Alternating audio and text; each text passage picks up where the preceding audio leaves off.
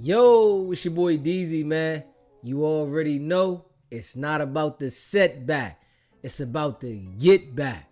I want to appreciate everyone that's became a member, that subscribed to the channel, and that watches the channel. I appreciate y'all. If you haven't already, hit that notification bell.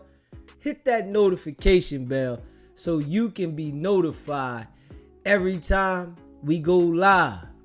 I appreciate all of y'all that rock with me, and I hope y'all continue to rock with me. Hey fam, appreciate y'all, facts. And you know, today we're gonna get into a few different things. We're gonna talk about Antonio Brown being charged with attempted murder, right? We all seen that incident, and he made a statement thinking that was gonna help him. But we're gonna talk about that. We're gonna talk about Wack 100, and Wack gets on a live with the person that was cool with the YouTuber that him and his girl got on the lives. And you know, Wack got on the live with him trying to get him to incriminate himself. And you know, we're gonna talk about the Diddy trial. 50, you know, Diddy having the ball with 50 baby mom, and who else could it be that they're trying to keep out of the trial? But they talking about it's a rapper, you know, Las Vegas. And you know, I appreciate all of y'all.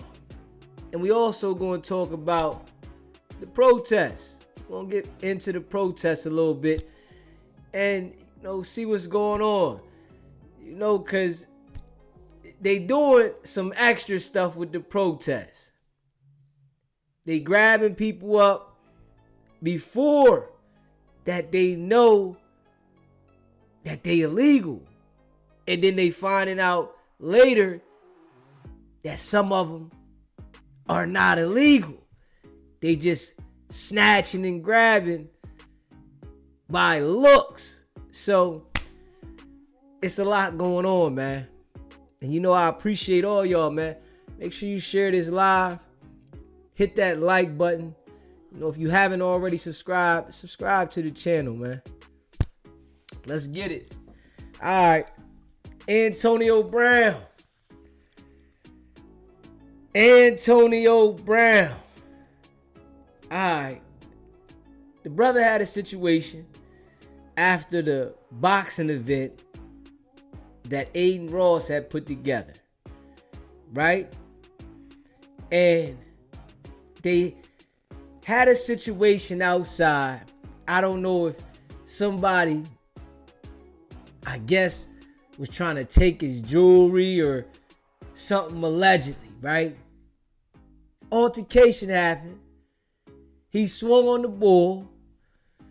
They jumped on him, put hands on the people, right?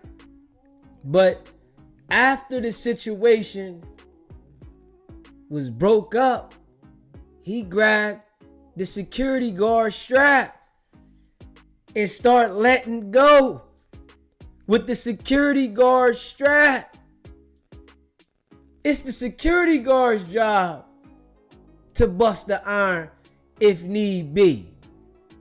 Not Antonio Brown. This is what the security guard for. But you know, these guys want to be active.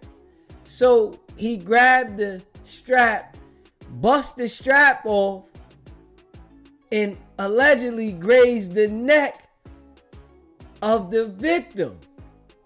The victim goes and make a statement to the detectives, and they put a warrant out for Antonio Brown's arrest. So Antonio Brown football player, NFL. You know, everybody want to be street after they get money. You know, this is the thing about life that we see, right? Everybody want to be a street gangster after they already then went through school, graduated college, in the NFL. They get out and now they want to be gangster, right? So he went out there and bust the strap and then made a statement to the police. They let him go. He thought everything was all good. It was all diving in. I ain't got nothing to worry about because I said my side of the story. Not understanding that they gonna go back and look at all the video footage of people recording out there that might have turned it in. And that's how they gonna make their assessment on how they gonna pursue the case. And they see Antonio Brown grabbing that fire off security and running towards the person that he just had a beef with. So that right there is a violation. It's a crime now. You ain't defending yourself. Once you go grab the strap and chase somebody down and then let off, luckily, he's only getting attempted homicide. And he didn't knock that man's top off because they would have been charging him with the homicide. He grazed the guy, and luckily, it didn't hit him fatally. But you know, these dudes, they want to be thugs so bad. The object is to make it and stay away from the BS. It's like they got so much money, they want to go back and mix it up in the middle of all the BS, but then cry about it when it go down. Because trust and believe, all that tough stuff that they be talking, when they got a case going on and they facing a substantial amount of time, them niggas don't be having all that energy with the judge. But people don't want to think until after they got the case. And Antonio Brown feel like he's above a lot of things. You know, NFL superstar, right? Feel like he's above a lot of things, and reality gonna set in, right? Because when the judge that gets this case presides over the case and they see that he done grabbed the security's strap off their hip and chased down somebody you just had a fight with, right? And then you let that fire off amongst a crowd of people, they gonna look at it different. They not gonna look at it as if you was defending yourself and that you was in the right. They gonna look at you like you put all these people's lives in danger. You ain't care if an innocent bystander got hit. Everything had been calmed down. They separated everybody. People went that way, you went this way. But you felt that You was above the law. You took the law in your own hands. And when the situation gets sticky, right? And you in the courtroom, the judge don't care about you. Not at all. They gonna look at this situation. Oh, you think because you got money. You see they making examples out of a lot of people now that think that they can just do whatever they want because they got money. They making examples out of them. Antonio Brown was cocky after the situation. They gonna look at all that now. They gonna review the footage out there. They gonna pay attention to things that was said on the internet. And they gonna definitely hold it to him on this one. Prosecutors, they want to get the rep. I got the football NFL star, Antonio Brown. They gonna look at it like, I got the football star, Antonio Brown, that was breaking the law in my city. See, these dudes don't be understanding, like, you don't run nothing. When it comes to the law, they gonna put their foot down and make their mark and make an example out of you. They don't care, they go home. But these dudes that feel like they got that paper and they flexing on people that don't got, prosecutor and the judge, they get a thrill out of letting you know who got more power. But this is what they don't understand. And now we gonna see how humble he get.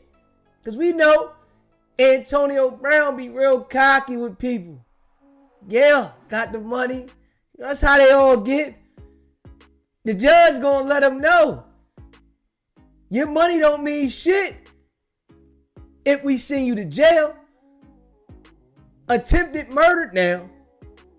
Then grazed the man in the neck. And the man is gonna want to sue him, right? Think about this. The man is gonna want to sue him. So in order for the lawsuit to go the way he wanted to go, he had to go up there and press charges. Antonio Brown made a statement already and tried to justify whatever he did, acting probably as if it was self-defense. Oh, I was defending myself. Didn't the tape show you grabbed the iron off the security and chase him and then let it go? That there might be enough. Especially you got a victim now that's willing to testify that he was grazed in the neck. You got a victim that's looking at, man, I'm ready to get millions off of it. I don't care.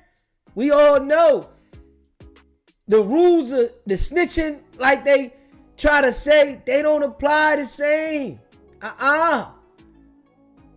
Niggas is elevating off of cooperation now.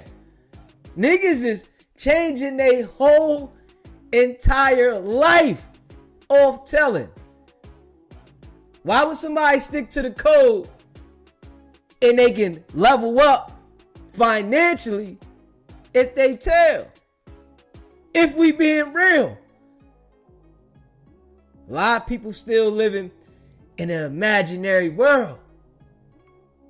People are leveling up now from telling. So you think he's still gonna be out there trying to figure it out? Probably driving mom's car, catching the bus, right? Spent his last to go to the fight, to not tell on Antonio Brown? Huh? So that he can have street credibility of not being a snitch? Gotta pay attention.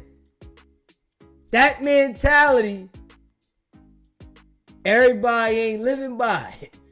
Especially when they see they can get one up. Antonio Brown thought that he was going to bust this strap, make a statement to the police, and everything was just going to be all right.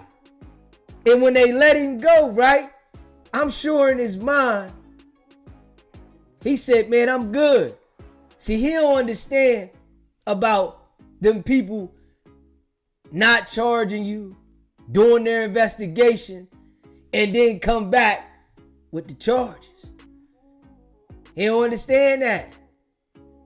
In certain situations, if you ain't got a criminal history and they get your statement and they might want to believe you, they'll let you go.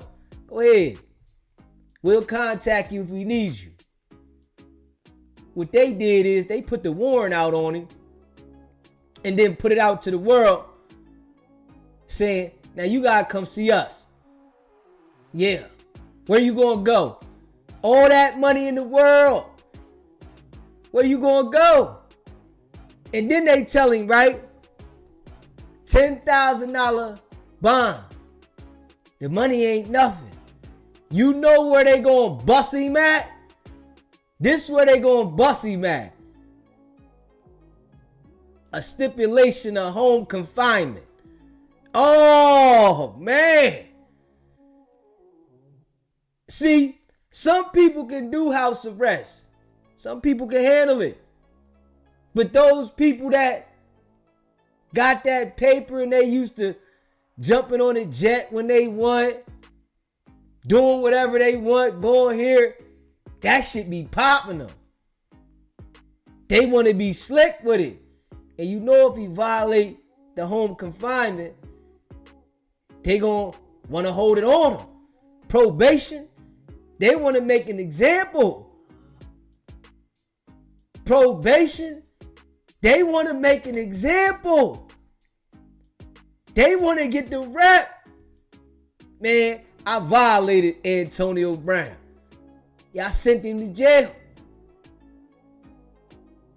And you know Antonio Brown like to talk slick to everybody. Getting there talking slick to the PO. Thinking that your NFL status means something. Nah, the PO got a family to feed. Back in the day, you could play different games in different situations a lot more easier than you can now. You catch some people out there that do certain things, right? But now, some people got the mentality like, man, I'm not losing my job for what you're about to do for me. I'm going to do my job because I still got to pay the bills. Because there's been a lot of jokers that play around and do certain things and then end up losing their job for some peanuts that they got handed. And then after the peanuts run out, bam. Rent due. Mortgage due. Shit get real. Yeah. But where he went wrong, man, he made a statement. That's where he went wrong. Straight up. Antonio Brown, he made a statement, man. You know, you don't make a statement to them people. Don't do it. Once you make a statement, ain't no taking it back. They document that. And that's what they did. They got a statement from him and the victim. And they got video footage. Then they come up with the charges that they came up with. So his lawyer might can try to get him a plea deal. You know? They was patient with it too. They ain't rushing. You know, most of the time, right? Police make a mistake and they give you something that you can throw at them to get the case dismissed. They sat back. Way home, man. Appreciate you for your statement. We'll get back with you. Appreciate you. They got a statement from him, the victim, and video footage. So, you know, we definitely gonna see how this go. But let's play this clip right here from when it first happened, from the news, and they grabbed him up, man. If you haven't already, hit that subscribe button. Hit that subscribe button. Hit that like button. You in the building, smash that like button. And I appreciate you, hear me? Facts. Let's play this clip right here, man. We're gonna play this clip, y'all. Hold on. Let's play this clip right here.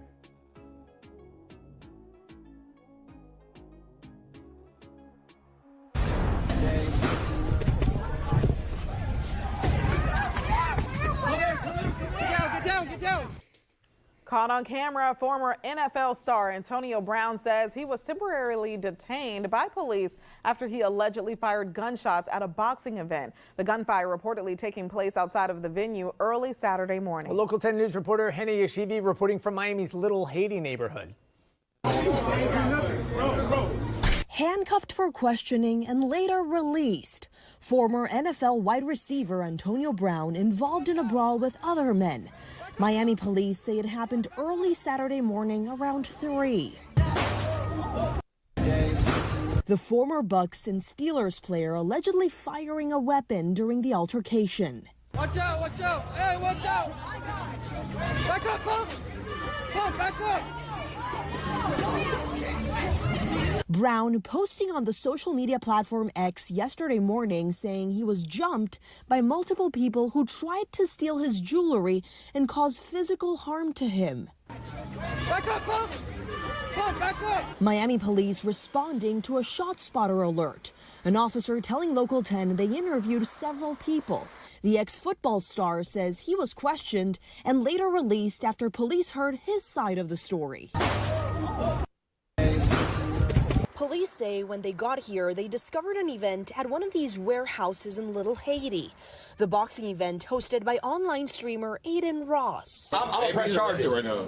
Why is he detained? He's detained. Why? Brown posting online, he's speaking with his lawyers and plans to take legal action against those who jumped him. Get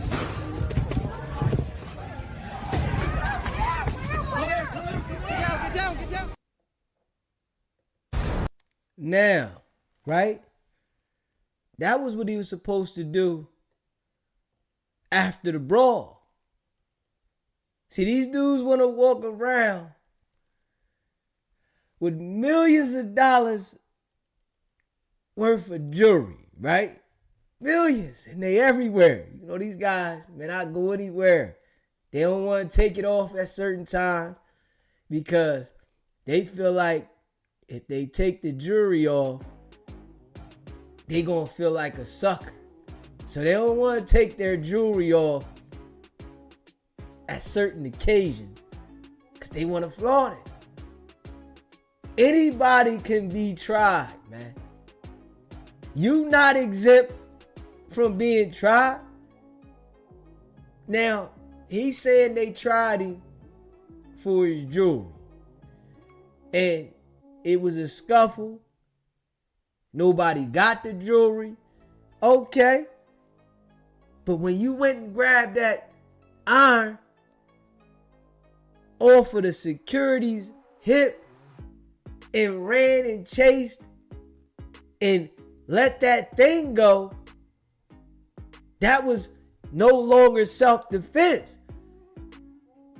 If you would have let it go when it all took place, when you say they was trying to take your shit, then that would have been self-defense. But it ain't self-defense if you chasing somebody and you let it go. They'll charge you with the crime now. Ain't no more I was defending my property. You had your property. Everything was de-escalated.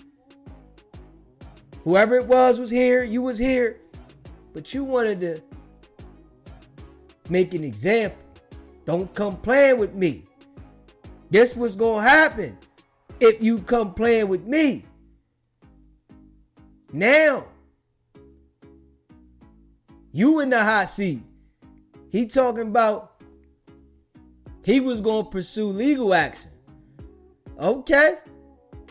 Well, it looks like they jumped the gun on you. You know, he probably was looking at it, right? Like, I don't want to be a snitch, but I'm going to just throw it out there that I'm going to pursue legal action, right?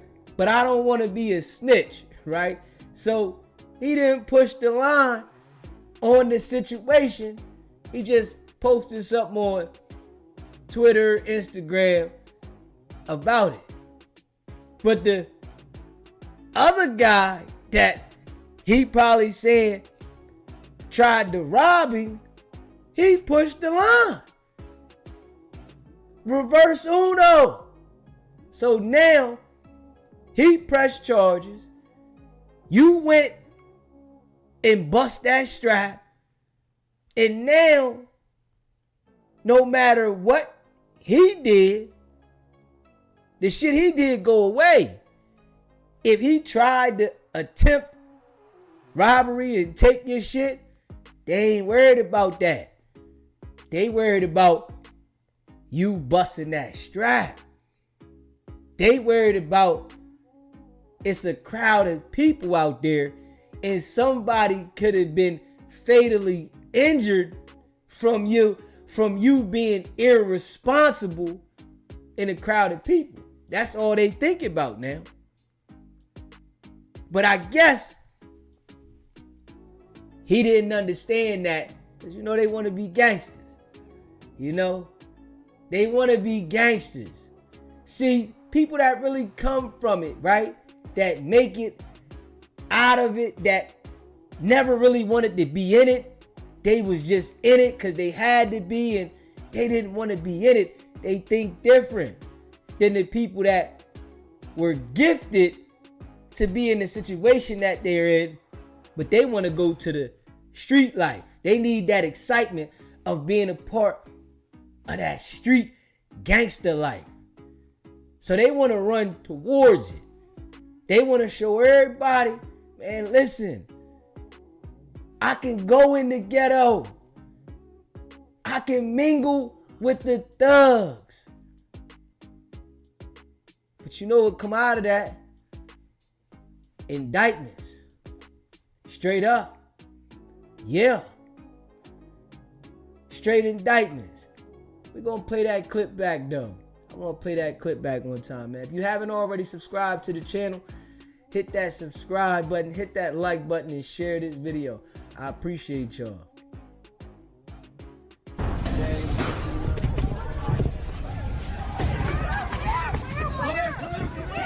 Get down.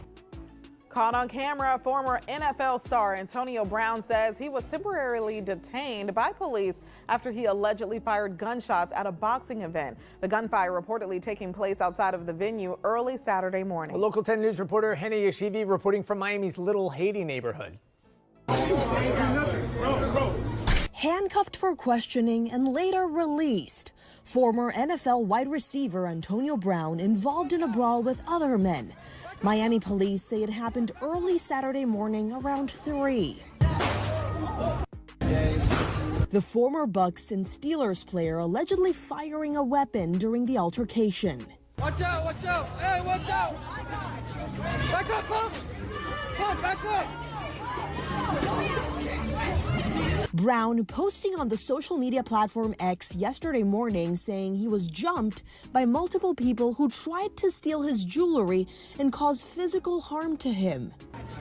Back up, pump.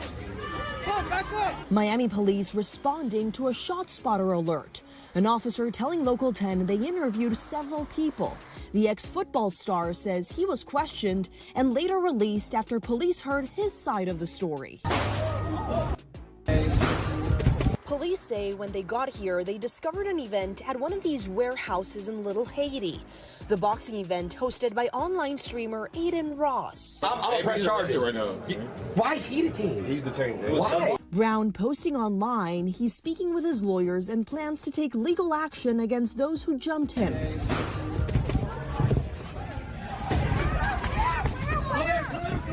down, get down. Yeah. Yeah.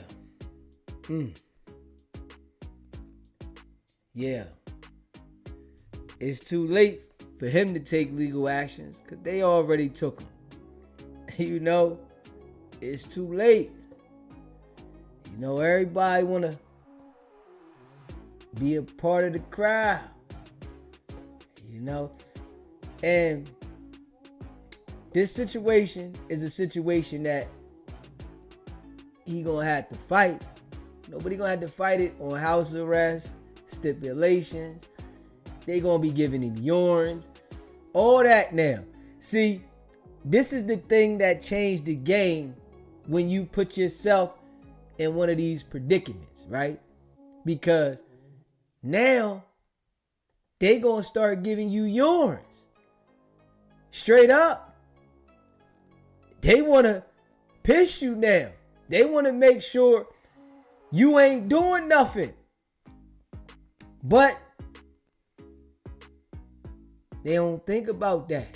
And if you on pre-trial release and you want to pop a burn one, you know they be snorting the line. They be in all that extra shit, right? They gonna be on you.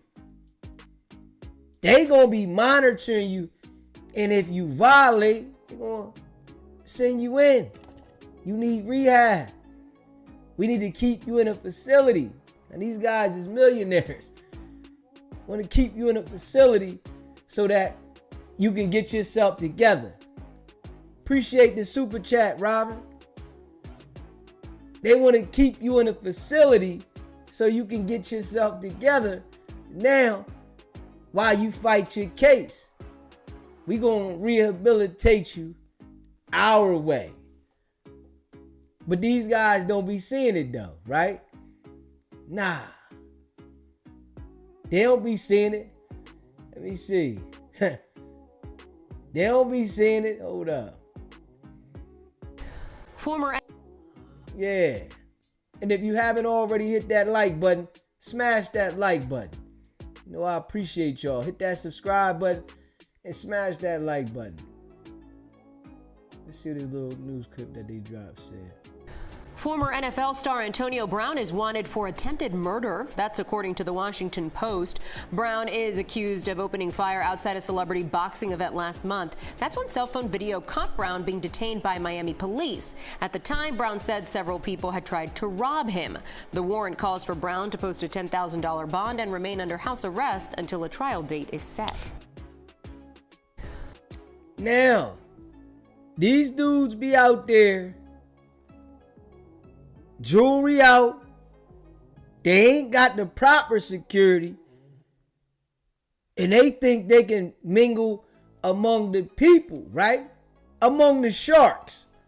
Let's just say it like that. They think they can mingle among the sharks. Niggas that's starving. They spending their last dollar to go to this event. You rich. You out there, chains out, mingling among the people. Ain't got the proper structure around you. And you think ain't nobody gonna do nothing to you. Come on, man. These are the type of things that happen. Now you done got yourself a case. Then went out to events. This why Deezy don't be going to all that shit. I done this shit, right? and that had different experiences. When you go out to shit like this, people out there drinking, they plotting, shit going on. You don't know what's gonna happen. You went out there to a boxing event and caught a case. Caught a case. NFL star, right? Retired. No felonies. Went to school, college, all that. And you wait to become retired to catch attempted murder case? Come on, man. Come on, man. They don't be thinking too well. Let me see. They don't be thinking too well, man. But I guess it's going to be a wake-up call for them. Sometimes, people got to learn the hard way, man. Sometimes they got to learn the hard way, man.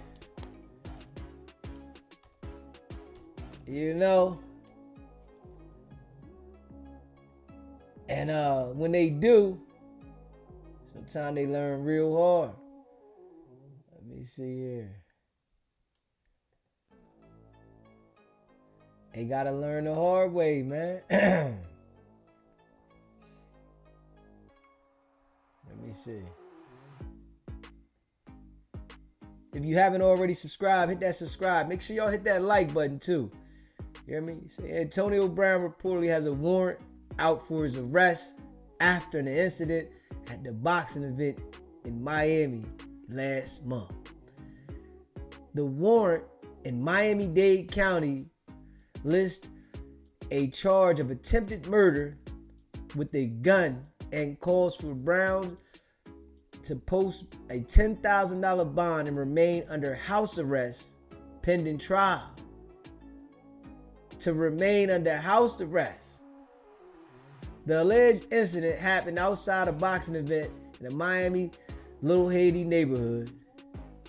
The warrant reportedly lists the incident as occurred May 16, last month. The Fox News Digital News that Brown appeared to be involved in several videos on social media in the incident at the Miami boxing event that night. KRMTA, I appreciate the super chat. He said, stick to what you know works for you. Damn the crowd. Word. Word. Let me see. Word. Let me see. Let me see. Brown appeared to fight in the parking lot as the crowd moved towards an alley. Then a gunshot appeared to ring out, sending spectators running the opposite direction. Brown was spotted in handcuffs and led back to a cruiser. The event was hosted by a popular streamer, Aiden Ross. It was a 10-match card sponsored by Steak Kick and Brand Risk Promotions. A Miami Police Department spokesman previously told Fox News Digital the development received an alert of shot fired at around 3 a.m. May 17. Police initiated an investigation. No arrests were made and no one was injured, the spokesman said at the time. So, whoever that was, they said they was grazed in the neck. It could have been a bystander. Thinking about it, it could have literally been a bystander. Somebody that just was out there and they took a graze of a stray hit and they want that bad. Oh, I got grazed? Antonio Brown? Man, I'm going all the way with this. I'm going all the way. Straight up. stake owner is an Australian billionaire in front of Aiden Ross. And you better know they gonna want to go at them too. It was their event. Think about that. You already know when people start suing shit that happened at an event, they suing the people that was hosting it, the venue, everything. Antonio Brown done caused a lot of problems. Straight up. Antonio Brown done caused a lot of problems for them people out there being a thug. You know, look at him. He want to be a thug. He want to be a thug. Come on, man. Come on, man. You know, crazy. You know, these dudes, they ain't come from it, man. It's like they looking to find a way to struggle after they found their way to success. They looking to figure how to struggle. And you got this court case, and it all depends on how the person that's making this statement that they was grazed, if they gonna take a payout or their lawyers want to press the line and go through the legal process so that they can get everybody. This when it get messy. We gonna see how this go. You know, we gonna see how this go. But it could be real messy. Shit could be messy. Because whoever it is want that money. Antonio Brown know damn well he shouldn't have been mixing it up in the middle with everybody. Nah. When you paid, you can't be worried about what everybody's saying. You ain't letting the people touch you and you ain't in the middle of this. Nah. Because there's people in the crowd that want to try you. Somebody want to get the rap. Yeah, I'm ready to try him. Fuck it. It's always going to be people like that. You know? They thinking like, man, I'm going to try you. I don't care that you rich. I'm going to try you. Straight up. And if you haven't already hit that subscribe button, hit that subscribe button, man. It's people that they don't care. Man, they looking for a come up. The easiest way to get it. How can I get it? You know? Apparently someone tried to grab his jewelry. That's the problem. That's the problem. When you paid like that, you gotta move accordingly. You can't be trying to mingle in the mix and act like you can just go through the crowd and nah, nigga, you gotta move accordingly. But you know they want to be in the middle of something. And yeah, somebody tried to grab the jewelry, right? But where he messed up was when he went and grabbed the security strap and ran after the person.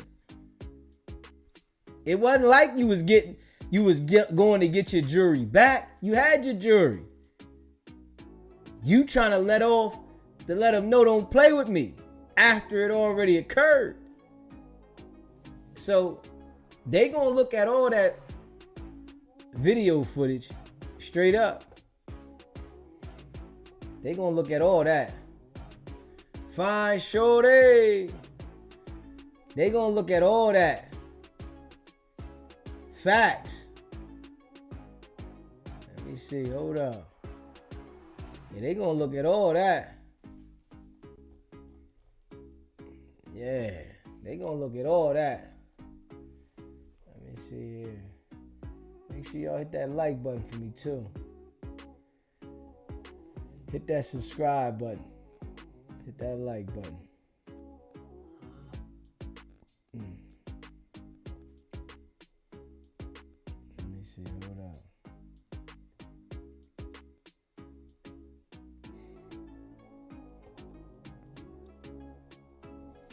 Hit that subscribe button. Let me see, hold on, what they say here. I'm gonna play this. Give me a second.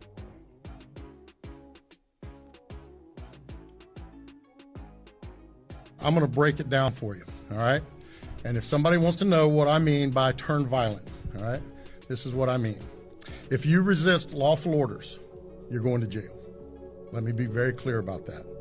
If you block an intersection or a roadway in Brevard County, you are going to jail. If you flee arrest, you're going to go to jail tight because... Let me find this. I got to find this one without the music. Let me find that one without the music. Yeah, I don't want no smoke with the music. I'm gonna find that one without the music. You know that music, they ain't playing with that music. But I'm gonna find that one without the music.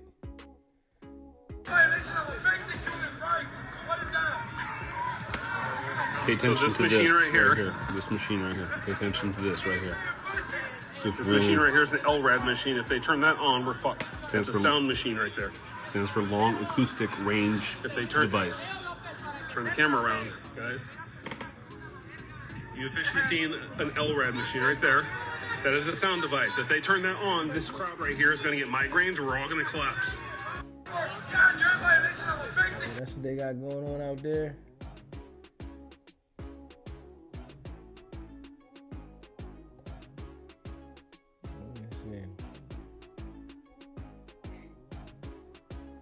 Yeah, I'm gonna find that clip in a minute. Let me find that clip. Yeah, you know, some of that stuff I can't play, but let me find that clip.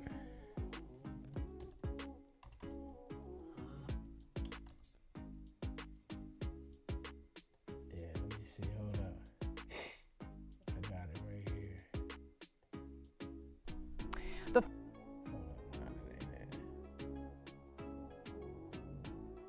Throw a brick, a firebomb, or point a gun at...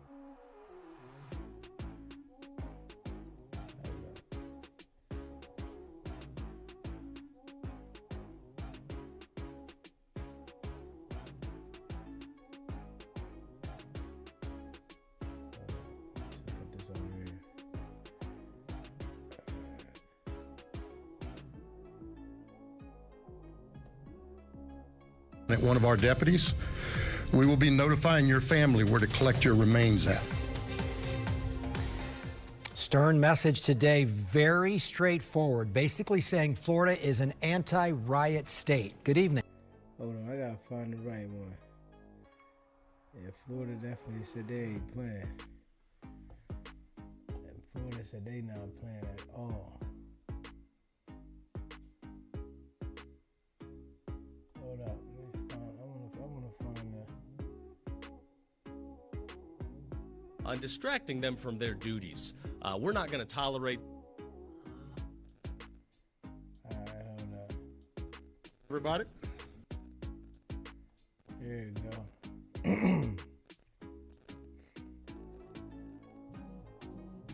ain't playing. So I want to start out by thanking our Attorney General for joining us here in beautiful Brevard County. Our Attorney General and Governor Ron DeSantis also for their amazing support for law enforcement. Public safety in our communities is like nothing we've ever seen before. People are moving to Florida in droves because this is the free state of Florida. They're moving here because they know their families will be safe here. Their businesses will be safe. They won't have to contend with what we're seeing in places like Los Angeles and New York and Chicago, those things that are happening right now as we stand here today speaking. Our general was, I will say, very instrumental, was the tip of the spear in our blueprint for Free Florida. And now he's the tip of the spear in making sure that we are protecting what I like to call our 3 C's, our citizens, our cops, and our Constitution. And he has stood strong with not only law enforcement, but with us here in Brevard County, and we appreciate you. I'm gonna start out by addressing the doxing issue that we were talking about. Hit that like button. Our ICE agents, just like our Florida Highway Patrol, are our partners. We all ride together in this. We all are out here to make sure that we're protecting our citizens, protecting our communities. Many of them have been called to the border.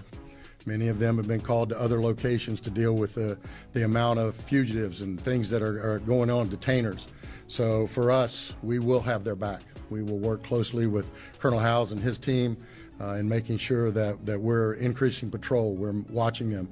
Anybody that's doxing them, as the General said, we passed a law about 4 or 5 years ago that makes it illegal to dox here in the state of Florida. So anybody that's doing that, we will take them to full task on doing it, and we will stand with you. I want to define a couple things, and our general was very kind in how he said things. I'm not as usually as elegant in how I say things, so I'm gonna first say that peaceful protests are part of our democracy. We invite people to share their opinions. That's what our country is all about. The key word in that is peaceful. And if it's peaceful, us in law enforcement are going to make sure you have a safe environment to do it in. That's part of that process. If you let it turn violent, you do not want to do that in Brevard County.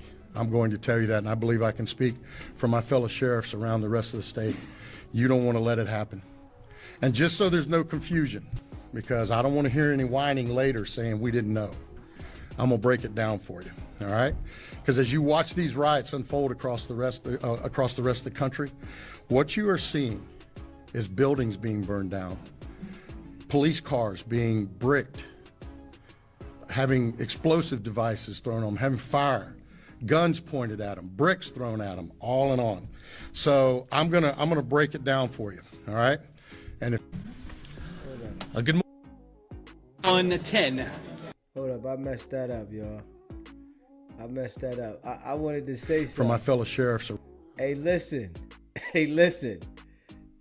You can see right now, you do not want to go to Florida with that protest shit there. You don't want to do it. Because they look like they ready to bust something. We see in Los Angeles, they've been like, trying to push people back.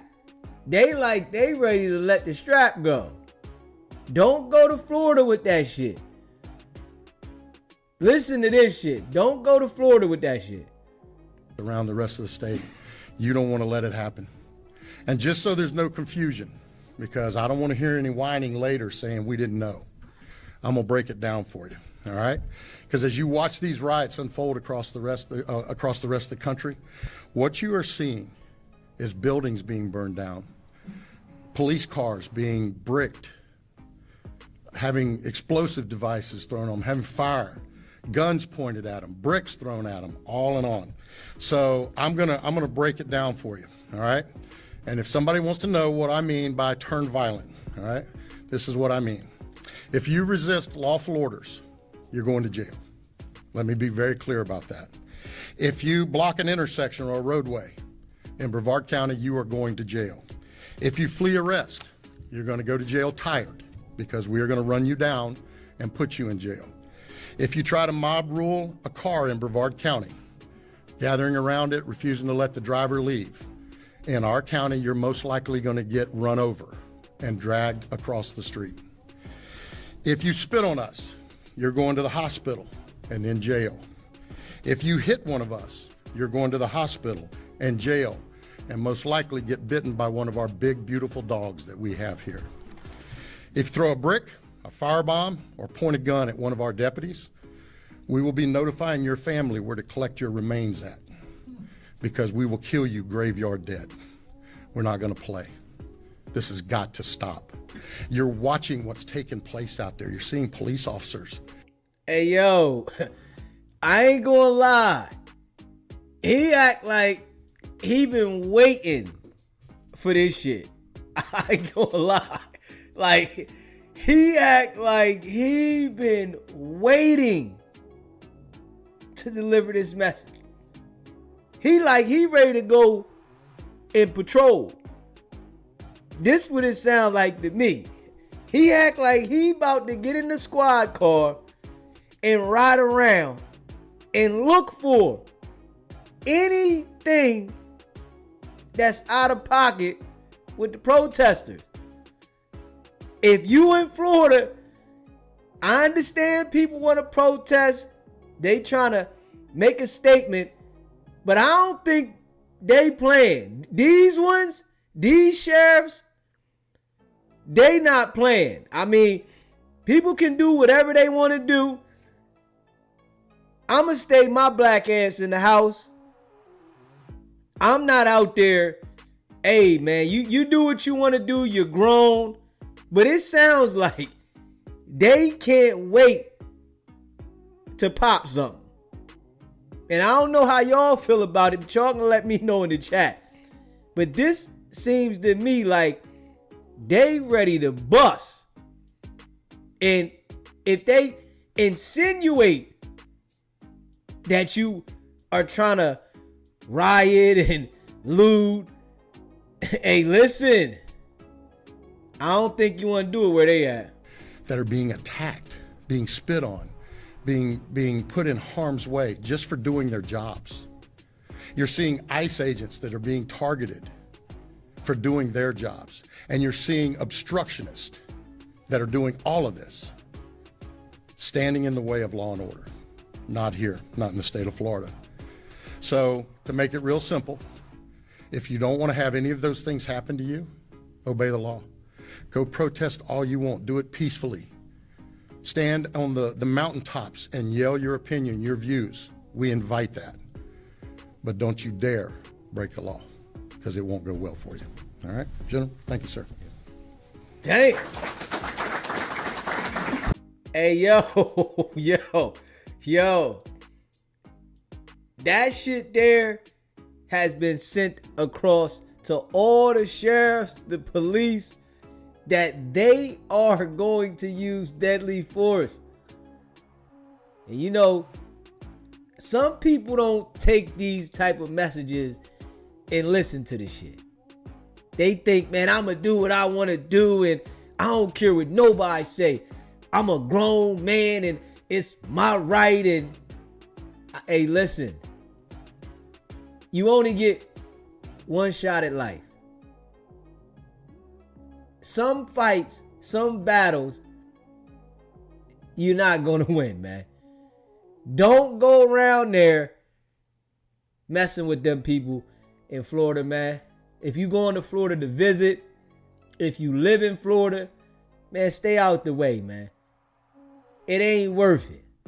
Straight up.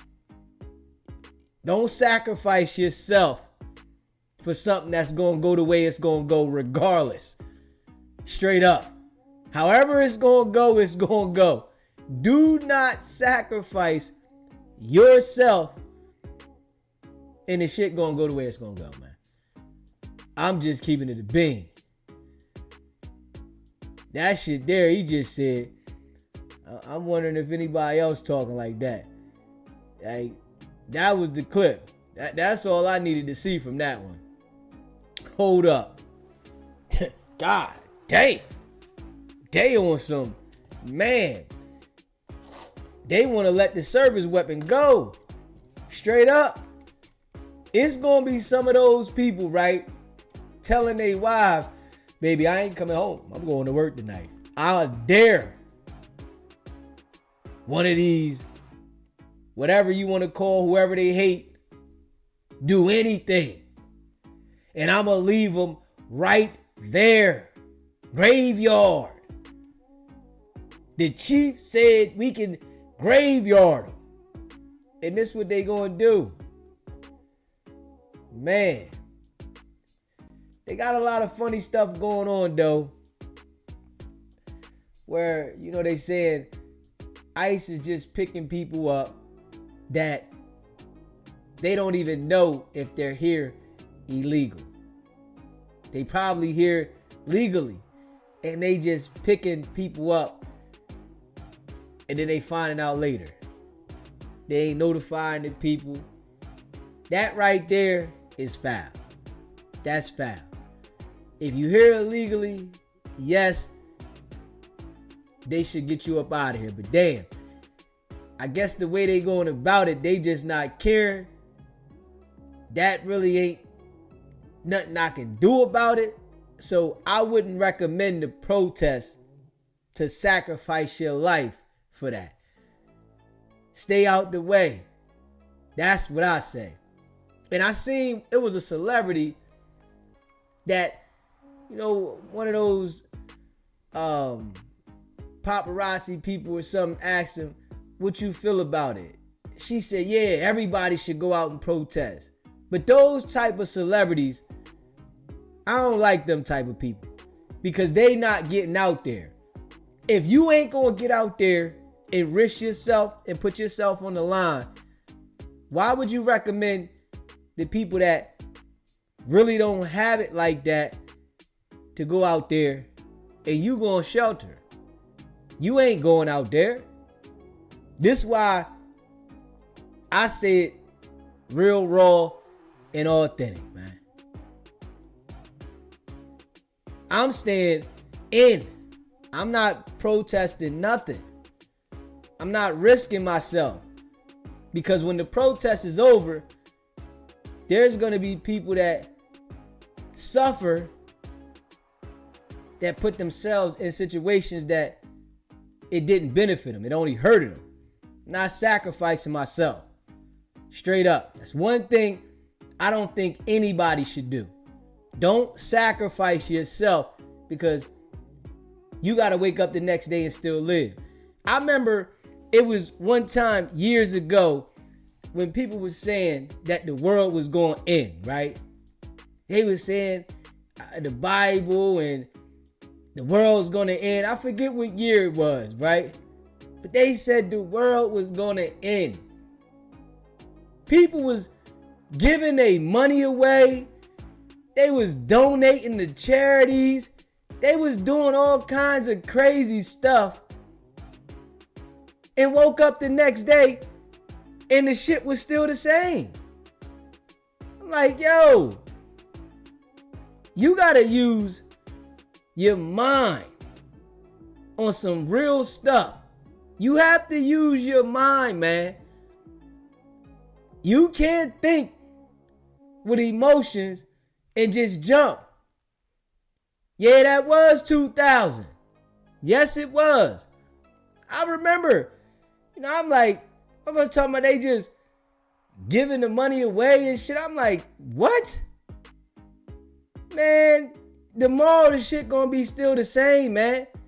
I'm not sacrificing myself for nobody. People can say you selfish. Call me what you want. I'm thinking logical. I'm not sacrificing myself and then I gotta wake up the next day and I gotta experience the struggle and the pain. Come on, man. And then you sacrifice yourself for somebody and they don't even care. Straight up. So I say it as try to help somebody and give them encouragement of how to avoid the situation. Don't run to the shit. A lot of jokers be running to the shit. Don't run to the shit because you're not going to do nothing but cause yourself a problem and then later regret it. Because you ran towards something and now you suffering. Nah. Hell no. That's how I see it.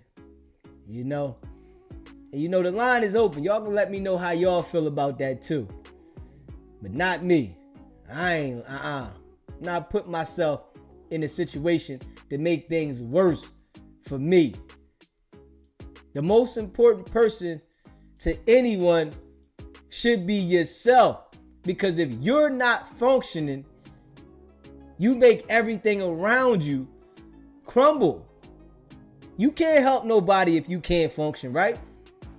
People saying they put other people before them. Don't do that. Get yourself in line.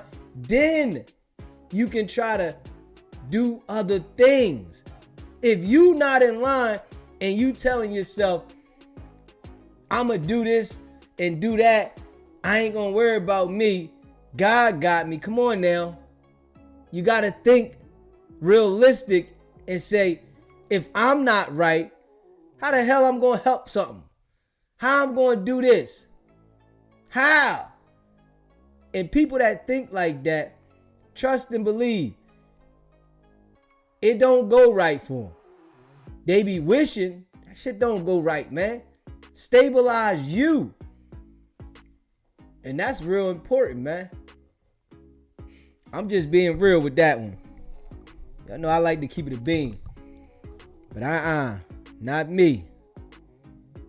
I'm stabilizing and making sure that things is in line. You know?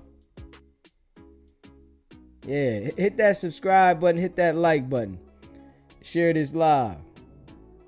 You know I appreciate y'all.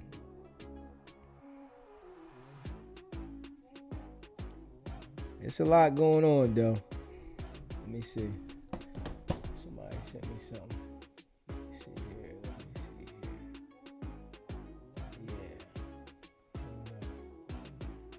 here. Yeah. Man, that's just how I feel, man.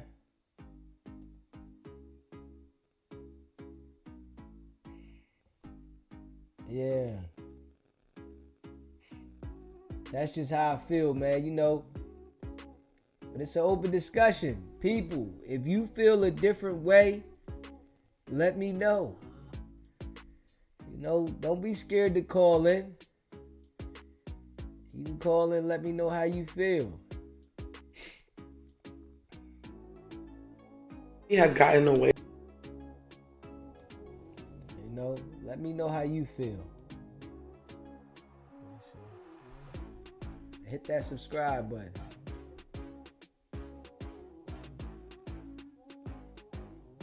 With so many things spiritually that it doesn't even make sense. But I feel like we didn't start pulling red flags on this man until after he got the back tattoo of Esli Dantor. And who is Esli Dantor? You SBGB TV is a live call-in show. What's poppin'? What's going on? You live still or you not? What's good though? This me though. If you're not live, I'd rather talk to you if you're not. I'm live, bro. That's the only way we do it here. Plug me in. It's on live. Yes, sir. We live. What's poppin'? What's good though? It's Udo on go. What's going on, my brother? How you? How everything, Bubba? We on live. What's poppin'? It's just timing in with you, seeing what's going on with you. You know, I've been out the loop in a minute. Just timing in with you though. What you about? Everything, Tahi. How you feel about the Antonio Brown situation? Nasty, but me and you though, because I did do 1-2 videos on you. So me and you, I just want to make sure, because us, we men and we black men, right? Well, we listen. We ain't talking about that. We talking about the Antonio Brown situation. Tell me how you feel about the Antonio Brown. I like how you like that. Antonio Brown is a different one though, bro. How you feel about that? They got an attempt murder warrant out for him. How you feel about that for the situation at the boxing event? That's sad for him. That's sad for him. I feel very sad for him. I feel very bad for him, bro. Okay. You know, he's one of the people that, you know, go out on a limb and they speak their mind. You know what I mean? And us being black people, there's not going to be a lot of black people that's going to speak their mind in a certain way. For me, so I really don't know the specifics of what he caught him into, but I'm gonna put my spirit in the Most High and pray for him though, because certain people go out on a ledge, and he's one of those kind of people that's going on a ledge. For me, even you're going on a ledge when you're doing what you're doing. He's going on a ledge. You know what I'm saying? Everybody want to stay in corners. Everybody want to be in pockets. certain people come out of the pockets. And he one of them people. You know what I'm saying? So all I could do is just send my prayer for him, his family and everything, and just make sure everything's good. That's all I could do, bro. Let's talk. Okay, my brother. I appreciate you calling in, my brother. Thanks a lot, bro. If you haven't already, hit that subscribe button. Hit that subscribe button, man. Hit that like button and share this video. Esli is a spirit. She is the female version of the Orisha Ogun, who is the spirit of iron, the spirit of war, and she is the mother spirit, the protector of women, children, LGBTQ plus communities. Are y'all following what I'm saying? Because those are the same communities that Diddy is accused of terrorizing. He has gotten away with so many things spiritually that it doesn't even make sense. But I feel like we didn't start pulling red flags on this man until after he got the back tattoo of Esli Dantor. And who is Esli Dantor, you ask? Esli is a spirit. She is the female version of the Orisha Ogun, who is the spirit of iron, the spirit of war, and she is the mother spirit, the protector of women, children, LGBTQ plus communities. Are y'all following what I'm saying? Because those are the same communities that Diddy is accused of terrorizing. He has gotten away with so many things. Yeah, prayers for MX Laker Girls family. Yeah, hey Deacon, I appreciate the super chat. You said he trolls there. Wack 100 on the phone. Yeah, man. You said these YouTubers be calling in thinking everyone knows him. I ain't got nothing against him, brother. He done made videos talking about me. And, I know they all watch me. I know they all skim by. I ain't got nothing against the guys. They do what they do. But y'all know I roll dolo, man. Y'all know that. I ain't got nothing against nobody, but I rolls dolo. And this is how I operate. And I don't want no extra drama dealing with nobody. I like how it's been going. We're going to continue to rock how it's been going. With all due respect to everybody. You said that was Wack 100 who just hung up. Hey, Deacon. Right though, Deacon. Yeah, man. You know I appreciate all y'all. Let me see. Hold up. Alright, somebody sent me y'all something else. Let me see. Hold up. They're talking about Diddy. Let me see. Hold up. They're talking about Diddy.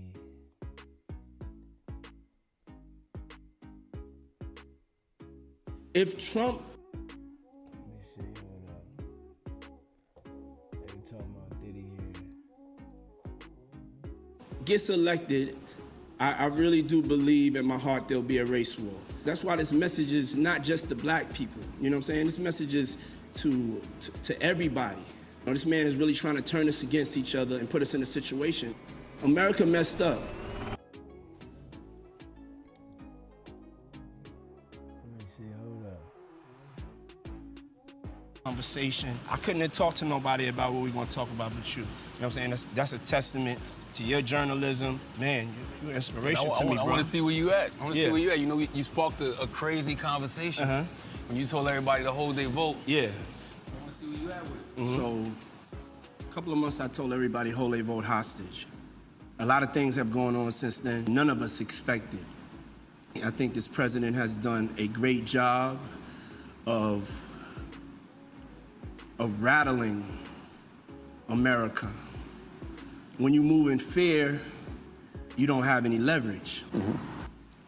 The way I felt before is the way I still feel. Things have got too serious of a point. Seeing what's going on, white men like Trump need to be banished. Oh, shit. Oh, see, now, I ain't know he was talking like this about Trump. I ain't know that. I ain't know that. Hold up. This right here might have made it hard for Trump to come get Diddy. Hold up. He going in too. This might made it hard for him, man. You know, the line is open, man. Y'all gotta let me know how y'all feel about this, man. Yeah, hold up. Let me know how y'all feel about this. Cause him talking like this right here. Oh man. Trump. That's why 50 was posting this shit. That's why 50 was posting that shit. Cause he making sure. Hey, if you missed the key parts, Trump, check this out. Don't get him nothing. And you know 50 is definitely feeling some type of way about, you know, how Diddy was going in with his baby mom. You know what I'm saying? He was going all the way in like a Lil Wayne and Drake song. SBGB TV live calling show was popping. What's going on, Daisy? This Mel G. What's going on, Mel G? Yeah, that part of shit dead. I ain't even see that. Hey. Look crazy, don't it? Hey, man, nah. I wouldn't pardon a nigga if I was Trump. That shit over with. Like, nah. Yeah, it's probably part of the reason why did he have to sit down right now. Like, he don't have the powers that be behind him. Like, you can't. It's certain shit you gotta know how to play ball. You get what I'm trying to say? It got crazy for him because he said a little too much already, and we a minute and 30 in the video. That nigga out of here. Hey, Diddy don't have no hope, man. They make an example out of him. I ain't saying tuck your tail and be a hoe ass. You know what I'm saying? I mean, pardon my language, or be a sucker or nothing. But come on, man. You can't. You know what I'm saying? That's like going in the courtroom and telling the judge like F you or woo. You know what I'm saying? Like, what you expect gonna happen? Like, no, they ain't got no love for him. It's over with. Yeah, they playing dirty with this one. Yeah, man.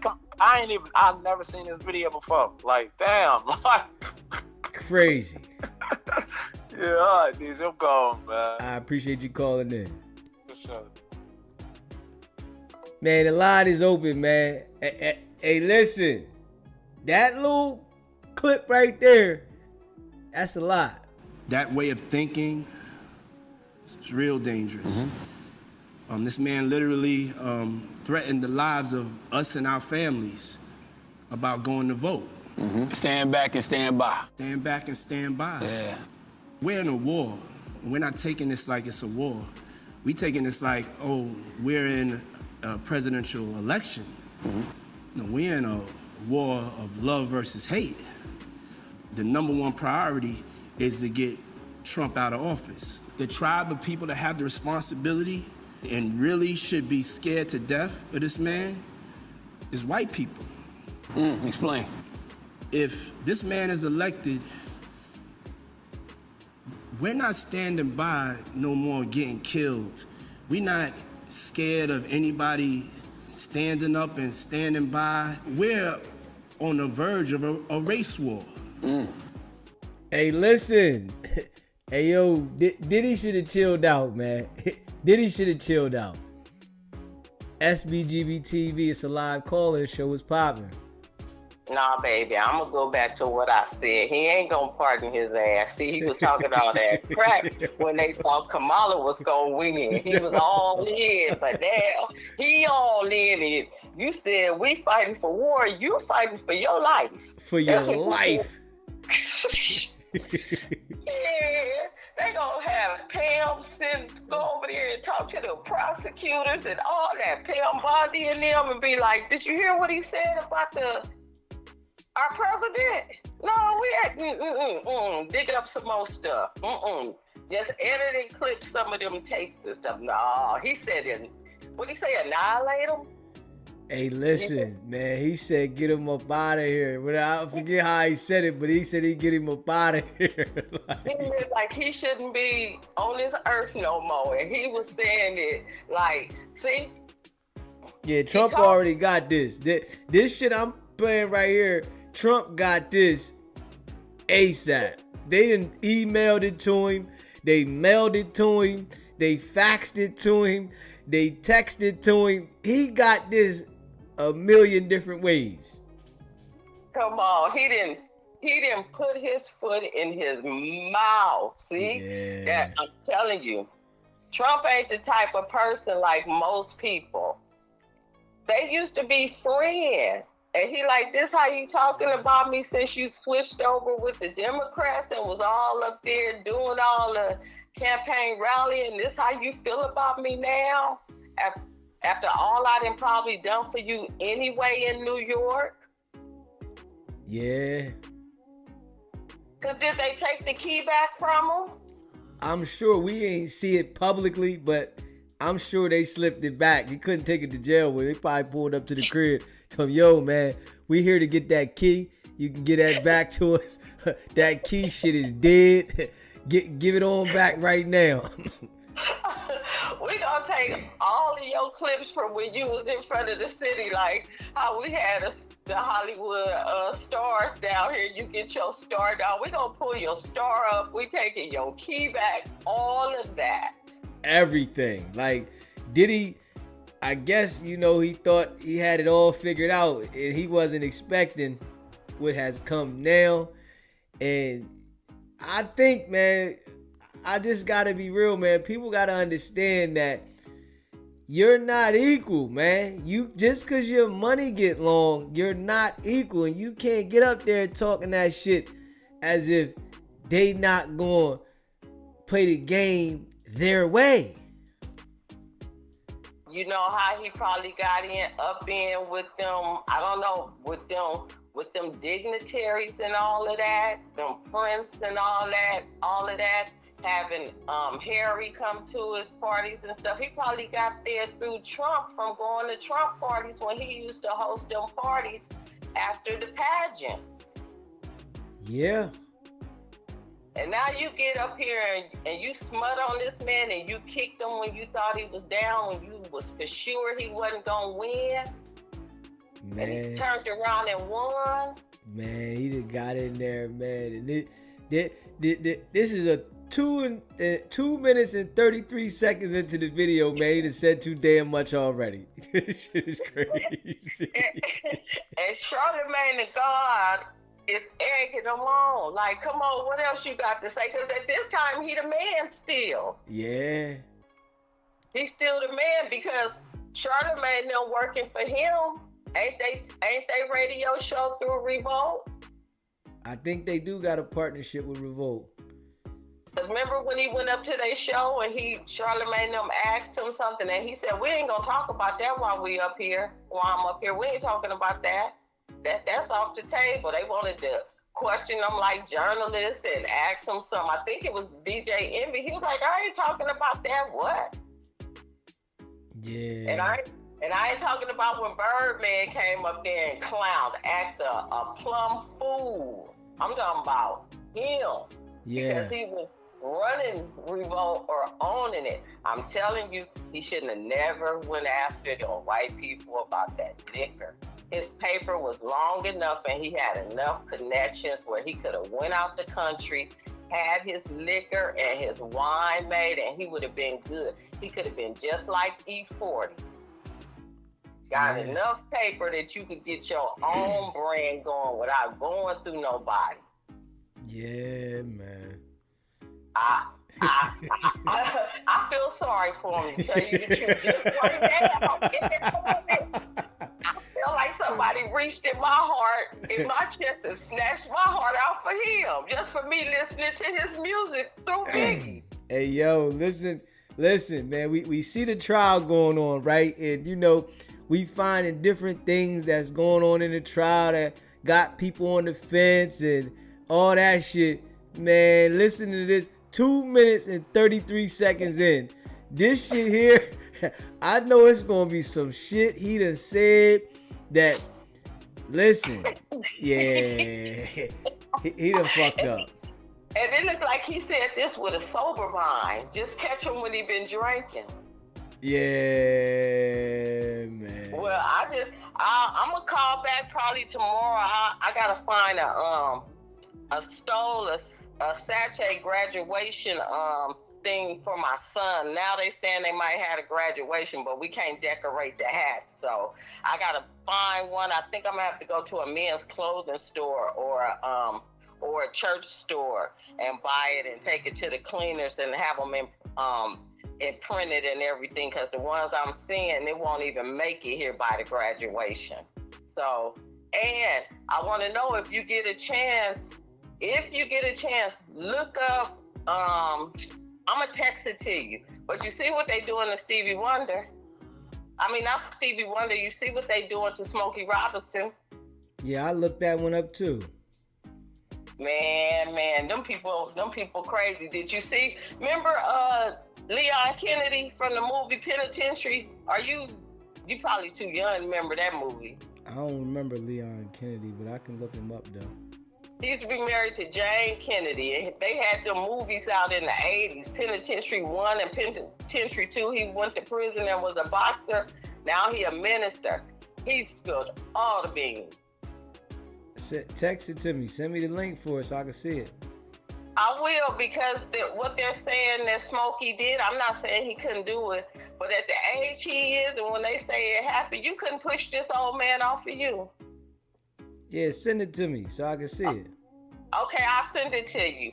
But as always, I appreciate you, Bless. I wore my shirt today. Me and my daughter, we was rocking. So I appreciate you. We good. And my son, the other hoodie I bought from you, where I brought the 3, I bought one for him. He wore his out. I just made him come back in early today. He was trying to hang out with his friends, and I'm like, this is not the time to be hanging out. Please come back in. Not right now. But I appreciate you. Much respect, and everybody in the chat, love. And I'm going back in the bushes to see what I could do about this stove to go around this cap and gown. I appreciate you too. All right, baby. Yo, yeah, we gotta check this out though. We definitely gotta check this out though. Yeah, we getting into this one, man. And y'all see I got the red, man. We putting the red on the site tomorrow, man. You know what I mean? We putting the red on the site tomorrow. The SBGB TV shirt. Y'all see what it is. You know I appreciate all y'all. I told y'all we about to get some more colors going on there ASAP. But yeah, let's get into this, man. Hit that like button. You in the building. Smash that like button, man. Appreciate y'all. If people in America want a race war, they'll not vote. I'm an independent, first of all. When I vote, I try to do what's best for my community. Let's be clear on that. You're not standing behind your decision to hold your vote anymore. You want people to go out there and vote. It would be irresponsible of me to have us hold our vote hostage. But it would also be irresponsible of me to just let this moment go by. The world is watching, and not do everything I can to make sure that going forth that we're a part of the narrative, that we own our politics. And so I'm launching one of the boldest movements that I've ever launched. And it's called Our Black Party. Okay. It's time for us to have our own black political party, unapologetically. Because right now, if you look at the debates, we're not even a part of the conversation. Not at all. We're not a part of the conversation. We don't have any political power. We don't have any political leverage. And so we started Our Black Party with some young, fearless black activists, elected officials, and I've stepped up and put the money behind it. This is the biggest threat and the only option that we have right now as far as making a change, taking our own self-responsibility and accountability to be educated and empowered with our vote. So what's the goal for Our Black Party? Our Black Party's number one goal is to unify behind a black agenda. That's it.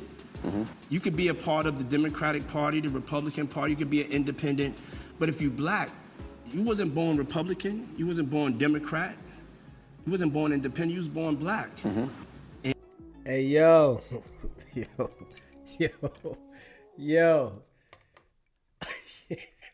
Yo. I'm all for the people, right? I'm all for my people. All that, right? But man, don't think they gonna allow you to operate in this fashion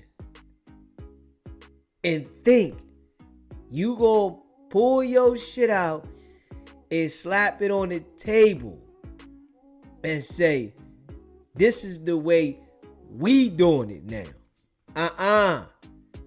They not allowing that much power to come through, man. They not allowing that much power to come through. And they broke Diddy all the way down. Diddy talking like this, going at the liquor company, acting like he was untouchable, saying he gonna start his own thing. Us, some fearless people. See, Diddy was fearless, right? But he had the skeletons in his closet. And them people, they know the secrets. And we have to seize our political power, because it'll just be more of the same. Being pushed this way, being pushed that way, and we expecting a different result. Mm-hmm. But the definition of insanity is like doing the same thing over and over the same way, expecting a different result, and it's not gonna happen. Mm-hmm. So we have to change the tone. We gotta start with us stepping up and really taking the responsibility and accountability to be a part of this political movement. The hardest part of that is going to be getting other black people to buy into it. This is not for all black people. Mm-hmm. You know what I'm saying? This is not for the scary ones. Mm-hmm. This is for the ones that want to move things forward and want to get to the smoke. A black person spends an average of like 5 hours on Instagram a day. Mm-hmm. If you could give Instagram that time, 15 minutes you could give to educating yourself. Mm-hmm. And our black party's that platform. So when we get down to the local elections, when we get down to the school board, we get down to the judges and the justices, that's so confusing for us. Mm-hmm. We've never played this game. This is another level of gangster. Mm-hmm. But I played this game before, you know? I started in 2004 with Vote or Die, and this is the evolution of that thought, of that empowerment, of that independence, of us taking self-accountability so we're not caught with our pants down like this election. Right now, we're not gonna get nothing. We caught. Man, they done caught you with your pants down. They got you pants down to your ankles. To your ankles. And you can't get them back up right now. Man, it's a lot deeper than we think, man. Diddy was getting loud, trying to have control. And I think that played a part too. Diddy was getting loud, trying to have control. Nah, they ain't letting no niggas have no control like that, man. Niggas get cocky. They ain't allowing it, man. With our pants down, we're not organized, we're not ready to really take this on. Hold up, let me ask you, what's the difference between Vote or Die Diddy and Hold Your Vote Diddy? And what occurred between those two phases that made the change happen? I went through the experience of politics. I played the game with the Democratic Party. The people that I went and campaigned for, after they got elected, I don't feel like they really did anything to change the reality of black people. Like I was blessed enough to find God come to me and tell me my purpose. And he told me my purpose is to play a part in saving the black race. The Vote or Die Diddy was about politics and, you know, trying to be supportive. And also, you know, they kind of run the table. I appreciate the super chat. Man, the U.S. won't even let the trillionaire Middle Eastern king and prince come over here and push their weight around. Much less P. Diddy. Hell nah. They not doing it, man. Oh, man. Diddy was going too hard. it looked like he was trying to start a movement for the people. But that shit don't go that well. Nah.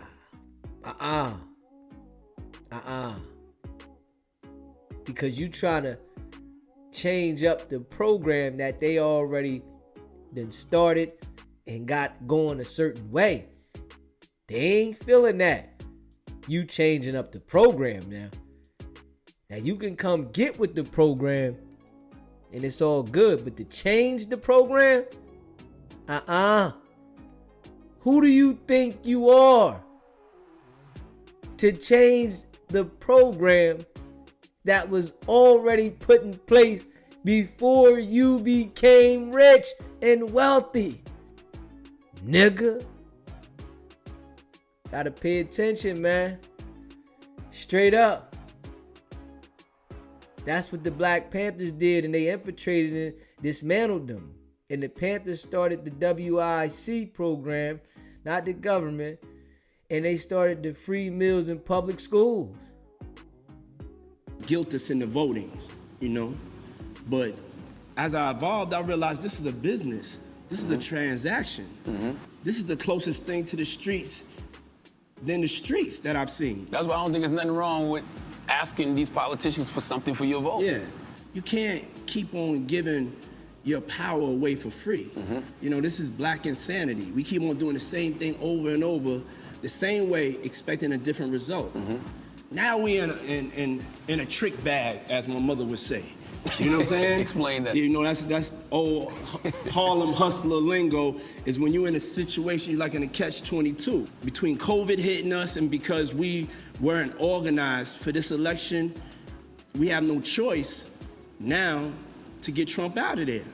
It's a shame and it's our responsibility that we did not get anything out of putting Biden in the place he's in after the primaries. They gave us Senator Harris as the VP. I mean, those are some of the things we were asking for. Black agenda could be way stronger. Way. Man, we ain't get nothing. Because we looked at Kamala Harris, because we got to see her, we ain't get nothing out of that, man. Yeah, not at all. And you better know Trump seen this shit and he's laughing at Diddy right now. He's stronger. He said he put a black woman on the Supreme Court. We don't even know if that's gonna happen now. Hey, when you look at it, we don't have no choice. You know what I'm saying? You can say what you want about Biden. I can't say I love the pick either, but hey, we got to get him in office, and then we got to hold him accountable. So how do we do that in addition to voting? I'm wondering how we do that, huh? SBGB TV, it's a live call-in show. What's poppin'?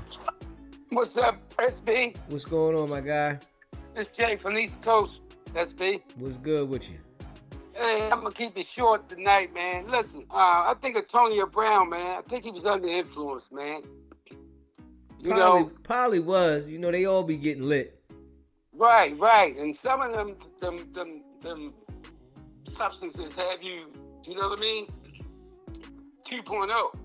Doing too much. Exactly. And I'm seeing this thing about Diddy, man. I don't know, man. I tell you, man. It's you know, like I said, so many moving parts to that, man. You know, Trump unpredictable. He might give him a pass. It's a possibility. But Diddy said a whole hell of a lot this far. We only 8 minutes in. This nigga said a lot. Yeah.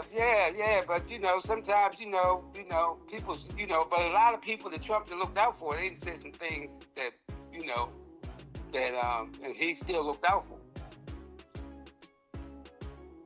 Yeah, okay. Well, you know, it's a possibility now.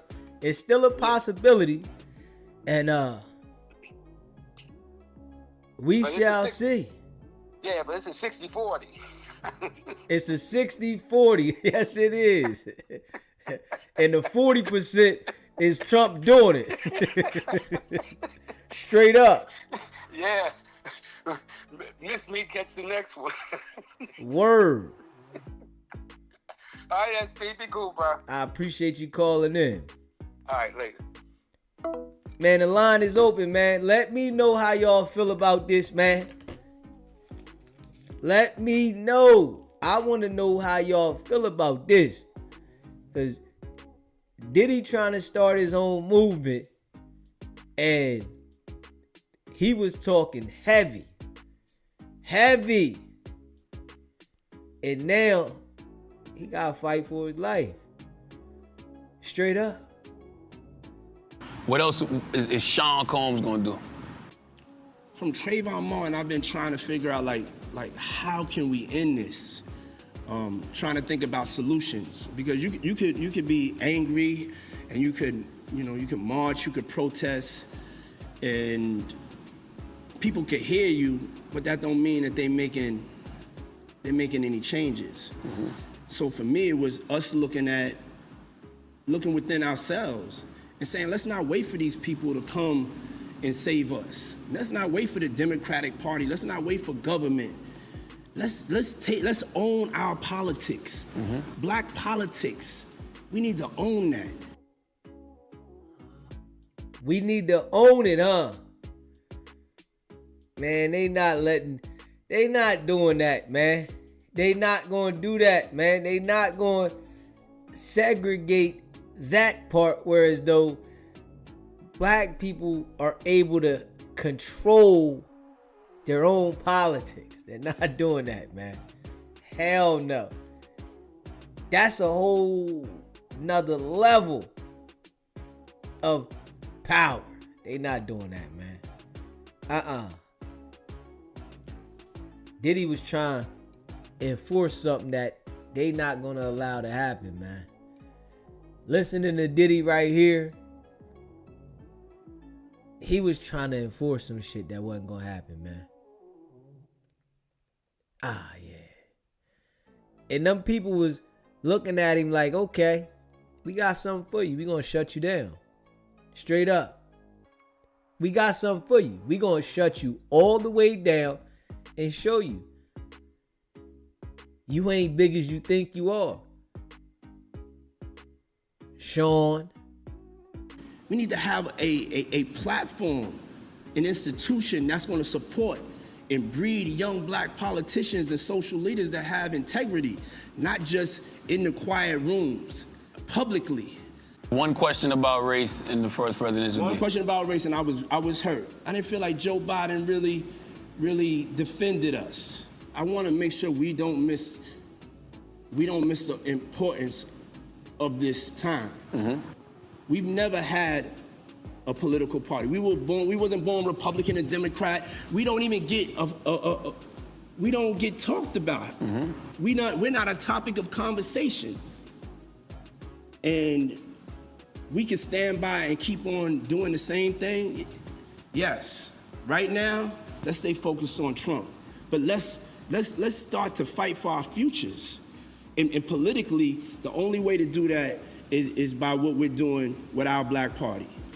So what impact do you hope to have in advancing our political interests with our black party? You know what it's about? Is like-minded people being able to have a place that they can meet and they can contribute. Mm-hmm. Because it's not about one person. This whole thing is set up on unity. Will we be able to finally have black unity? Because if we don't, we're on the verge of becoming extinct. So what does black political power look like to you? Black political power, it's all rooted in the education, and to be in control of our destiny, not putting it in somebody else's hands that's coming from outside of the community or doesn't have the community's best interests at heart. Man. SBGB TV, it's a live call-in show. What's popping? What's popping with you? This is Tone from VA. What's going on with you, Tone? Ain't much, same thing. I'm just tripping in the chat right now. All I want to say is, with the video, yeah, it's crazy. Diddy saying some crazy shit in that joint, right? But we can't forget that this video was from like October 2020. This was when Trump was the president, and we were trying to, we were trying to get Trump out of office.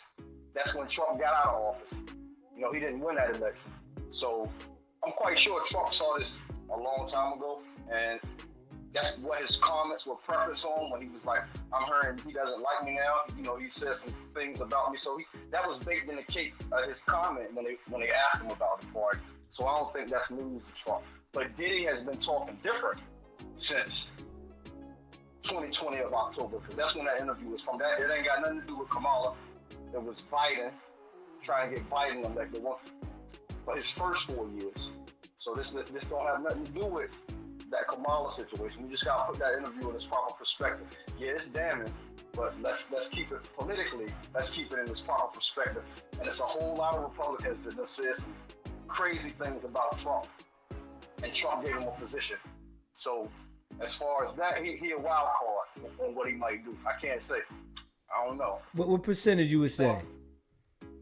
I gotta lean to a high percentage towards not, just because you know the situation, black and white. You know what I'm saying? So it's gonna always be a high percentage towards them not. Well, give me a number. What is it? What is it? 60, 40, 70, 30, 80, 20? What do you think? Yeah, I give like 70, 30, maybe 65, 35, something like that. Okay. But in favor of not, it's a slim chance that he might. I mean, it could get even slimmer. If somebody said 90-10, I wouldn't even argue with him on that. You know what I'm saying? The chances are slim, but that's like his only wild card. Okay. But that's it. Keep it popular. I appreciate you calling in, bro. All right, no doubt. Yeah, man. Let me know, man. Y'all can call in. Let me know. Listening to this here, what do y'all think the chances of Trump coming to save Diddy if he gets convicted? Listening to this right here. You know, y'all think Trump gonna come get him or Trump not gonna get him, man? Y'all can call in. Let me know how y'all feel on this one, man. And that success, to me, is the local election. It's not the presidential election. It's the local elections. In our neighborhoods, who's running our neighborhoods? Who are the judges that are being elected into office that's jailing us, that's keeping the same insanity? We got to be able to bang on another sophisticated level. And it's not hard to understand. This is not like a hard sell. But this is the most dangerous thing we could do. This is one of the biggest threats. This, in us weaponizing our vote and weaponizing our dollar, is a nightmare. It's good. It's good to hear you say that, because you know a lot of people initially, when you first said what you said about holding your vote, they immediately was like, Diddy's rich. He wants to see Trump in the White House because it helps rich folks like him. So they thought that you was trying to sabotage the election. People don't really know me. Like, I'm blessed that I have the money to start this political party. I'm not gonna make no apologies for how much cake I get. You know, that has empowered me, but I know once I get it, I'm going to fund the revolution. I'm a black nationalist. I'm unapologetically black. I have to take care of the tribe first. I cannot sit here and watch. This is my blood family. How you think I'm gonna be? I can't worry about nothing else. I love everybody. But right now, I gotta make moves, and I gotta use my power for the advancement of black people, because we last. Have you ever even... Oh, man, but at the same time, you targeted your artists that were black, and you didn't help them elevate. You held them under the contracts. You wouldn't let them out the contracts until all the nonsense was coming. All the people that had hits, 112, Biggie, Black Rob, all the people that had hits, making the band, the people that was running around under you, they feel that you was holding them back, and they was black. So is he contradicting himself by saying that he's for the black people, or is he just looking for the black support? Huh?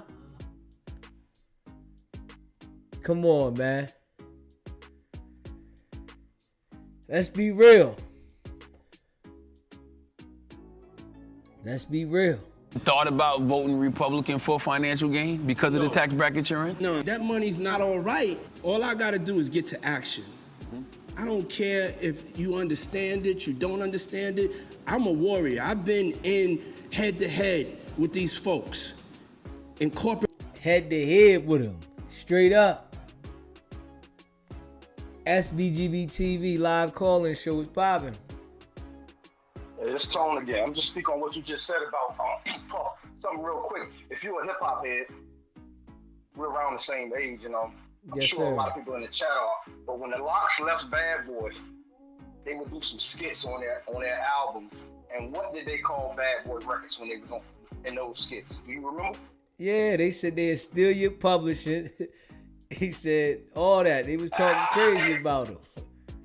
Raping you. Record. Raping you records. Yeah. That's what they called it. Yeah. Right.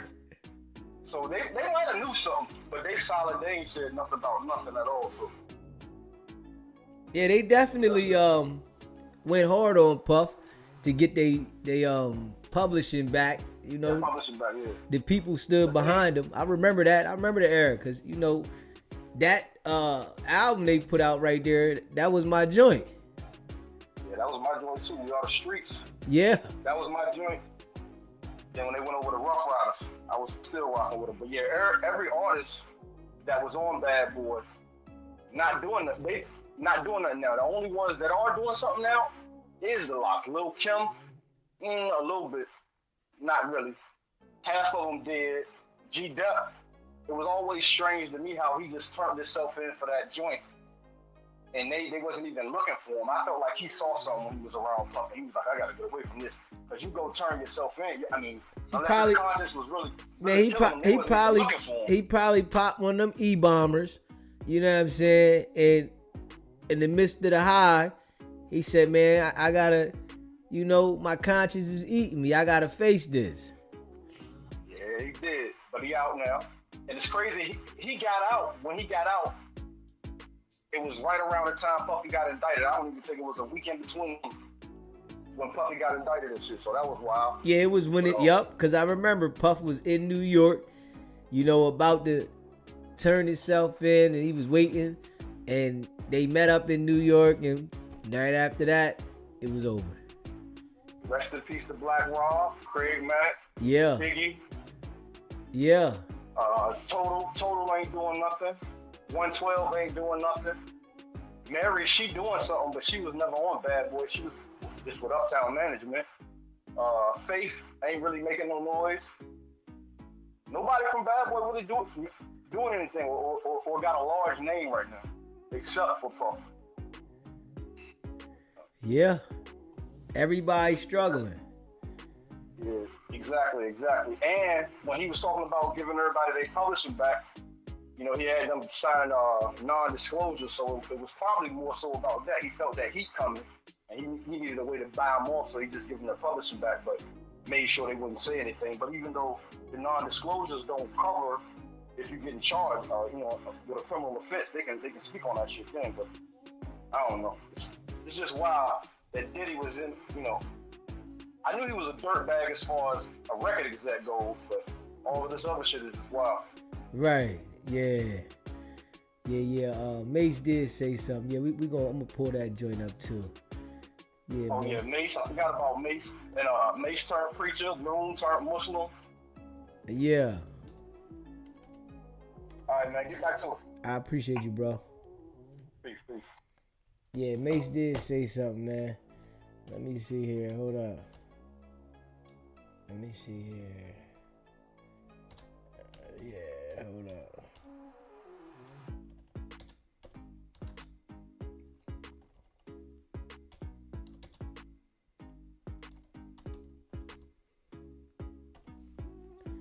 Let me see if I see that little clip.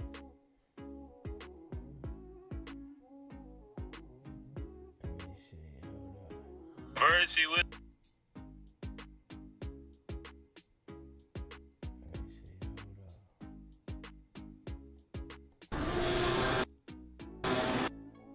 Let me see. I think this it right here. Hold up. hit that subscribe button, man. Make sure y'all hit that like button. You in the building, smash that like button. Appreciate y'all. Straight up. Let's go.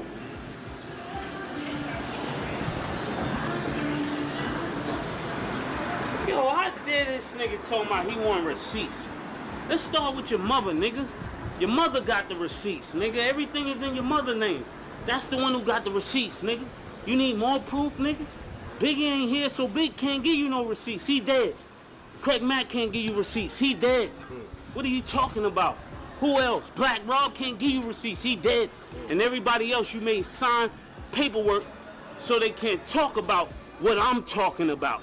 I'm the only one with the guts. You're not signing, nigga, because I ain't need the money. All money ain't good money. Remember that. Remember that. Remember that, nigga.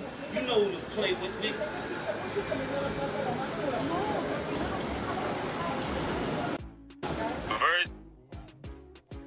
Mace said, you want receipts? Hold up, let's play that one back, man.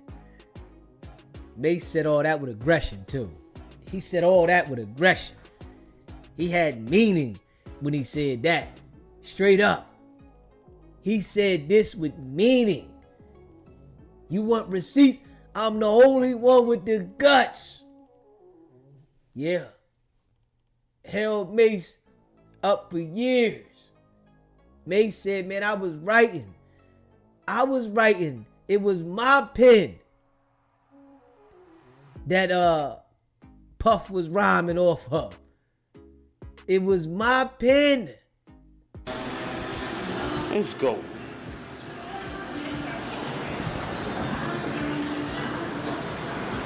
Yo, how dare this nigga talking about he want receipts? Let's start with your mother, nigga. Your mother got the receipts, nigga. Everything is in your mother's name. That's the one who got the receipts, nigga. You need more proof, nigga? Biggie ain't here, so Big can't give you no receipts. He dead. Craig Mack can't give you receipts. He dead. What are you talking about? Who else? Black Rob can't give you receipts. He dead. And everybody else you made sign paperwork so they can't talk about what I'm talking about. I'm the only one with the guts. You're not signing, nigga, because I ain't need the money. All money ain't good money. Remember that. Remember that. Remember that, nigga. You know who to play with, nigga.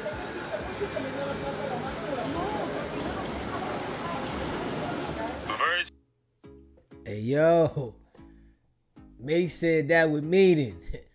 You know, he said that with meaning. I ain't signing nothing. The only one with the guts to not sign nothing. So Puff say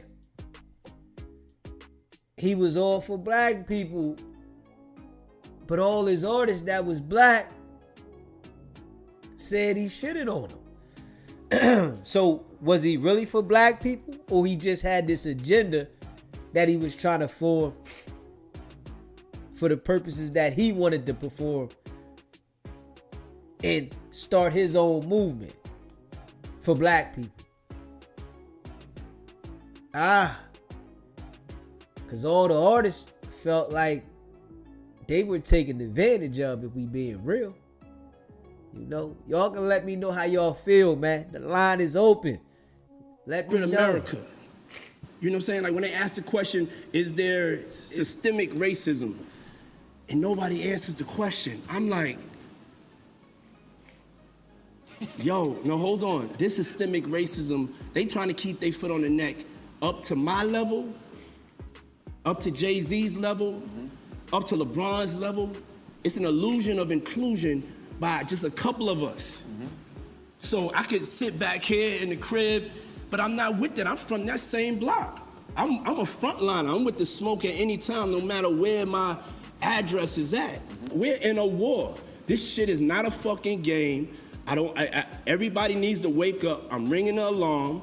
I'm having to start right now to organize and to come together, and so we could build our political army unapologetically for the things that matter to us. Do you believe there's a way to vote in support of like your personal interests and the interests of your people as a whole? Yeah. See, when you at Our Black Party, we love free-thinking, free-minded people and individuals. That's all we want in life, is to be able to be free and to be able to think as free as we want. But you have a responsibility to your people to ride on what they riding with for the betterment of the good of the whole overall tribe. We are a people that have been abused the most. And we gotta start biting their legs off. That's right. You know, when they put their foot on our neck, we gotta start biting that shit off. When they shooting us in the back, we gotta start defending ourselves. You know what I'm saying? Because ain't nothing gonna stop unless you stop it. It's black insanity. We have to get off of this. We have to wake up and see what's going on. The world is watching. Because it's such an easy conversation to have in regards to blackness. Whether it's the way coronavirus impacted our communities, whether it's police brutality, all those underlying conditions that the black community was already facing. Coronavirus exposed. So it's an easy conversation to have, and they're still not willing to have it. Everybody should have the same opportunity. I mean, anything else is ungodly. We did shift the conversation for a minute, though. Yeah. When you said to hold your vote, it did shift the conversation. So do you think that threat to hold your vote was more detrimental than beneficial? Because it sounded like you saying... I think the hold your vote is the only leverage that we've imposed. You know what I'm saying? Besides that, we just fell in line.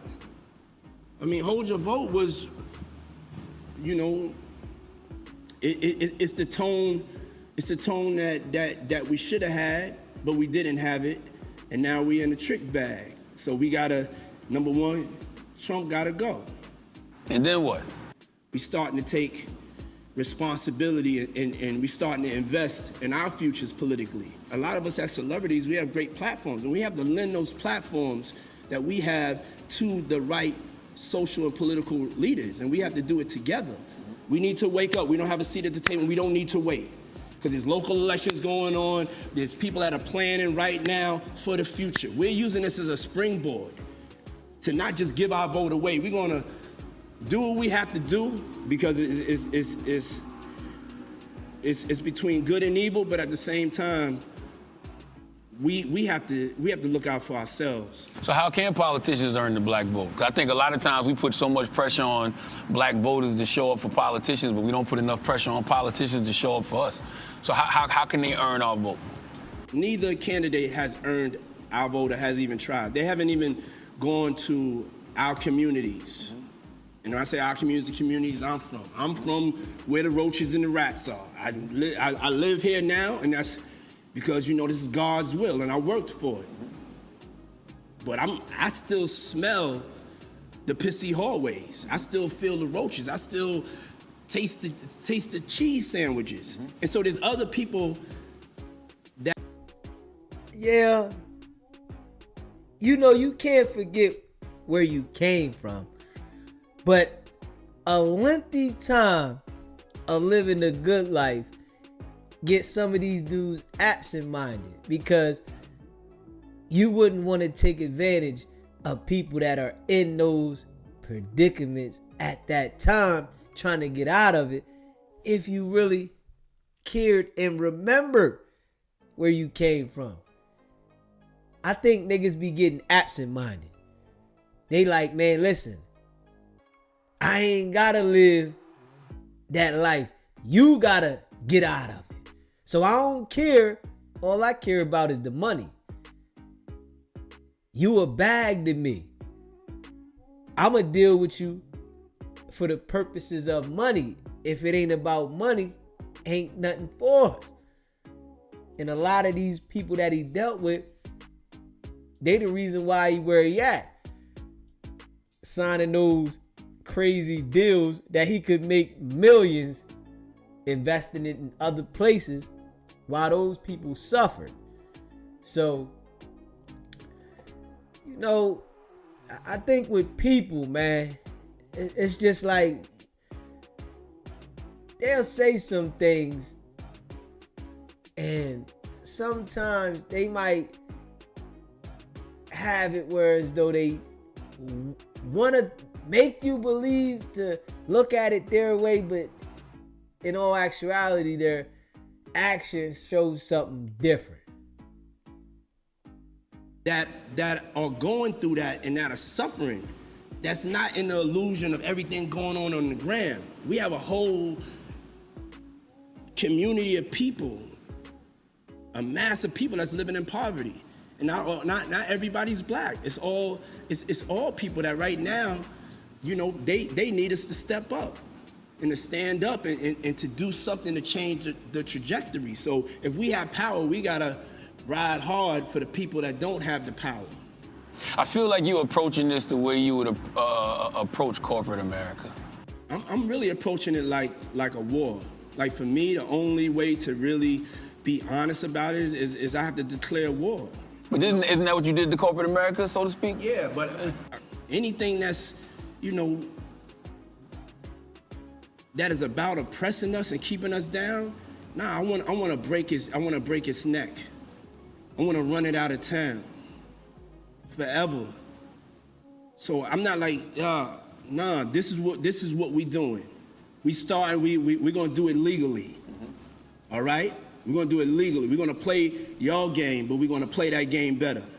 Because these older cats that's running for office, these white-haired older cats, they about to be dead. These kids out here, they wanna live, they wanna fucking thrive. They can't thrive if it keeps on going in this direction. And you know, this election is an example. This is a tipping point because they haven't talked about the youth and they haven't talked about black people. I haven't even heard them talk about Latinos. They're not even talking about us. They're in a reality fucking freak show playing a game and people are losing their lives. And so that's why this time is so important. And this time for us to mobilize and to not be scared and to do something. Why have we never had our own black political party? Fuck that. We're doing it now. I don't care if it's just 1,000 of us. It's 1,000 real ones, which it should be millions. It should be every person that's a part of the community.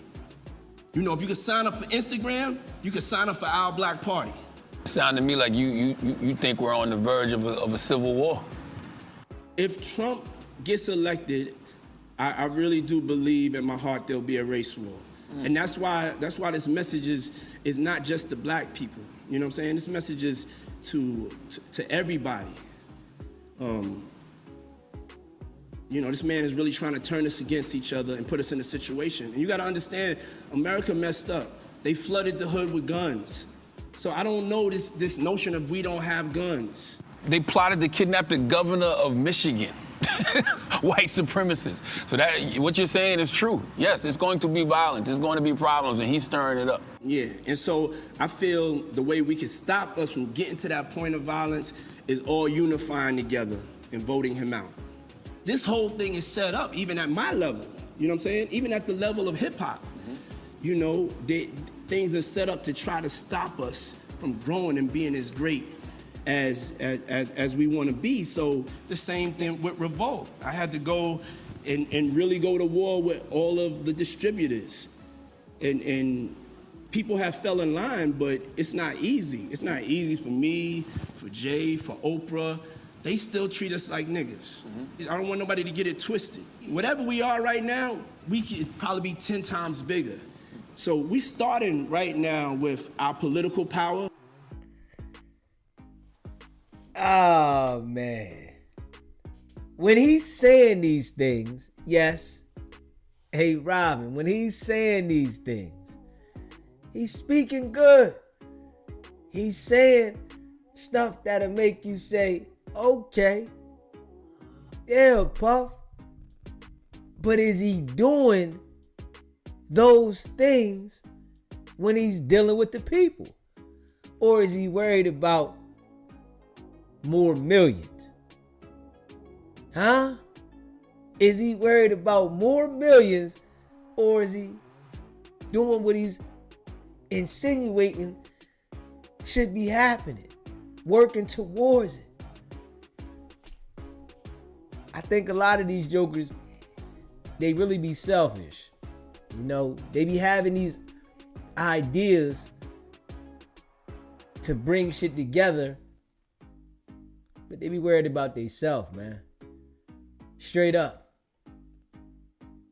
I think Puff was more worried about himself though, which most people are. But you trying to tell us something to start something that you can say you created. You should go back and help all the people that you took advantage of. That's where you should have started at. All the people that you took advantage of. You could have gave each one of those artists $5 million for them putting in work to get you where you at. But you wouldn't do that. You wanted them to sign contract and take peanuts to not talk about you. Yeah, the shit sound good in the warm-up though. Shit sound good in the warm-up. The shit sounds good in the warm-up, man. You know, like one of those people that, you know, giving a motivational speech, but that ain't really your intentions. And this is what I'm seeing. The shit that he's saying right here. Yeah, it sound good. You know, have people like, yeah, start your own political party for the black folk. Yeah. Come on, man. That shit ain't happening, man. Hit that like button. If you haven't already subscribed to the channel. But smash that like button, y'all. Appreciate y'all. And then we go into owning our economics. And war will be waged on corporate America that takes advantage of our dollars and thinks we're not going to fight back. You think we spent too much time glorifying like rap and entertainment and athletics, and we weren't encouraging our kids to be elected officials, you know, be politicians, be police officers, whatever it was? You think we spent too much time focusing on people on the wrong things? Not at all. I think the people that have made it, it's important now that we don't become an illusion of inclusion. Okay. The people that made it are definitely points of inspiration globally. You know, because this is a global problem. You see what's going on in Nigeria. Word. You see what's going on around the world. This is a global problem, the whole global diaspora. Us making it and hip-hop being at the forefront and sports being at the forefront, that was a part of the evolution. In entertainment, now we have to break down the doors into other fields. You know, it has to go from inside out. So everybody we hire and people we do business with, we got to make sure that they really have African-American diversity. So we got to weaponize our vote, and we got to weaponize our economy. Right now, we're talking about the solution for the vote, for voting, and for politics. You're going to have to fight a war for us to own our economics, and we're going to have to fight a war for us to own our politics. Biden's decision to pick Kamala Harris as his... Fight a war, huh? So you saying niggas going to get out there and go to war for something that you ain't even really ready to go to war for? Nah. This shit sound good in the warm-up, though. Yeah, Puff was talking. He was talking. But his actions was showing a lot different. He was talking, though. He was definitely talking. His running mate, that didn't convince you that he was for the black community in any capacity? It was a historic, beautiful day. You know, and just having 3 girls and having them be able to witness that is great. It pushed me, it moved me. You know, black women have, you know, got us to this point. To see him recognize that, I started feeling a little bit better. I think we all did start to feel a little bit better. And it's helpful that we will have her in there because we need to keep her and him accountable. And at least we have, somebody that we could dialogue with, somebody that we could relate to in office. But his cabinet is going to have to reflect that. And that's why, our Black Party is going to keep that pressure on. He has 4 years of pressure as we mobilize and we build this thing. We're going to be in their face, in the administration's face, talking about our agenda. I refuse to believe that nobody from that camp reached. them people was definitely listening. Definitely.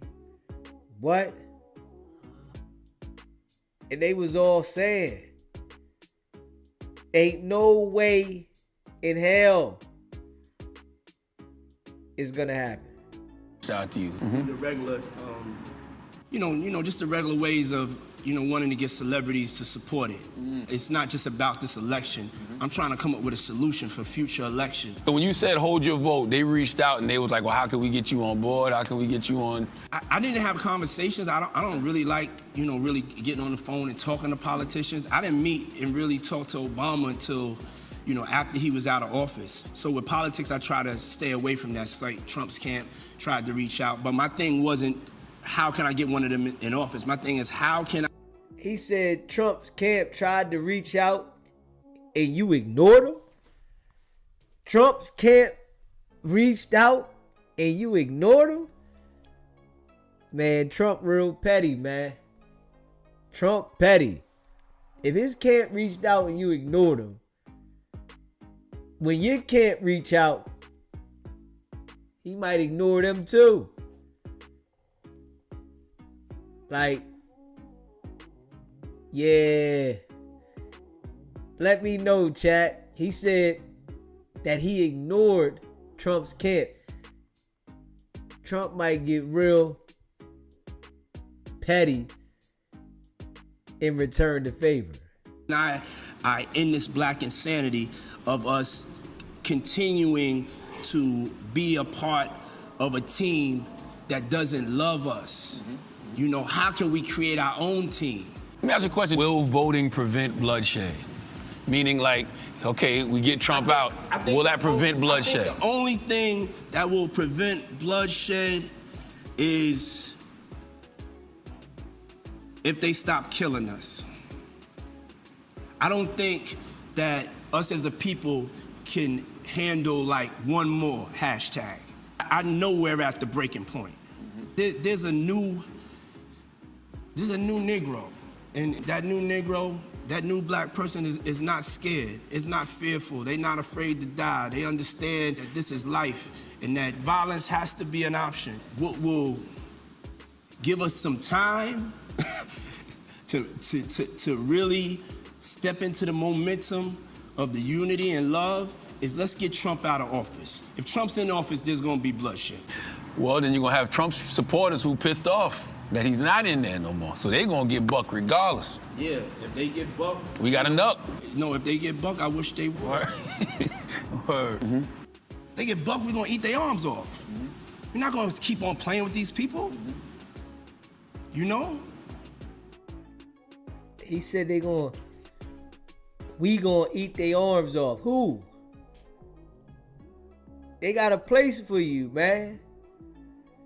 They got a place for you when they wanna get at you. Diddy was talking heavy, man. And they waited to the perfect time. It's like he has so much going on.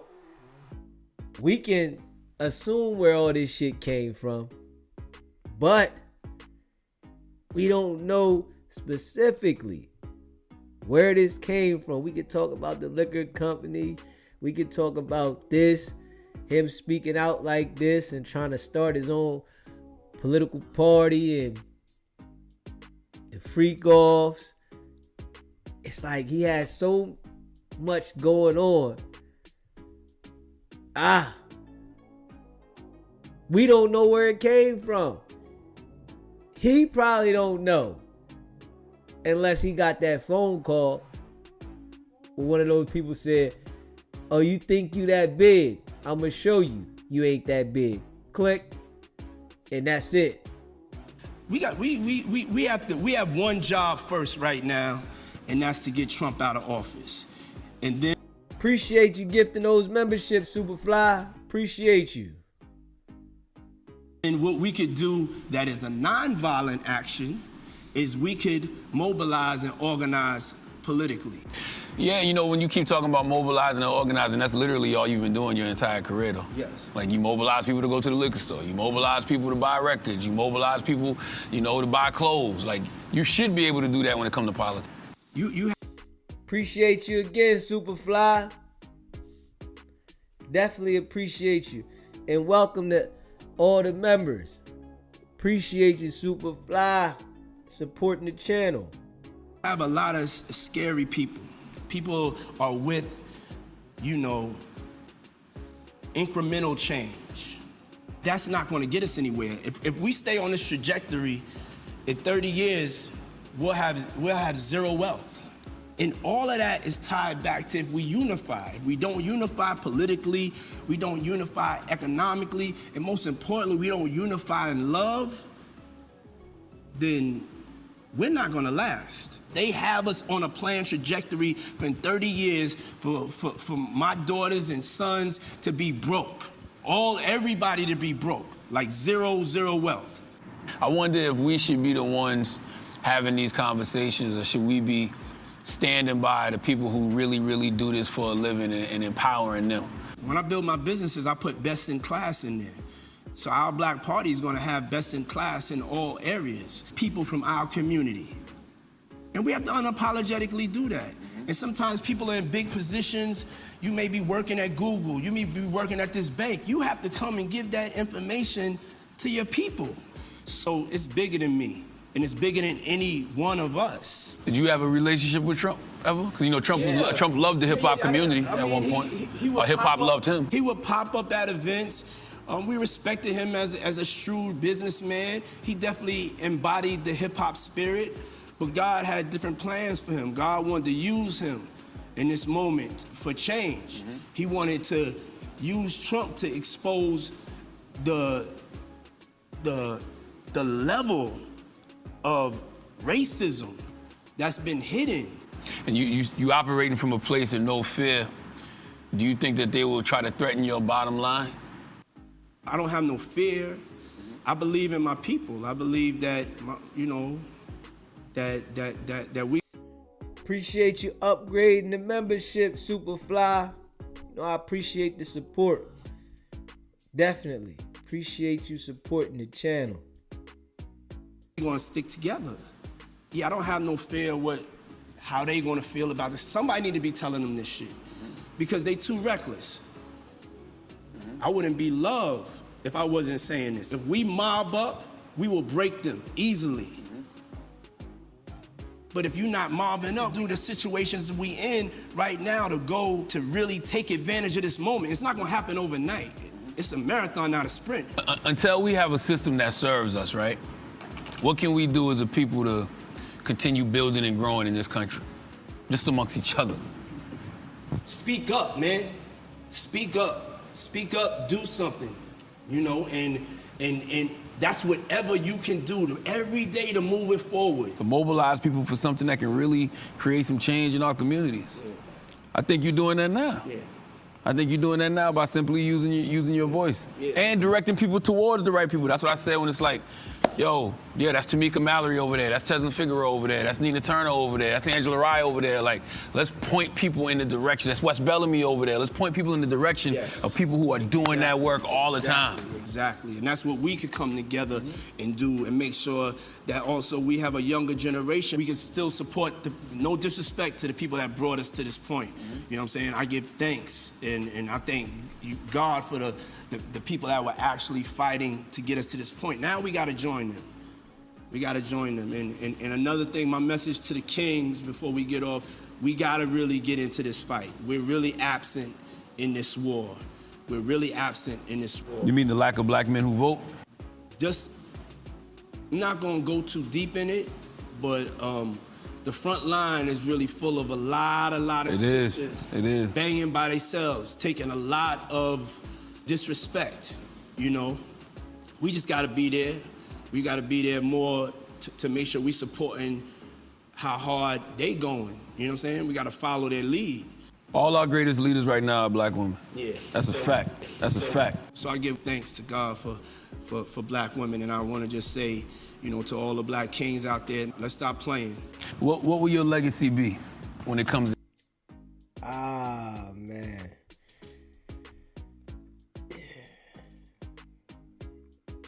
A lot of these dudes, they use God's name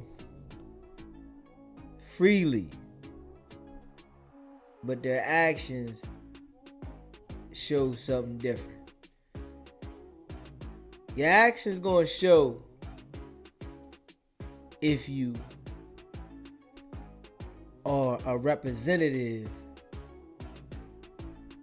of God and not just saying it whereas though you just trying to use that for notoriety from the people.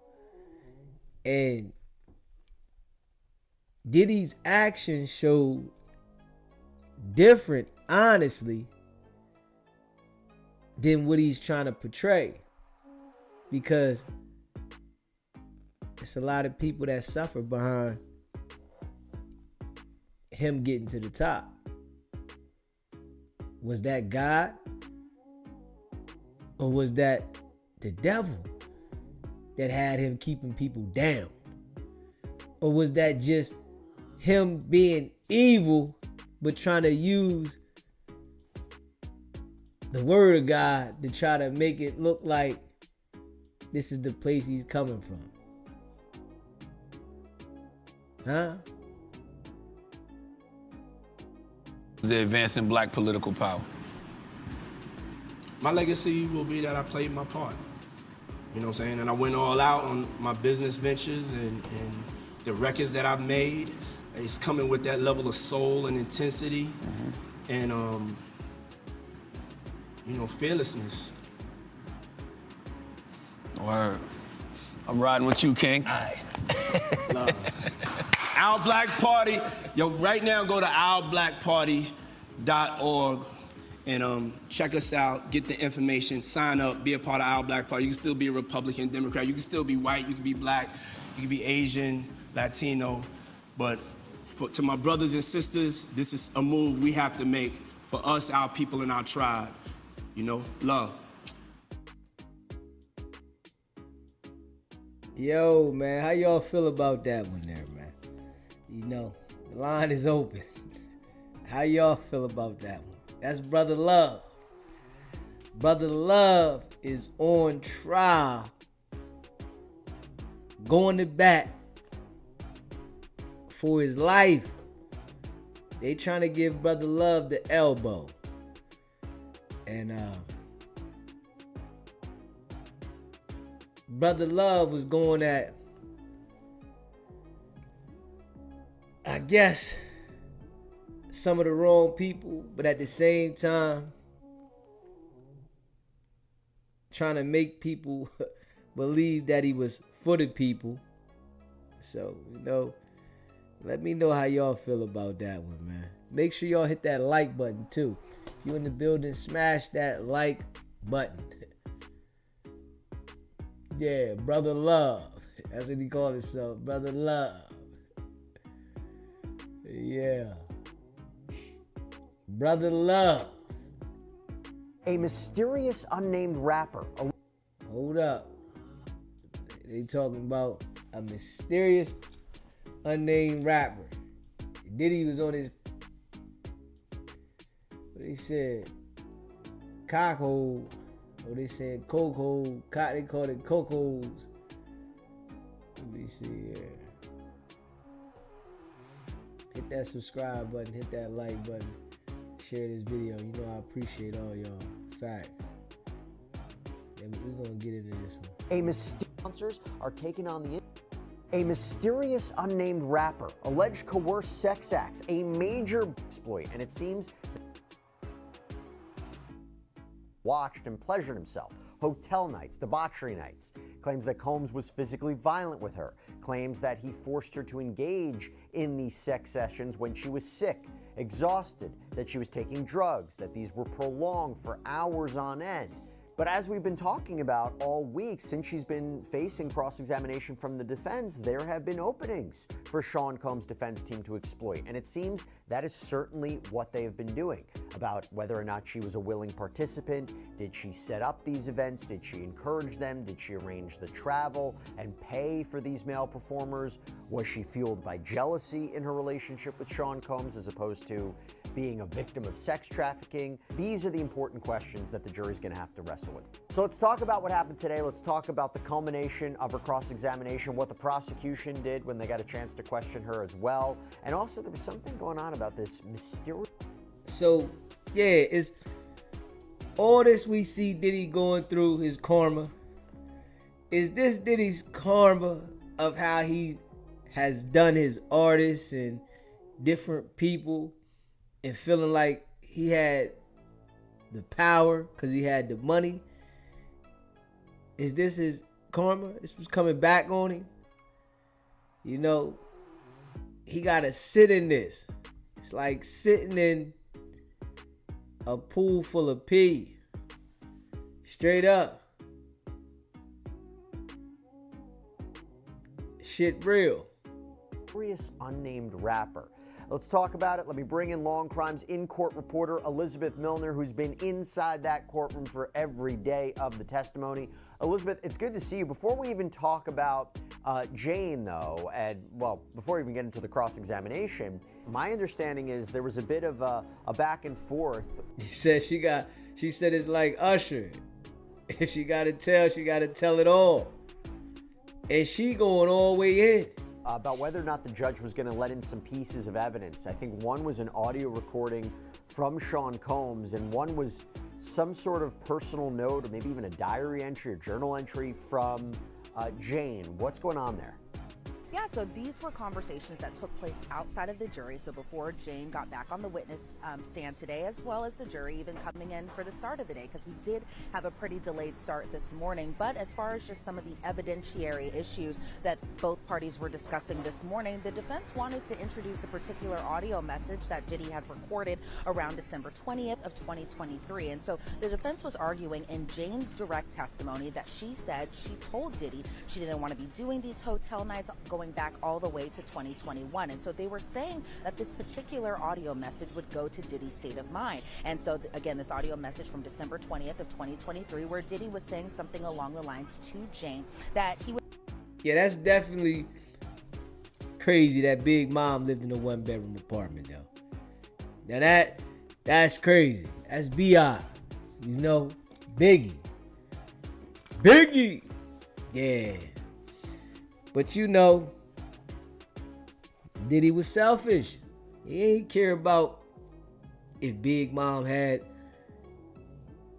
lived in a big house, and he ain't care about that.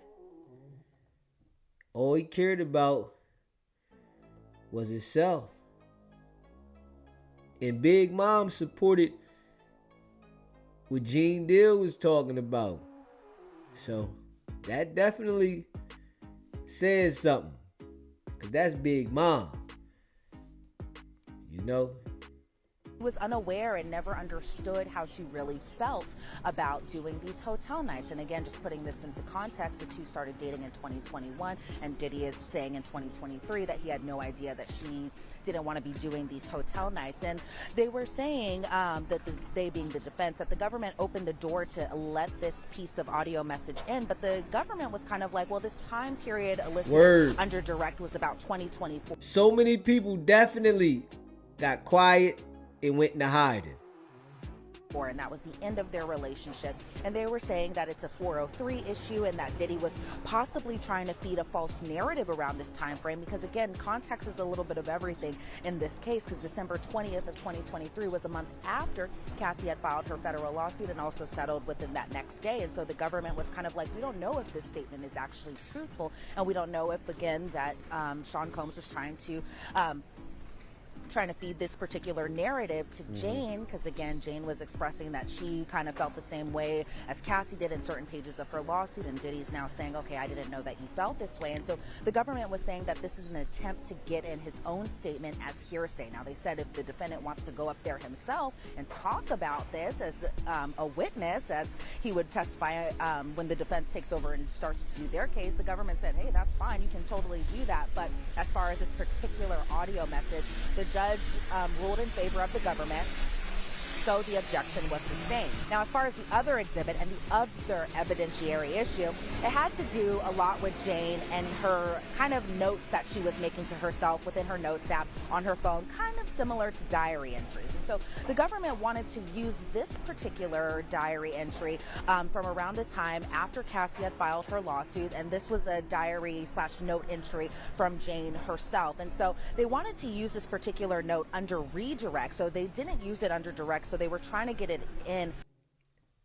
Hey, that is something though. All the people that we definitely were told to look up to, they all are questionable. That is something. We've been told to look up to all these certain celebrities. They all questionable. But Malcolm X said it back in 1963, man. That these people were puppets. And you know, they were put in position by the puppet masters. And we're misled by them. They're clowns. Under redirect, because again, around this time frame, the defense was still doing the cross-examination, and so the government was saying kind of the opposite what the defense was saying in the last argument, that the government said the defense opened the door. And the note itself, now we didn't see it because obviously the exhibits are still, they were kept closed from us and the public, us and the press, because Jane was still testifying. But what we did learn is that this note was also around that same time frame, December of 2023, where Jane was saying something along the lines of she felt manipulated, she felt obligated to be doing these hotel nights about 98% of the time. And the government said that this particular note that she had wrote to herself and might have also sent to Diddy, that it rebuts her cross-examination. But the defense was like, well, there's no probative value and it's unnecessary. And the government says they just really wanted to get in that one particular statement. They said it's under Rule 803, and Jesse, you can talk more about that. I obviously don't know what Rule 803 is, but that the government was saying that she didn't do this because she was scared of criminal prosecution, that she was doing this because this really kind of went to her state of mind of around that time.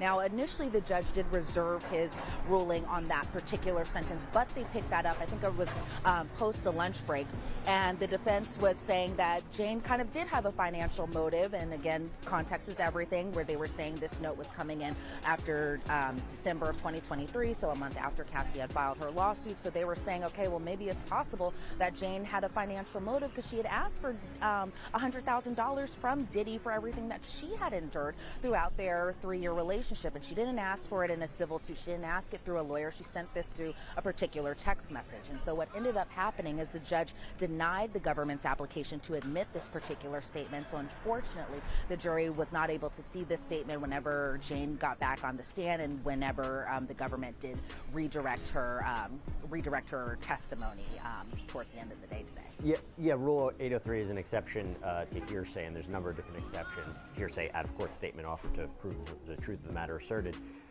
Here's the thing. When I hear the idea of him having a recording that allegedly would be used to feed a narrative, I go back to what Mia testified to, that after Cassie's lawsuit, she gets contacted allegedly by D-Rock, Sean Combs' former bodyguard, basically trying to say, hey, yeah, you know, everything between Cassie and Sean, that was normal. That was normal. Like trying to make sure she gets on the same page, and that he was trying to make sure Sean Combs could reach out to her, that he wanted to give her a gift, you know, bribery, obstruction, tampering with witnesses. That is all the narrative being put forward by the prosecution, and it also makes one of the elements or potential elements of racketeering, this criminal enterprise charge. Let me go now into the cross-examination of Jane. There has been a lot of talk today, particularly when I was covering the lunchtime show on Law and Crime's YouTube page, about this mysterious rapper. Something happened. Who was the mysterious rapper? 2024. What are they talking about with that? There's an unnamed rapper, either the rapper's wife or girlfriend, and apparently one of the alleged sex workers that Jane and Sean Combs had used in their private sessions was brought up. What was this all about? So if you've been following Jane's testimony, I know you have, Jesse, but to our viewers, if you've been following Jane's testimony, she had mentioned this particular trip to Vegas that happened in January of 2024. So again, context is everything. This was a time that Diddy and Jane were in an off period from their relationship. They had taken a break, but Jane had gone to Vegas with this unnamed rapper because they were pretty adamant today not to say this rapper's name in court. And there's kind of a reason why, and I'll get to it in just a second, but it's interesting because Jane around this... SVGB TV's live call-in show is popping. Hey, what's up, brother? How you been? Everything, Tahi, was good. All right. Yeah, I just want to comment real quick. First of all, that happened weeks ago, you know what I'm saying, about the Antonio Brown situation. And like I'm saying, but unfortunately, if he'd have been caught on TV or had somebody on camera or phone, he wouldn't have got in trouble. The only thing he did, he didn't shoot anybody per se, but he discharged the weapon. You know what I'm saying? So, but to say they hit him with a attempted murder, I think that's really bogus. You know what I'm saying? But again, that's some type of political thing, trying to make a name for himself down there. I mean, it is a open and carry state. You know what I'm saying? And so on and so on. But did you hear? They said that somebody made a statement to detectives and said they was grazed. Okay, accidentally, yeah. But you know what I'm saying, and that is a bad thing because he did discharge that weapon, and that person could have been killed. You know what I'm saying? So if anything, it'd have been I would have at least hit him with I don't know, with unintentional, could have been unintentional homicide or whatever, or attempted murder, or like I said, or assault with a dangerous weapon or something like that. You know what I'm saying? But right now, I don't think he did shoot. He did take it out and shoot, but not to hit anybody. But unfortunately, you said somebody did get grazed, and that could have been really, that person could have gotten killed. So, and I understand that, but it doesn't make sense. But he's been at odds in the last few years, man. I'm going to be honest with you. He's kind of like, I ain't using this word, but I'm going to say white sheep of the NBA. He's been, he's burned bridges and everything, and he's act like a goddamn fool. So, yeah, he's an idiot. So, but would I come down on them on this type of thing, first degree, attempted murder, or whatever it is? Probably not, but I would hit him the second degree. Maybe a manslaughter, or I would just hit him personally with a assault with a dangerous weapon. You know what I'm saying? And I don't know how they do it in Florida, but where I'm from, that's at least 10, 15 years. Yeah, Antonio Brown. We're gonna see how it go, but they got the video footage from out there, and they saying that he grabbed the security's firearm and started shooting, and he grazed somebody. He's been goofy for quite a while, brother. Yes, he's been goofy for quite a while. Am I right? It ain't looking good for him. It ain't. You know what I'm saying? I mean, he's been a goofy. His actions and domestic violence. I think he had a gun charge before. You know what I'm saying? So this is not his first brush with the law, but to be hit with this shit, you know what I'm saying? So, yeah, so, but, and I mean, the news is breaking all over. There's other podcasters are talking about this in the last couple hours. You know what I'm saying? Hey, can I ask you, Pivot, 2 more questions for you, if you don't mind? What's going on, brother? You hear about this, the Lil Durk thing about they trying to break this nigga, man. Did you hear about that? Bankrupt him, basically. The judge is. Okay. You know what I'm talking about? They saying they want him to foreclose everything and tens of millions. Basically, they want him to really put up a whole lot of cash shit. I mean, just for like collateral and whatever. If he gonna try to make bond, and I'm knowing damn well they have no intentions of giving him the bond, but for him to get out, they want that day to try to get bond because it's really he was denied basically. But I think he goes back to the day. But they want him to bring every damn thing. I mean, like and whatever, according to the judge, and basically they want to burn his pockets up, if you know what I mean. You know what I'm saying? That's probably what's going to happen. He's not getting out. He's not getting out. You know that, right? We know that. I already know they ain't letting Durk out. So what the hell do you think? I mean, it's going to trial. They're going to hang this nigga or what? What do you think? Man, we don't know, man. Innocent until proven guilty, but it ain't looking good. But it doesn't look too good. They don't keep him in like that, right? Yeah, it don't look too good, brother. Yeah, the trial is coming in October. This is June. He been denied 3 or 4 minutes. We see what they're doing to Diddy. You know what I'm saying? Yeah, So, but how you feel about Diddy, bro?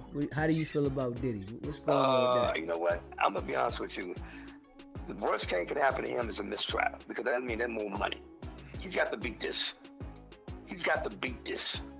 You understand? Hands down. And then will he? Do I think he will? I think some of them charges he will. Some of them, I think, at the end of the day, the worst case scenario obviously be a total conviction of everything. But right now, he's got to beat all this right now, because if he go for a mistrial, that's gonna be, because right now he's not gonna come home. That's not gonna let him out, and that's gonna be more money to the burn right now. He's got to be acquitted in all this. He got to beat this. Period. You hear me? Am I right? Oh yeah, he gotta go all the way, bro. He got it all the way. You see the new pictures of him, man? He's old as shit. He's 55. He look like he's 85. Yeah, that's what happens when you out here living good and you can cover some shit up. Exactly. You know what I'm saying? But it's crazy, man. As far as the LA thing, if you don't mind me talking about the LA riots, you know what I'm saying? I fucks with Trump. I box with him. Yeah, them some of the bitches they're illegals, you know what I'm saying? And the previous administration, I blame all this on those people. All them damn people, a lot of them are anti-black, and that's a God honest truth. So get them sons of bitches out of here.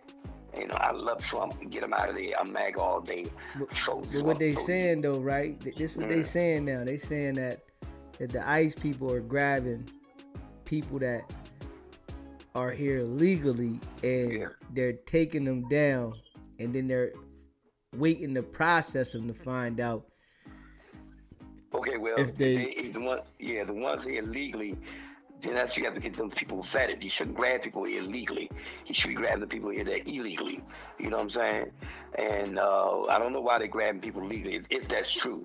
That's what they saying. They saying that they just grabbing people that look like they not from America. And well, goddamn, that's like damn near 80% of the population, right? They said they got a full court blitz. Yeah. And they picking people up that are legal citizens as well. Now they picking some people that are here illegally, but they're also picking up people that are legal, and then they not letting them contact nobody, and then after they find out they legit, then they let them go, but they just snatching people. So that right there, that's foul. I agree, get the people that ain't here up out of here. Exactly. This is a situation. I understand what Trump doing. I support him 1,000%, but he know damn well he's not gonna be able to get nowhere. All these goddamn people coming in, no one pale, ain't no fucking way he's gonna get all these goddamn people out of here. What he can do is make a dent, a significant dent, and whatever.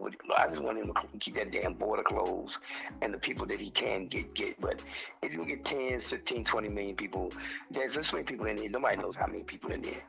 The rumors is about 15 or 20, I heard 25, some say 12, but it's way too many. There ain't no way physically possible to get all these damn people in here. They come from all over the world. We don't know who they are.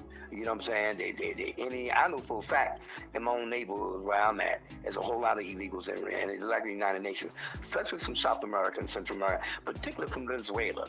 There's a lot of Venezuela in this damn city where I'm from, brother. They'll be there soon. They coming. But they doing Uber, Dash, and all that other shit. They'll Uber be Eats there and all soon. that. You want to talk about Uber Eats? They taking over. They'll be there soon. The ICE will be there soon. They coming everywhere. That's enough for me, man. I want these motherfuckers out of here. They get drunk. They act stupid. The Migos, they act like a bunch of fools, man. I see them all the time. They act like a bunch of goddamn fools. I want ICE to come up and clear all of them out. You know what I'm saying? That's your personal opinion right there. That's some personal shit you got going on with your neighbors. You got no, I ain't say my neighbors. I said they in my neighborhood. That's some personal shit you dealing with your neighborhood. But yeah, we appreciate it's historically black man's brown. We appreciate you calling in. You know what I mean? Stay locked in, my brother. Appreciate you. Can I say one more thing real quick? If you don't mind me saying, on a more more positive note, one thing. What's your Well, I say different folks, different strokes.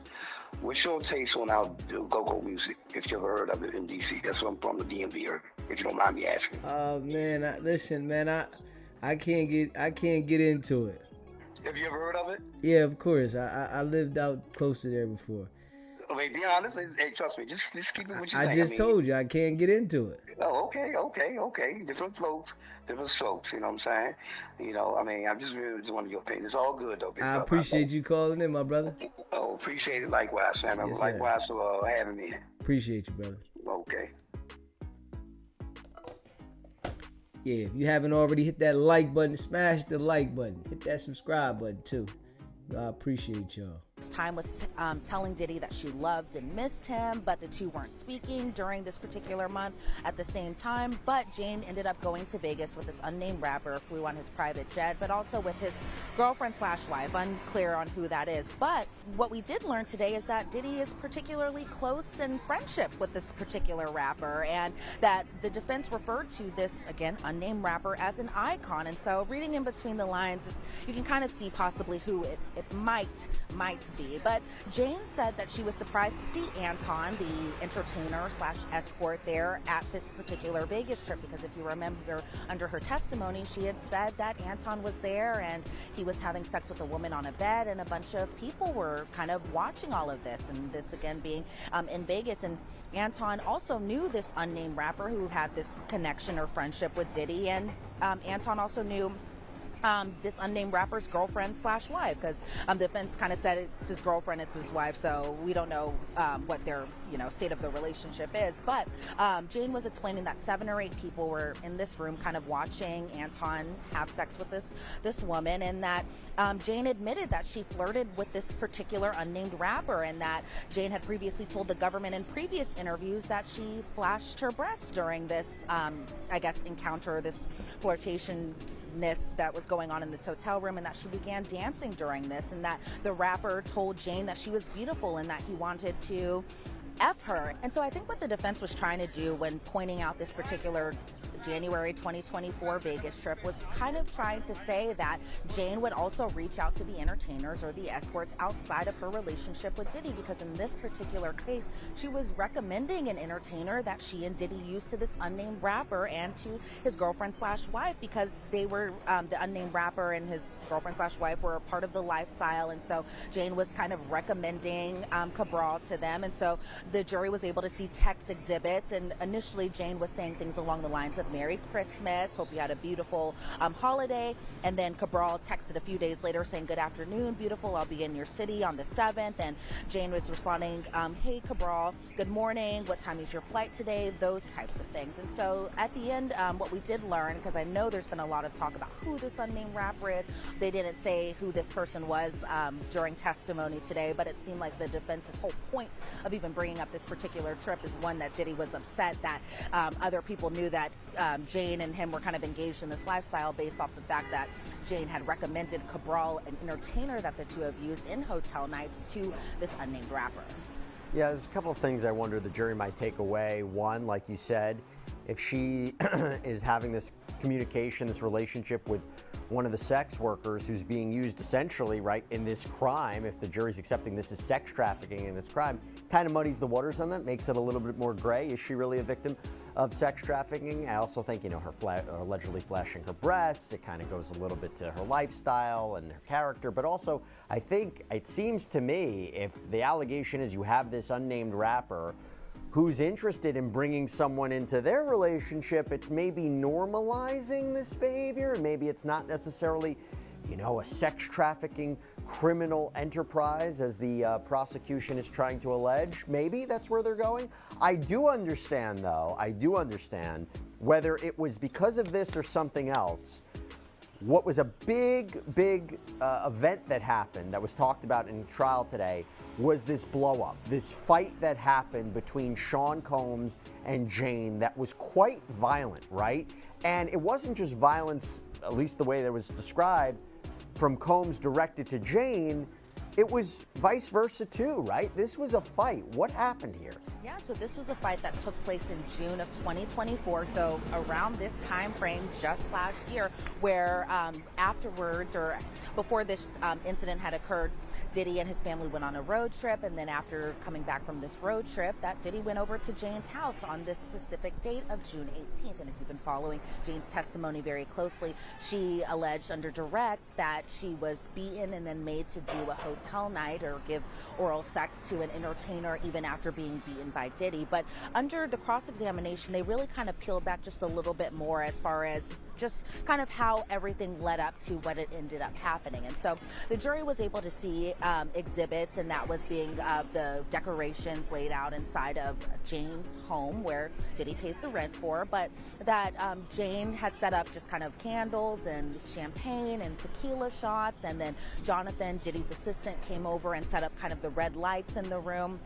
And so the red lights turned on once it got dark, so the jury was able to see these particular photos, because again, remember, we can't see the exhibits while Jane has been testifying, but we did hear about some of the exhibits that the jury did see. For example, photos of Jane and Diddy together, photos of them on the patio, photos of the red lights, and then even video from that night where Diddy is kind of talking about the Boston Celtics, and then it's over the song Lovely Day, and so the jury was able to see all of that. But Jane had testified under direct 30 minutes after taking that particular video where the Lovely Day song is playing, that this was 30 minutes after she took that video. That's when the physical assault occurred. And so Jane was saying, while she was still being cross-examined, that she and Diddy both had about 2 to 3 glasses of champagne. I think Diddy may have had one more glass more than her, and both took 2 shots of tequila. But Jane said that she had a feeling that another girl was on that family trip that Diddy had just returned from. And so the defense was kind of like, okay, well, you're saying that another girl was on this trip, but did you have any proof that another girl was on this trip? I think trying to insinuate that this reaction out of Jane came out of nowhere. She had no proof that Diddy was with anyone besides his family. And so what ended up happening is that Jane got pretty upset. She threw glasses at Diddy. She threw candles at him. The wax got on him. And the defense was kind of trying to point out that there wasn't, like initially when this fight first broke out, that Diddy wasn't necessarily hitting her at first. And so they kind of talked a little bit more about this other woman, and that this girl lived in Miami, that Diddy and Jane had fought previously about this particular woman. She was also someone who was unnamed. And then Jane was explaining that on that night on June 18th, this woman lived in Miami. They fought previously about her. Who could that be? Who could that be? Could they be talking about Young Miami? Could they be talking about Young Miami?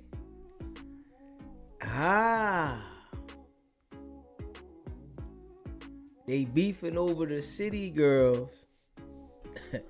Diddy was running around with the city girl. And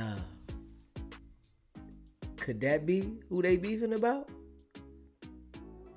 Going into June 19th of 2024, that it was kind of a ball of emotions that night. She had said that this was the first time that she had ever slammed Diddy's head into a counter.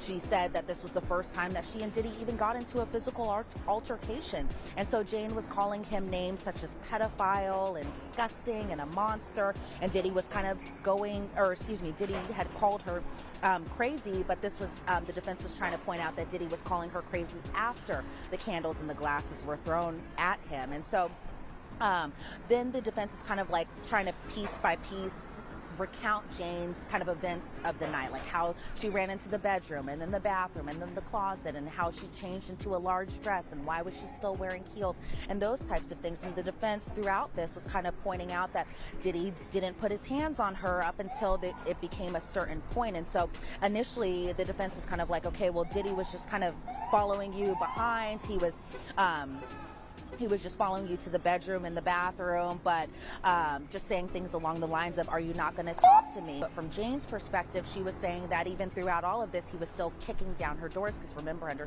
her direct testimony, the jury saw photos of her broken down doors, or the doors that were just either kicked through or hit through by Diddy, and Jane was telling Diddy to leave and that she hated him. And then again, the defense was going into, okay, well, why were you still wearing like a baggy dress and heels and not wearing activewear? You're someone that works out, so why wouldn't you change into just, I guess, activewear clothes as opposed to what she ended up wearing? And so it felt like the defense at that point was kind of trying to imply that Jane was the agitator in this situation. She was the one who threw the candles first. She was the one who threw the glass first. And that Diddy, around this time frame, because this, if you think about it also in context, it's June of 2024. This was weeks after the CNN video came out that showed the brutal assault video of Cassie and Diddy at the Intercontinental Hotel in 2016. So it felt like at times, Jesse, that the defense was trying to imply that he was still feeling the stress from the CNN video being released, and maybe that is why he had that particular reaction. And so Jane was saying that Diddy did end up kicking her and putting her in a chokehold, and then a little bit later in her testimony, she kind of did. She explained that the chokehold was through his arm, and because the defense was like, well, we're seeing this video of 5 days later after this particular incident, and you don't have any finger marks around your neck. It doesn't seem like he strangled you doing this, but Miss instead, Lady T, Jane was yeah, I explaining that know. Diddy kind of grabbed her by the arm, put her up in a chokehold where she just was kind of just up in the air type of thing. And so the defense was pointing out that she had no discoloration on her neck, but then the defense was saying hours after she was hiding for hours, I should say, that she kept on calling Diddy names, and that Diddy, when she came back from hiding for a few hours, because remember she said that she hid behind a wall for like 2 hours, that after she came back that she was still calling him names, but even after Diddy was calling her names, that he didn't kick her during that time. And it was only while they were on the patio where Jane had punched Diddy in the back of the head, so then Diddy had punched her back and punched her in the eye and punched her in the forehead, and Diddy told her something along the lines of, you're trying to take my kids away from me, you're trying to take me away from my kids. And so it seemed like, again, from the defense's perspective, I think they were trying to frame this as, okay, well, maybe you're trying to look for something out of this because you just saw this hotel video that came out just weeks ago, and now you're instigating a fight that seemingly kind of came out of nowhere, and you're trying to possibly get something out of it. And so then they kind of got into a little bit more about it after the lunch break, and just that during this time frame, Jane had gotten a hold of the other woman that was allegedly on this family trip, and that this other woman was telling her mean things, Jane was telling her mean things, and then how Jane had to take a shower afterwards, but then Diddy kept slapping her and those types of things. And then Diddy had told her, okay, we have never fought like this. Now that this lawsuit comes out, now you want to attack me. And so I feel like that's where the defense kind of really just was like, okay, it seems like you did have kind of a reason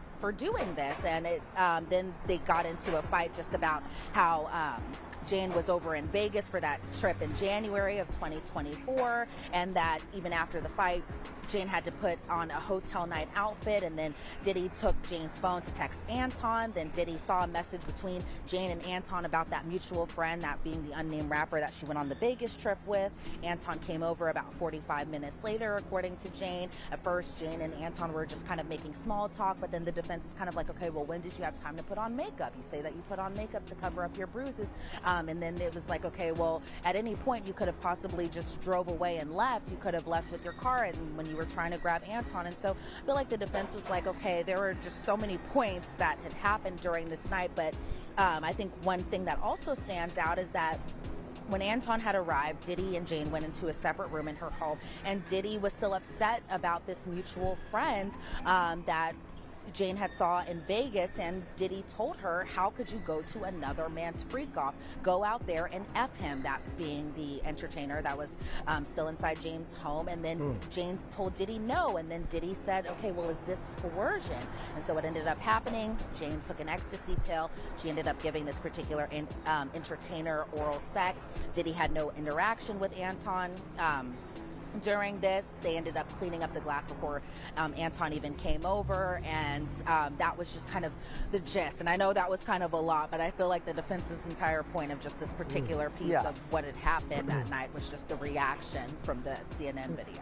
Well, the prosecution's banking it on being one of the more clear-cut cases of force being used to pressure her into a commercial sex act. And there seems to be the defense saying there's a lot more context, and maybe maybe, and I think it was really interesting what you said, did she have a motivation to instigate this for personal benefit after the tape came out of him appearing to beat up Cassie Ventura? I think that's a really interesting point. But look, the defense was very keen on trying to say today, and during the course of their cross-examination for the last day or so, 2 days or so, that she consented to this. She consented to the hotel nights, that she had all this love for Sean Combs. What came out today? I mean, I know there was a text to the effect of, I feel as your lover, I wanted to please you and I pushed through, and she wanted to cuddle with him. And then there was this all back and forth about, did she buy him a TV to watch certain movies together?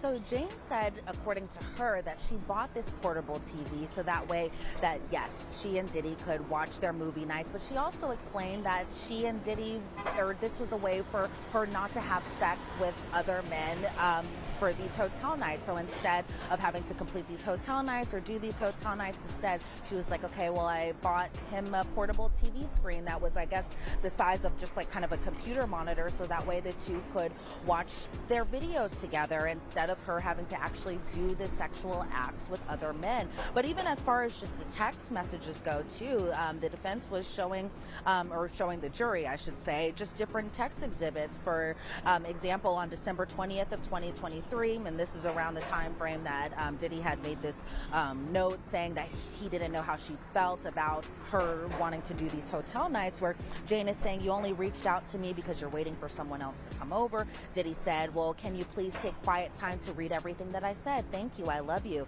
And Jane was saying that there were moments of intense back and forth during this time period. She said this was a really emotional time frame for us. I really hit my wall here. Come to find out, another woman had the same experience with him, and that being Cassie, when she had just initially reached she had initially filed her lawsuit, and then obviously it was settled the next day, but that there was still love and pain there. Because I think one question that might be on the juror's mind is that you're saying that Cassie's lawsuit affected you so much, you two were on an off period. Why didn't that off period just stay as is, and why did you continue to see him, getting back together as just a couple months later on February of 2024? And then there were just other text messages where the jury heard an audio message from Diddy December of 2023, where Diddy is saying, okay, we should really focus on us at the end of the day.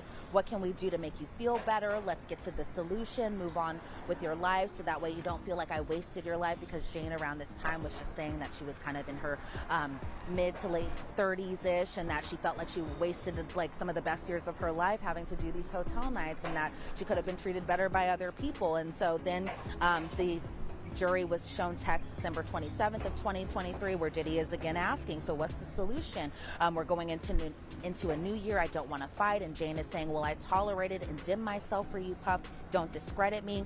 Under direct, Jane had said that Diddy told her that Diddy had told her to charge her for her resentment, and that's where Jane was saying, okay, well, I wasted my time, and that wasted time equal to the amount of $100,000. And so Jane was explaining that she still wasn't planning on filing a lawsuit, and that she had actually told some of her unnamed friends just about Diddy, and that one friend told her to that Jane had set the tone for their relationship. The defense was also bringing messages and even some videos and showing them to the jury, as far as just even post this June fight that had happened in 2024, where just a few days later it seemed like everything was kind of back to normal for Jane and Diddy, where she went over to Diddy's house. They were taking videos together. It seemed like the defense was trying to imply that Diddy was trying to break up with her, and that Jane at the end of the day was kind of like, I guess, not necessarily fine with it, but she and Diddy were still hanging out together, because the jury saw this particular video. We were able to hear this video where Jane is calling Diddy her bestie,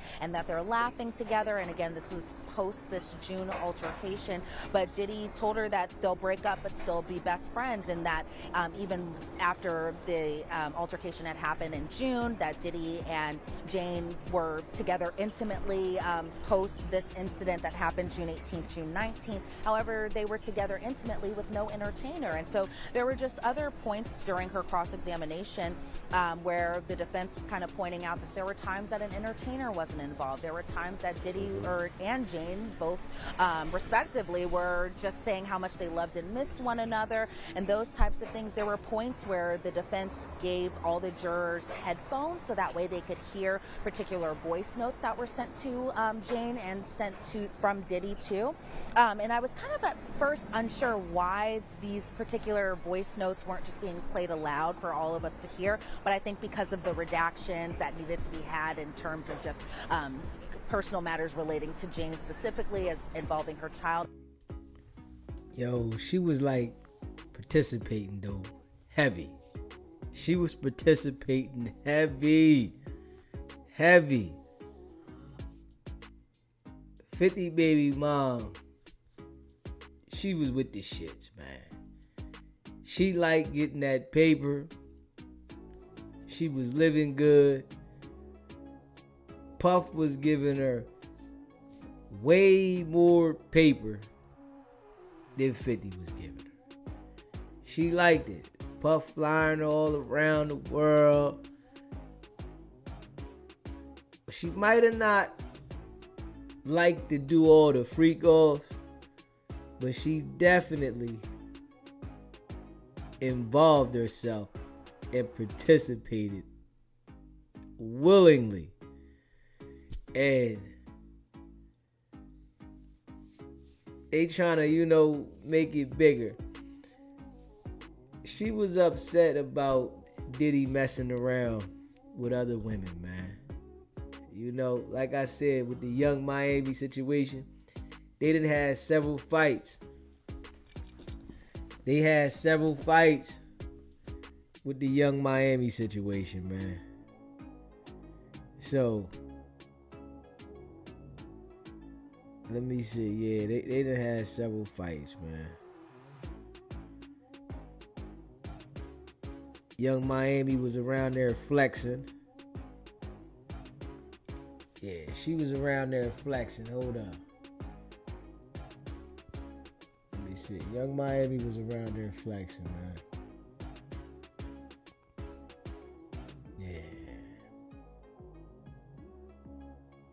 Yeah, she was around there flexing, man. Let me see. Hold up.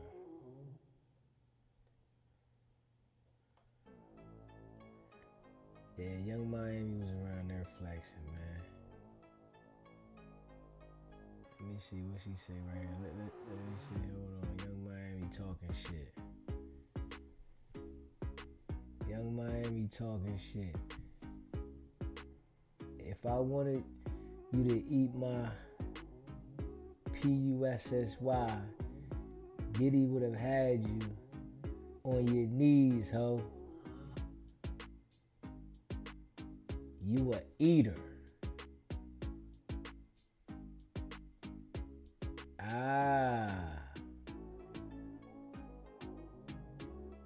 Yeah. She felt some type way about Young Miami. Yeah. Young Miami was definitely doing less and getting more. Yeah. And she felt some type way about that. Yeah. Cause she put a lot of work in. She put a lot of work in. She was out there putting hardcore work in. Yeah. She popping them E-bombers left and right. And whenever Diddy said it was somebody coming over, she had to get ready. Get dressed, get ready, pop one. Damn. Diddy was snapping though, man. He had dudes coming in back to back. He was snapping. Dudes coming in back to back. Yo, it's gonna be another one come over. Yeah, it's gonna be another one come over. Damn. she was supposed to leave ASAP. You know, she was supposed to leave ASAP. And she left the dude on different occasions. But she would go back. She loved the money, man. She enjoyed the money too. She was supposed to get away. If that wasn't for you, you were supposed to roll. You ain't like it. Why keep going back? Because you wanted the money. You were supposed to make a decision. I don't want the money no more because I'm tired of doing this. I'm out of here. But she wanted the money. So she sacrificed to keep getting the money, the benefits. The benefits. Yeah, the benefits, man. And even her child's father, as well as possibly this unnamed rapper that went to the 2024 Vegas trip in January. I think that's kind of what it made up for why the headphones were given to the jurors and to the witness and to both parties, as opposed to us listening to all of it. Yeah, I saw a little reporting that, that the father of her child is wealthy, and, we wonder who that could be. There's been social media speculation about who that could be. But it is interesting to hear this testimony about, whether or not it was consensual and whether or not we have a clear-cut case of a sex trafficker-victim relationship. I understand there was testimony where she even said she missed Paul, right? Diddy's trainer, one of the guys that was allegedly paid to have this sex work with them. By the way, talking about big names, didn't it come up Christina Coram, who, by the way, apparently is not going to testify? We thought that she was going to be a key witness during the course of this trial, Sean Combs, former chief of staff. Jane and Christina Coram not on the same page, right? She didn't like her, or she felt Coram didn't like her. Yeah, so KK was mentioned a little bit towards the end of Jane's cross-examination, where the jury was still wearing their headphones. They were hearing these different voice notes that unfortunately we couldn't hear in the gallery ourselves. But what we did hear is just kind of the transcripts, and I was trying to write them as fast as I could. There was a lot more that was said than what I actually wrote down, but it seemed like the defense was trying to imply that Jane was really just upset just as far as jealousy goes, and just how the other women that were in Diddy's life were treated one way, whereas she was treated a different way. And so Jane had told Diddy, I should have known after the first year that there wouldn't be a trip. And Diddy told Jane, well, don't get it twisted, baby. I still have love for you. I'm dealing with this SHIT with my mom and what's on the news. Because again, context, this was July of 2024, just a couple months after Diddy's homes were raided. A lot of media press about the various lawsuits that have been filed against him, but even just months after Cassie's lawsuit. So Diddy is kind of explaining that he's just dealing with a lot of stuff. His mom was sick.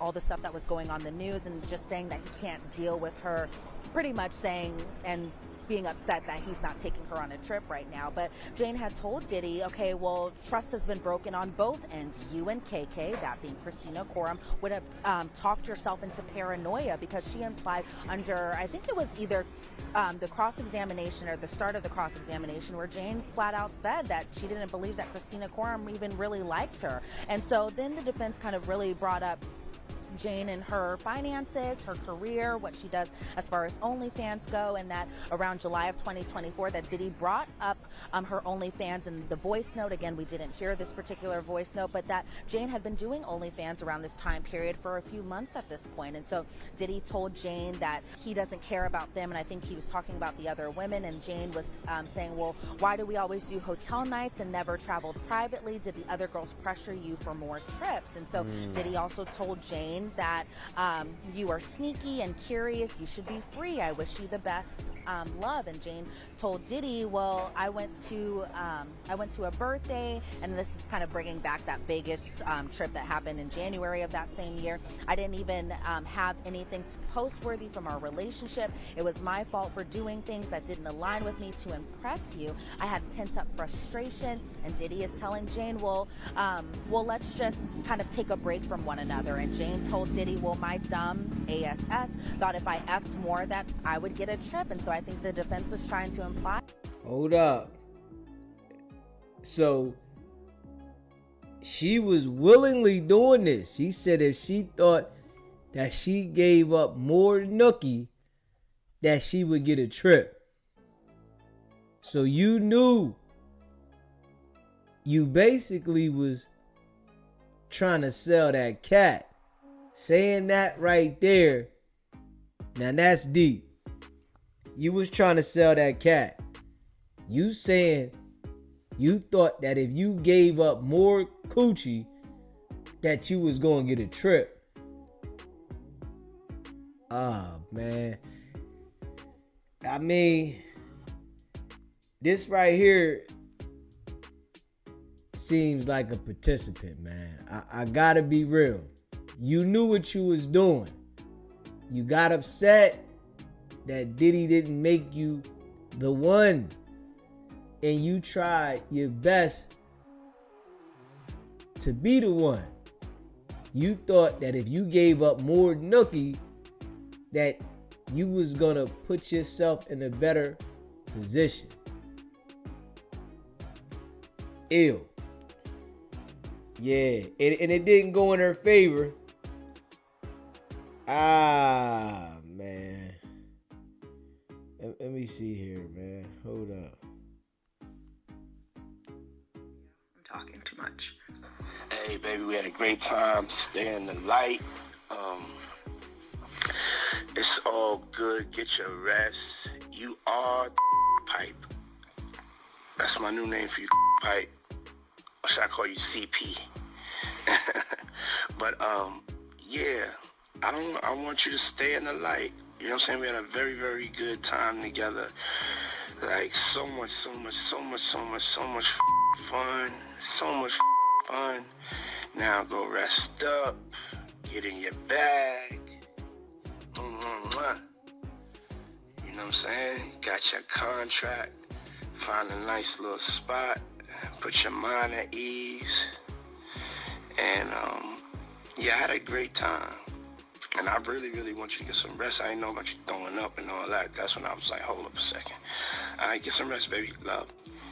So if you come in for 24 hours, yeah, you always wanted to set some up. So now you got the opportunity. So set some up for tomorrow night. That last vision we had was Dawn and ATL. See you put it together, baby. Lot going on there. Lot going on there.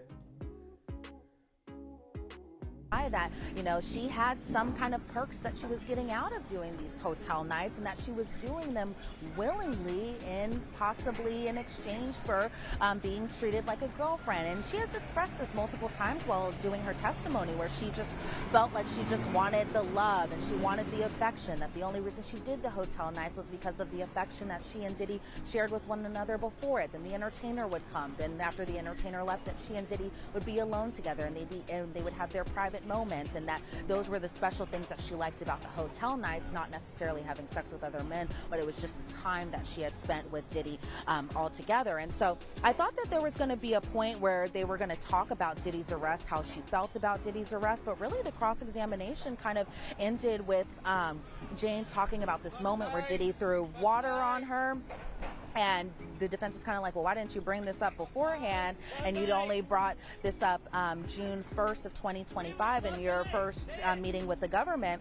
And so Tenny was kind of like, okay, well, that was just 5 days before you had testified. And Jane was saying, yes, it was. And so they really ended her cross-examination going into August 2nd of 2020, or excuse me, August 6th of 2024. Jane and Diddy kind of had a fight. Jane told Diddy, I appreciate and love you so much. You're so right. I'm back in love with your behind. You hit me with the pill, that being an ecstasy pill. The love energy is so undefinable. It's electric. And Diddy told Jane that she was in the Hall of Fame. And then they kind of referred to themselves as Kobe Bryant and Michael Jordan, and they were sending GIFs and emojis to one another, because there are times where they just send a lot of emojis to one another, but that's a modern relationship, right? But that around this time period, because again, context is everything, this is about a month before Diddy's arrest, that Diddy told Jane to find a therapist, not being a couples therapist. So even a month before their arrest, it seems like, despite how she was saying that she felt around December of 2023, that as far as even Diddy being, or it was the plan for Diddy to be arrested, I should say, that she was still kind of fine with how things were within their relationship. Yes, there were up and downs, but it seemed like she was kind of in it for the long run with him until his ultimate arrest the following month. Yeah, and I know that she basically said that they loved each other, there was toxic stuff going on. I mean, look, it'll be for the jury to determine, was he using fraudulent methods or coercion or pressure on her to get her to engage in sex acts with these men and you know, in different locations, and maybe that does amount to sex trafficking? Or is this more of a transactional, loving, toxic, ugly relationship that's not really a federal crime? It's very, very gray, very, very complicated. But then it became time for the prosecution to try to clean up this testimony. It's redirect. So now you have the prosecution asking her questions once again. What was the focus of the redirect by the prosecution? Well, it was done by AUSA Maureen Comey, and she really kind of was honing in on just everything that the defense was trying to poke holes at, as far as just her wanting to do these hotel nights and her willingness to do these hotel nights. So right off the bat, Maureen Comey is showing the jury texts from Jane to Diddy where she's saying, I know what you want, baby. I'm just not in the mood. Don't want to make you mad. And Diddy is responding, all good, because under cross-examination, the defense was like saying, oh, okay, Diddy's saying all good, so he's listening to you. This wasn't coercion. You weren't forced to do this. He said all good. But then Diddy had text messaged Paul, one of the entertainers that they used, about an hour and a half later, saying, I need you to persuade her. And so I think that was the point where the government is saying, okay, well, even outside of him telling you everything's all good, you don't have to do these hotel nights, that Diddy went out of his way to text Paul to be like, okay, I need you to persuade Jane to do this hotel night. And Jane, even while she was on the stand for this redirect moment, said she never saw this text message before. And so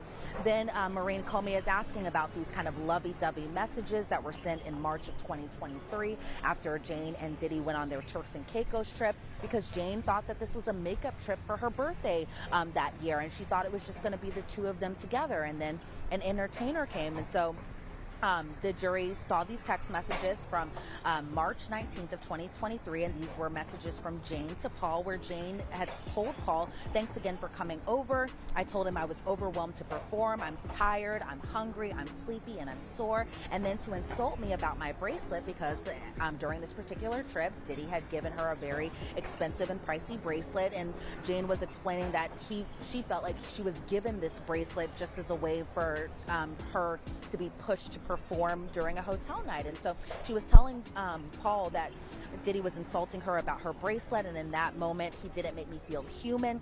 What do you expect from a woman after 24 hours and drugs? We tried to argue about it last night, but he felt like he did nothing wrong, because this entire trip was for the purpose of the two reconnecting again. But Jane was expressing that she didn't want to do a hotel night. She didn't want to be doing this. However, Diddy kind of surprised her with this and made her do this type of thing. And so as far as why she sent these lovey-dovey messages even after the Turks and Caicos trip, Jane was explaining that he being Diddy, is just so good at showering me with affection. I was able to throw the other stuff to the side because, I was saying yesterday when we were talking about just all the text messages that we saw under cross where Jane is really expressing her love and affection for Diddy, it seems like, she expressed this during her testimony too, that she really just loves love, and she loves affection, and she loves romance and all this stuff, and that she likes to please her partners in any type of way. And so it felt like Jane was trying to explain that even though she's sending these messages, even after not wanting to do these hotel nights with other men and not wanting to have sex with these other men, that she would still just throw this to the side, try to forget about it, because she just really wanted the love and affection from her partner. And so then Maureen Comey brought it back to December of 2021. This was the initial stages of their relationship, where Diddy was upset with Jane because Jane wanted to give Don, the entertainer or the escort, a condom, and that no condom was used in that particular hotel night because Diddy didn't like the idea of the entertainers or the escorts wearing condoms while Diddy wanted to see everybody hit then butt they brought naked up the and text raw. messages between Jane and Cabral, where Jane was saying that she always sent these kind of sexually explicit messages and these really kind of like nice messages to the escorts or the entertainers, and that every time she was in communication with them, Diddy was always around. Well, he wasn't the one sending the messages, that he was always there and very present. And so Jane was explaining that she never wanted to have sex with Cabral, that she only pretended to enjoy having sex with these entertainers because she was putting on a show for Sean. And so then they kind of get into the extortion, that being Cabral threatening to release one of the sexually explicit videos that was accidentally recorded on his phone, and he ended up selling it to a media company that went unnamed, so we don't know who this media company is, but that Cabral had extorted her for money. And this comes after the Homeland Security investigation raised, and then December of 2023, Diddy also threatened to release sexually explicit videos of Jane as well, and that Jane expressed that she was scared that this would happen. This is a pretty relatively quick time frame, because again, context, Diddy is also telling Jane that he never understood how she felt, but then Jane is telling Diddy in this message that the government was trying to introduce to the jury, but unfortunately they weren't able to see it, that Jane was expressing that she didn't want to be doing these hotel nights. So to hear Jane say under redirect that still in that same month Diddy was threatening to release sexually explicit videos of her too, it was just kind of like, wow. I think the government really was trying to really kind of bring in everything together here. And so even as far as just Jane reading in between the lines and the undertones that Diddy would send to her, as far as the "what do you want to do tonight" text, Jane always interpreted that him implying that, or even texting her that, meant that she should set up a hotel night. And she said, I would try to navigate the night to do something else, so she would want to do other things. And she said that even though Diddy didn't want entertainers at his house, that they still had entertainers at his home and at his various homes and at Jane's home too. And she said that she wished she could forget all these hotel nights. And so then she got a little kind of emotional as far as when they got to the jealousy angle of everything, because, and I feel like that's just kind of what maybe that gray area of the confusing point, right? Like, a lot of people are hearing just about the various women that Diddy is dating around this time period, and it seems like at some points that Jane was fine doing these hotel nights if she was getting the other perks that the other women were getting, such as the trips, such as the nice gifts, such as being able to express their love publicly and on social media. And so Jane was getting kind of emotional just recalling the pressure she felt like she had to do in order to complete these hotel nights that the other women didn't have to do. She said, I had to carry that impossible pressure, and she's getting emotional while in the stand, tearing up and crying a little bit. She said, I was asked to hold all that pressure, and she said that she brought up the hotel nights and the jealousy because under the cross-examination, there was one point where Diddy was on a trip with Young Miami, and Jane was like, okay, well, you better get your butt back here or else I'm not going to do a hotel night with you. But Jane was saying that she just kind of brought this up, and she said, hey, Big Steve, word. Ain't that something, though? He wanted all of his women to be nailed, pin the tail on the donkey, nailed to the cross by other men. He was watching them, man. He was getting off of them coming through. That was his ill. Get them to come through. The easiest way I can get them to come through is tell them, I got the broad here. Yo, get the broad. But he checking them guys out. Got 2, 3, 4 dudes in one night coming through. That's a sick fetish. And she signed up for it knowing that he wanted to do this. She stayed. She came back. She said if she did more, she expected to get the trips. Like, what? Yeah. She snapped. Snapped.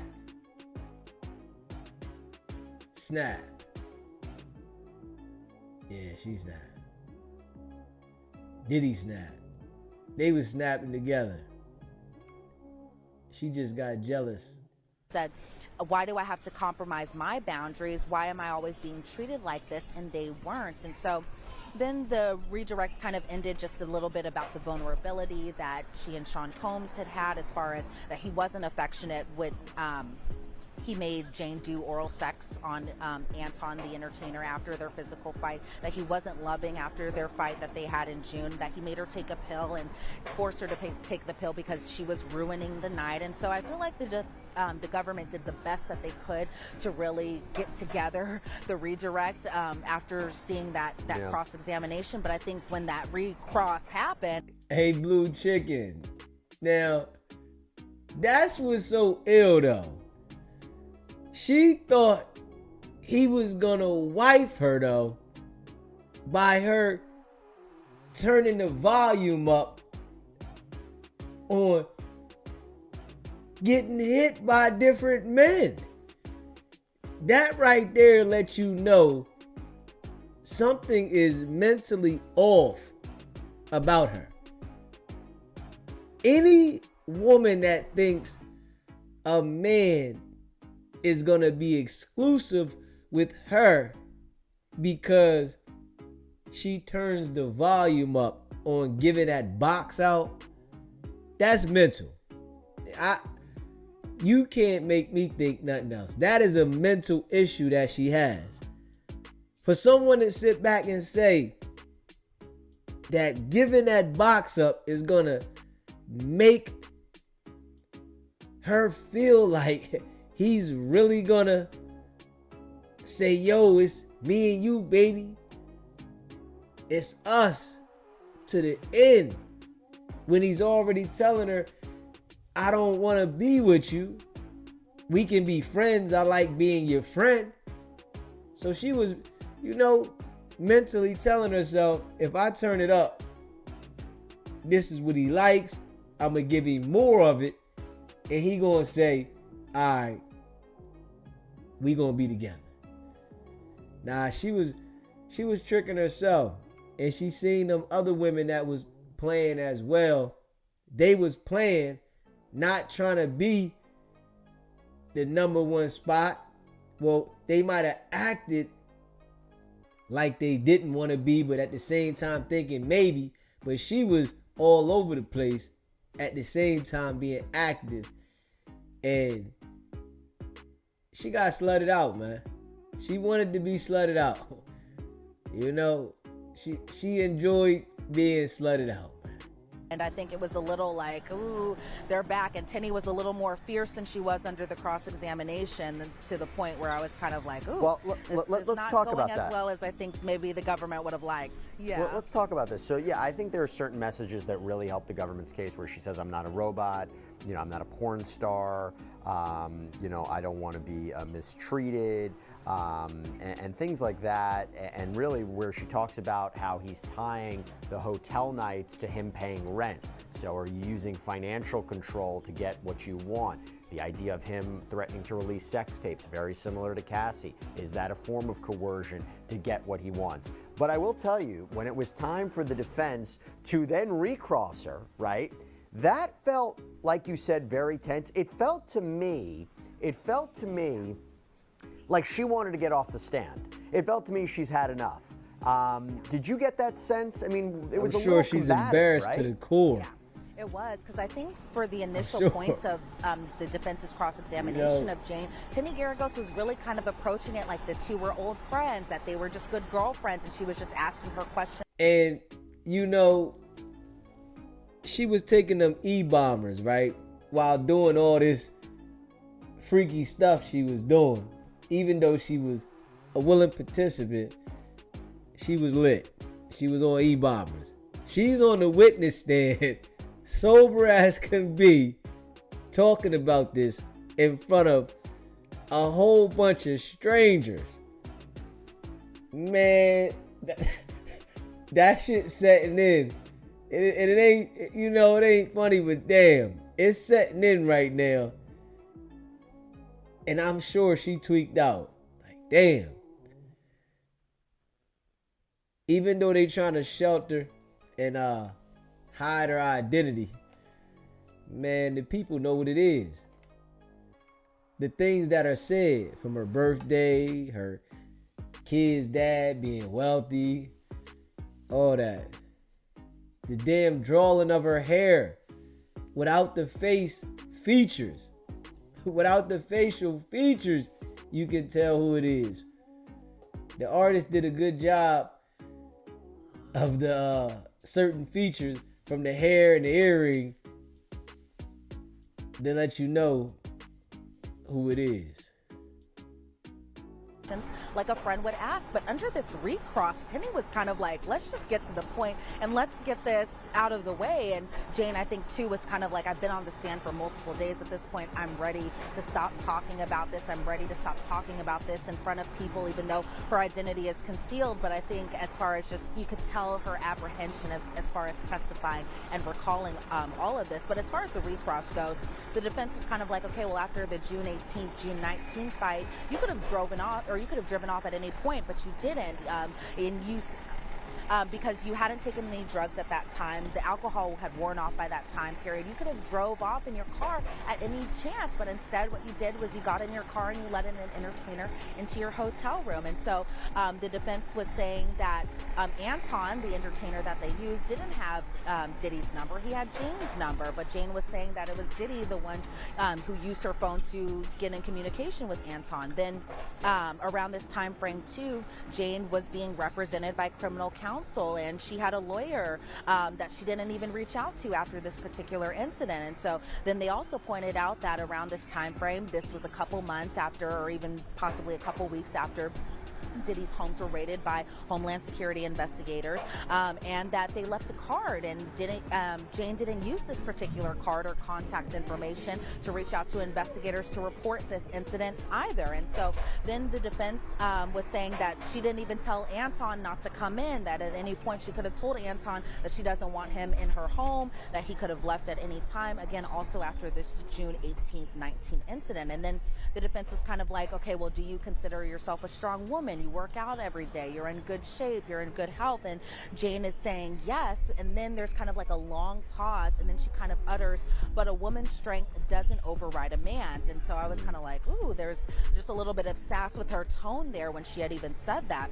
And then the defense brought up that Jane had also said not so nice things about Diddy himself, where she called him a pedophile and she called him a monster, and that she threw candles at him, and the wax got on him, and glasses at him. And then the defense brings up that Jane reached out to Cabral to recommend him to this unnamed rapper who was in the lifestyle when she and Diddy weren't together, also kind of insinuating that she wasn't only reaching out to these entertainers or these escorts only when she was with Diddy, that she would do it outside of their relationship too. And then obviously the defense is going to bring up her finances. So they were saying that Jane didn't, because at the end of her redirect, let me just back up just a little bit. Under her redirect, a USA Marine Comey was like, okay, would you trade in all the gifts and presents and everything in as far as not having to endure the treatment that you got and endure having to have sex with other men and multiple men at some time during these hotel nights? And then the defense was kind of, before I get to where the defense said, Jane said, yes, she would give it all back in order not to do these hotel nights with other men. So then the defense was like, okay, well, does that apply to your home too? The home that you live at with your child? And then Jane also gives a long pause here where she's kind of like, that's kind of a hard question to answer. And so then the defense brings up how much she's making as an OnlyFans creator, where she's making upwards of $10,000, even more a month doing this. And this is a month. And so because her rent is $10,000 a month, I think they were trying to insinuate that she could pay for her own rent if she wanted to, but then she's still catching up on all the debt that she had cured, I should say. Sorry about that. And then also that the defense was pointing out that she gets more than $5,000 a month also in child support. So just off those numbers alone, she's kind of getting more than $15,000 a month. Does she really need the money from Diddy too? But from Jane's perspective, she says it's kind of hard to give up the home that she and her child have made a home. They made a home into that. And so really I feel like there were points, even I was kind of looking at the jurors to get their feel of everything, and I think maybe they were kind of I don't want to say pleased, but I think they were kind of like, oh, whoa, Tenny can come at you a little aggressively, because again, her approach initially was just so soft, very nice and kind, but then under that recross, Tenny was just kind of like, okay, well, she brought a little Mark Garagos there a little bit, and she was her daughter's, her father's daughter there. Let me ask you a question. I mean, I'm looking right now, it just came in, there are courtroom sketches. Did Jane hug Tenny Garagos, go up to the table and put her arm on her? I mean, if I'm looking at these the right way, yes. Is that what happened? Yes, because Jesse, that was kind of the big moment at the end of the day where we were, because after seeing that recross, I was kind of like, there's no way that Jane has maybe any nice feelings, I guess, towards the defense. But what we did see is her getting off the stand, and she took a little bit of a while to get off the witness stand. And then we were like, okay, what's happening? And then all of a sudden I see her bent over hugging Tenny Garagos, and Tenny, I don't think, was really expecting that, because from what I could see of her, she had no reaction or movement or hugged her back. Right. And so we were kind of like all whispering to one another, we were like, did she hug AUSA Maureen Comey? Did she hug anybody else? What was going on? From what we know, we don't believe she hugged Maureen Comey too, but it was weird that after that recross that she did hug Tenny Garagos. It's unclear if Jane also whispered something to her or what was said during that, but it was kind of an interesting moment that happened at the end of the day that had a lot of us kind of like scratching our head. What did Diddy do? Was he looking at this?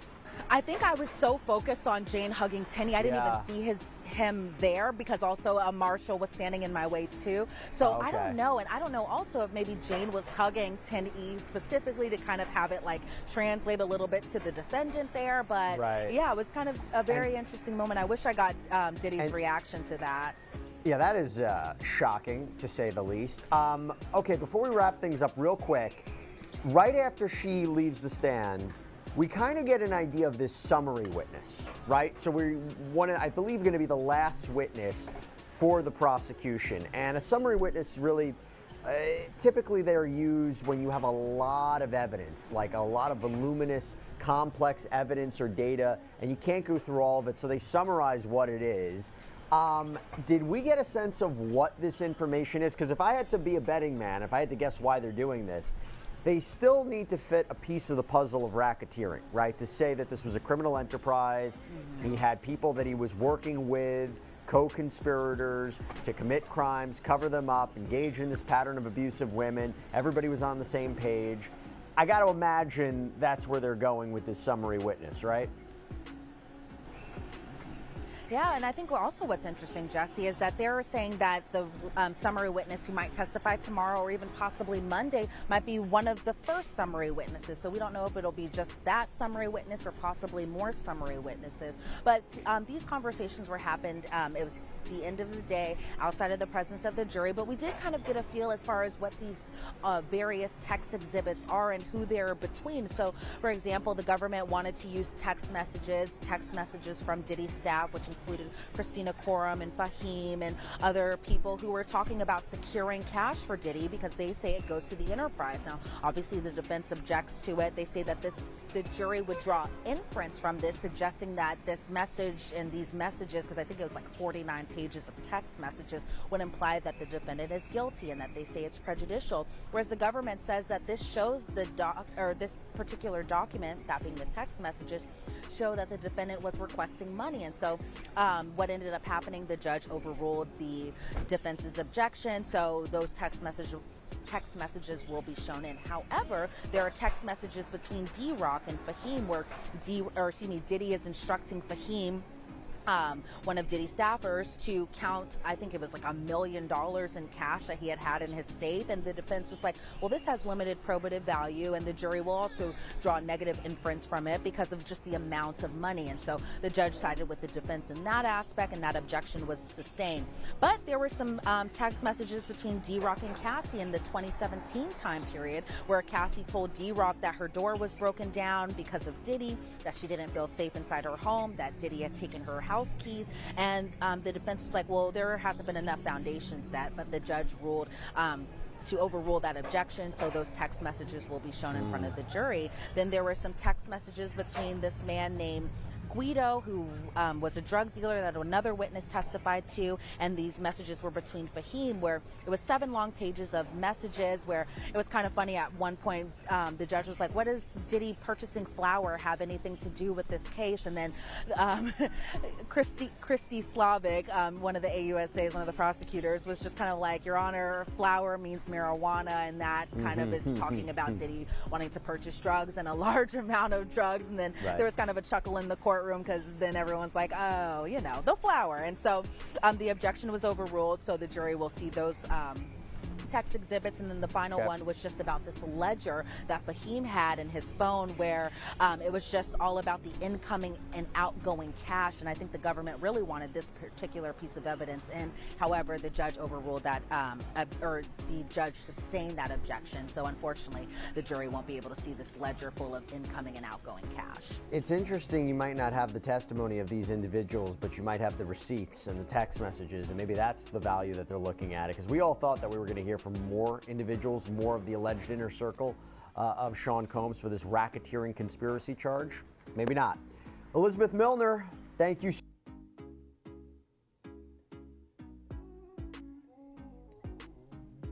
Yo. Now, what y'all think about this here? You said they found the phone. Let me see. What y'all think about this here, man? What y'all think about this here, man?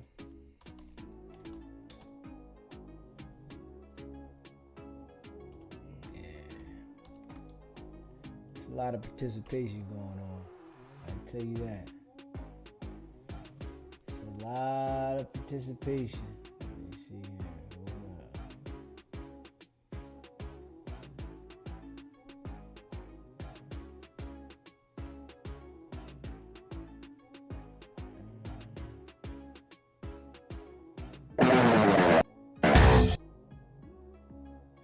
Participation going on. Let me see here. People misread it and blank. I don't know what.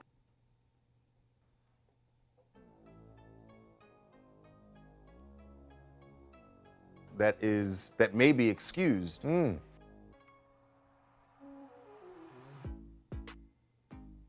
$20 million. But after that lawsuit was filed, it seems clear now from what you're about to hear that he was worried about the other women in his life and what they might be saying to law enforcement. So this was a phone call. This came up in court. This is the transcript of a conversation between Diddy and Jane 3 days after Cassie filed her lawsuit. And just listen to the tone of what he was saying. He says, talking to Jane, hey, I really need your friendship right now. And that's it. I can't even talk on the phone. Like, please don't send no texts or do nothing. People misread it and blank. I don't know what the blank. And he added, my love is definitely true. You know what I'm saying? We just into some kinky blank that I thought we both, enjoy. And Jane only responds with a And the reason she's so hesitant, she's read the entire lawsuit and is definitely feeling some sort of way about this, knowing she's been in a relationship with him this whole time as well. And this is what she eventually says to him. I've been crying for like 3 days. I can't even sleep. Like, just reading all that, it's just so like word for word. Like, word for word is crazy to me. Like, it just feels sick in my soul, So he's concerned that she's gonna talk to a lawyer, or even worse, law enforcement, and she is just like, now she's seeing this other side of the mirror. Like, she knew about Cassie, obviously, but didn't realize what had happened. Pattern and didn't realize the violence that was going on, that had gone on in that relationship. So for her, this was really shocking. Remember, she had been through a violent incident with him where he was chasing her, and she testified about him kicking in a door and chasing her. So for Jane, this was clearly a moment where she was going, what are we doing? And she testified they went on a break after that. And interesting, his first instinct is, well, they went on a break. She should have stayed away. Why the hell was she going back and forth? They went on a damn break. Why was she going back and forth? If it was over, it was over. You wasn't trying to do what they wanted you to do. Why you didn't get up out of there? Why did you go back and forth knowing what was going on over there? Huh? Why? Why, man? You had to like it. You wanted the money. Yeah. You had to like it. You wanted the money. Hey, everybody.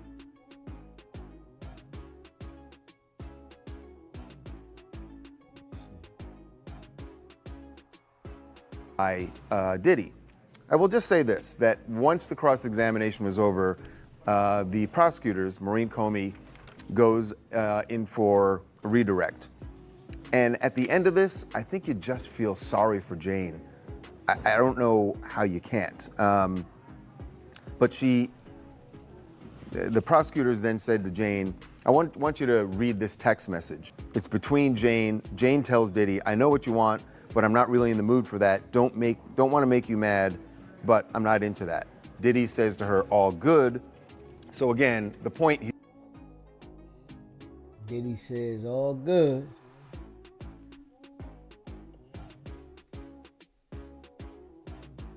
But they stayed.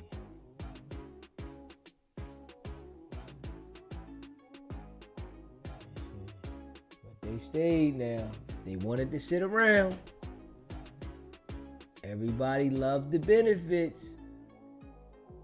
You know, they loved the benefits. They knew it was the sign up. Now, they done flipped. They done flipped. They done literally flipped.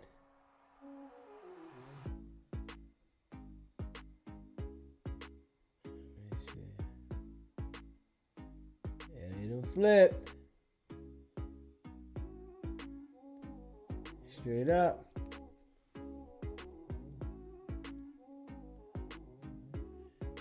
Hit that like button. If you're in the building, smash that like button. Hit that subscribe button if you haven't already subscribed. Appreciate you. Let me see. Hold up.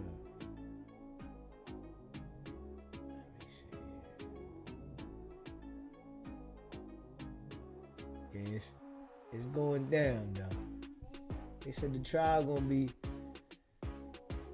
going to the jury by next month. So we'll know by July what it is. We're gonna know by July. Let's see here. Let me see here. We're gonna know by July, y'all.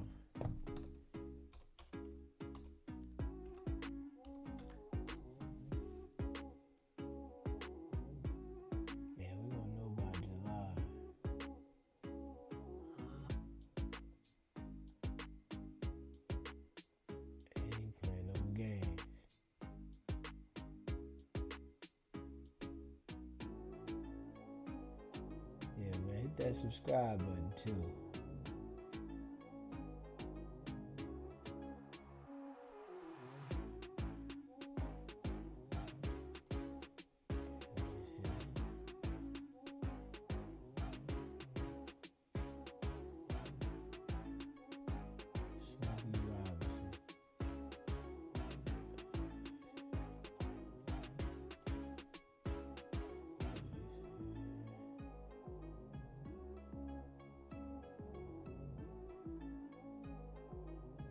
We believe that Mr. That's what they say with Smokey Robinson is a serial and sick rapist that must be stopped. A bombshell lawsuit was filed this week against legendary R&B singer Smokey Robinson and his wife Frances. In it, 4 of Smokey's former housekeepers. Tuesday, Smokey Robinson's earning below minimum wage.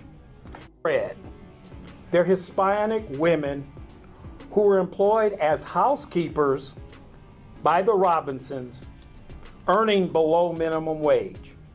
As low-wage workers in vulnerable positions, they lack the resources and options necessary to protect themselves from sexual assaults throughout their tenure as employees for the Robinsons. Let me briefly summarize each of their individual claims. I repeat, I will not describe the details of the sexual assaults and rapes because they're too graphic and disturbing for this news conference. But you can read them in the complaints that we have provided with many of you today.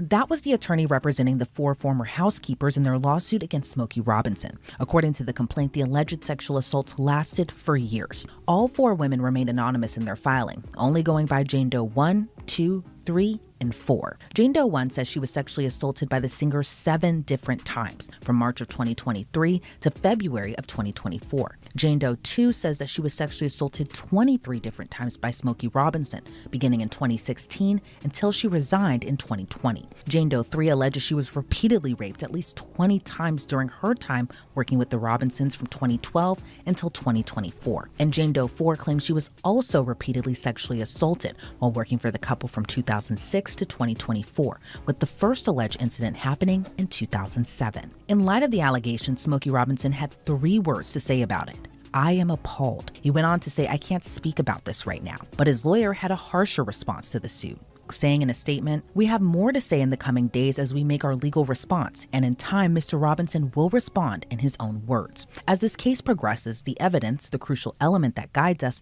will show that this is simply an ugly method of trying to extract money from an 85-year-old American icon.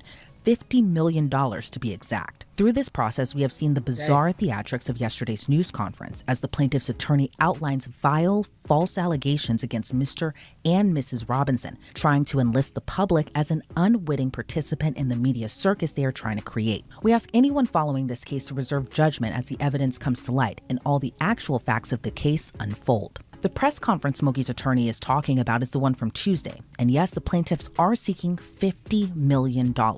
Obviously, no amount of money can compensate these women for what Mr. Robinson subjected them to. But given the gravity of Mr. Robinson's despicable and reprehensible misconduct that is further detailed in the complaint, this amount is clearly warranted.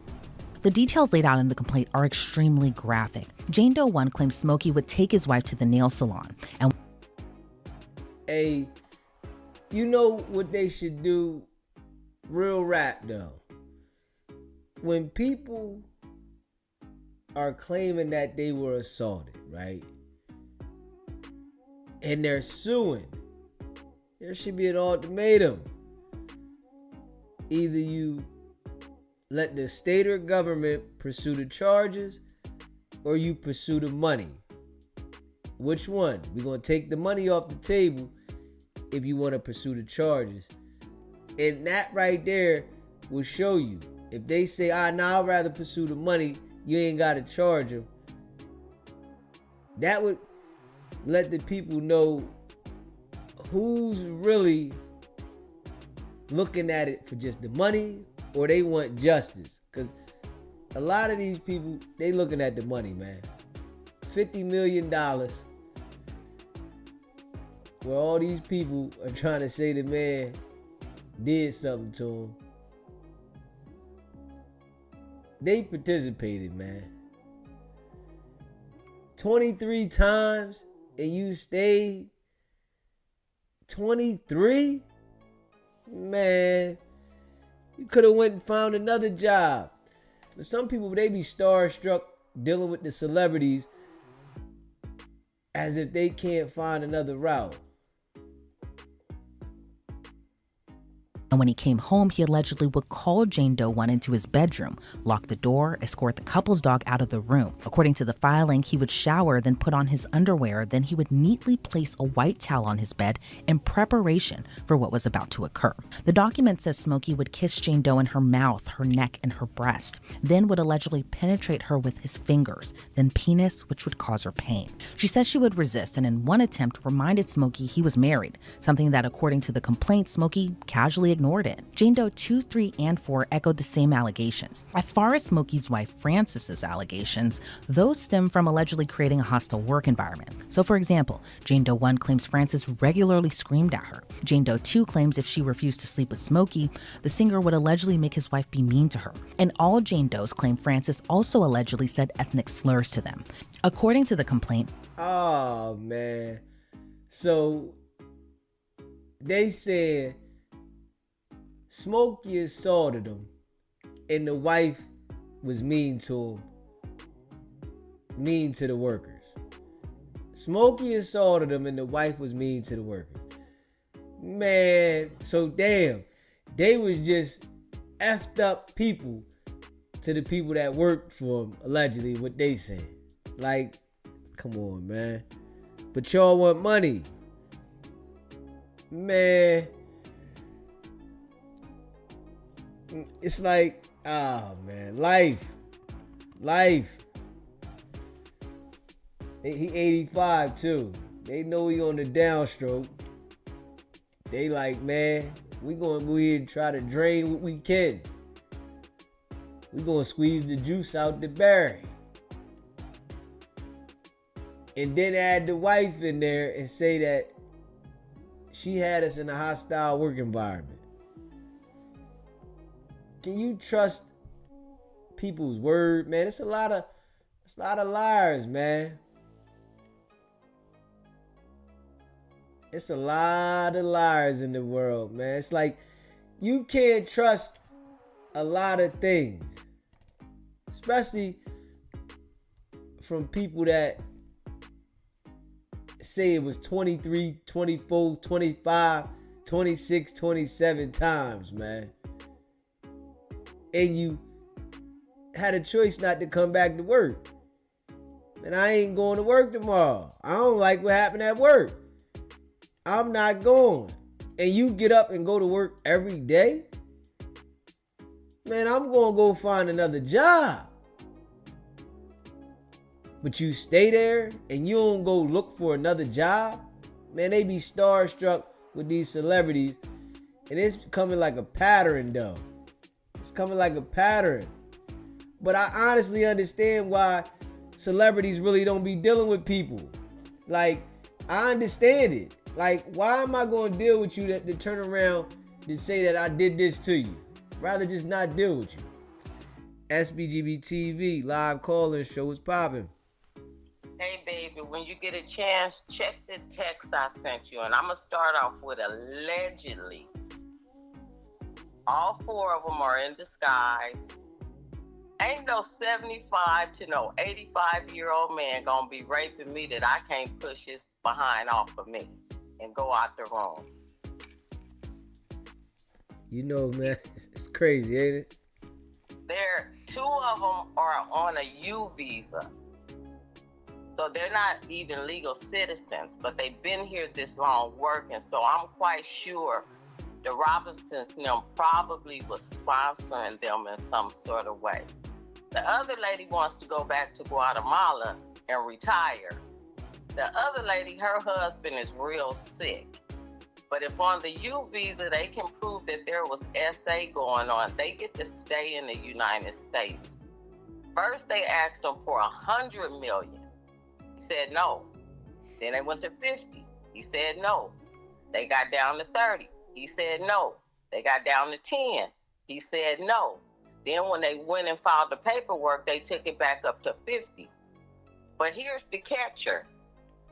There has never been a police report filed even to this day. So them 2 brothers that's representing them is out of pocket. Ain't no police report been made.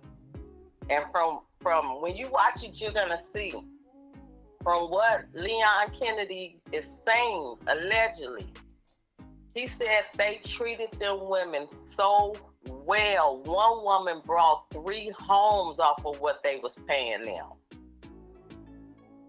They had 3 different homes, 2 in California, 1 in Vegas. They almost gave them free realm of the homes because they would be moving around because Mr. Robinson still is going on tour at this age. 85. They still show up to his concerts at the meet and greet. They know their families.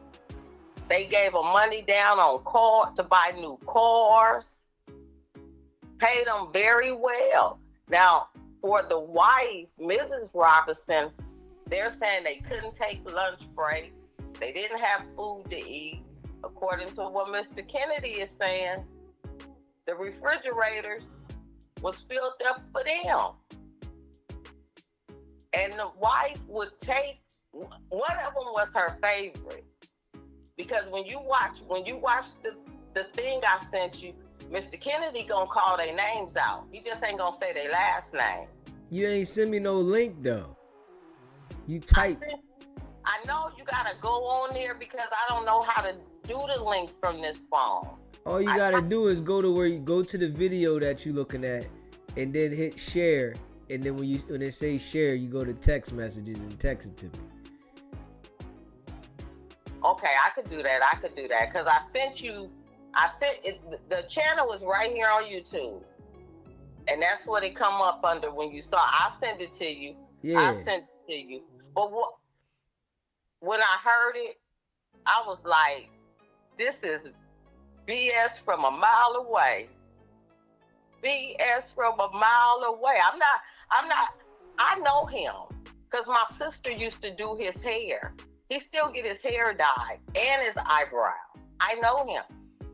I was introduced to him through my sister because my sister is a licensed cosmetologist and barber. So she would dye his hair, his eyebrows, trim them up, give him lines and stuff. I can't see it, but for sure, 2 of them are on a U visa. And does he stay in California?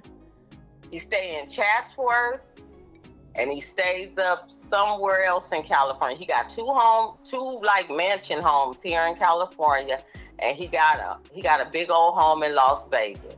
Okay. So yeah, I mean, man, why do the man like that? I'm for real. And when you watch it, you just don't lean back and be like, for real, they treated these people like family. This is a prime example of you gotta watch who you let in your home.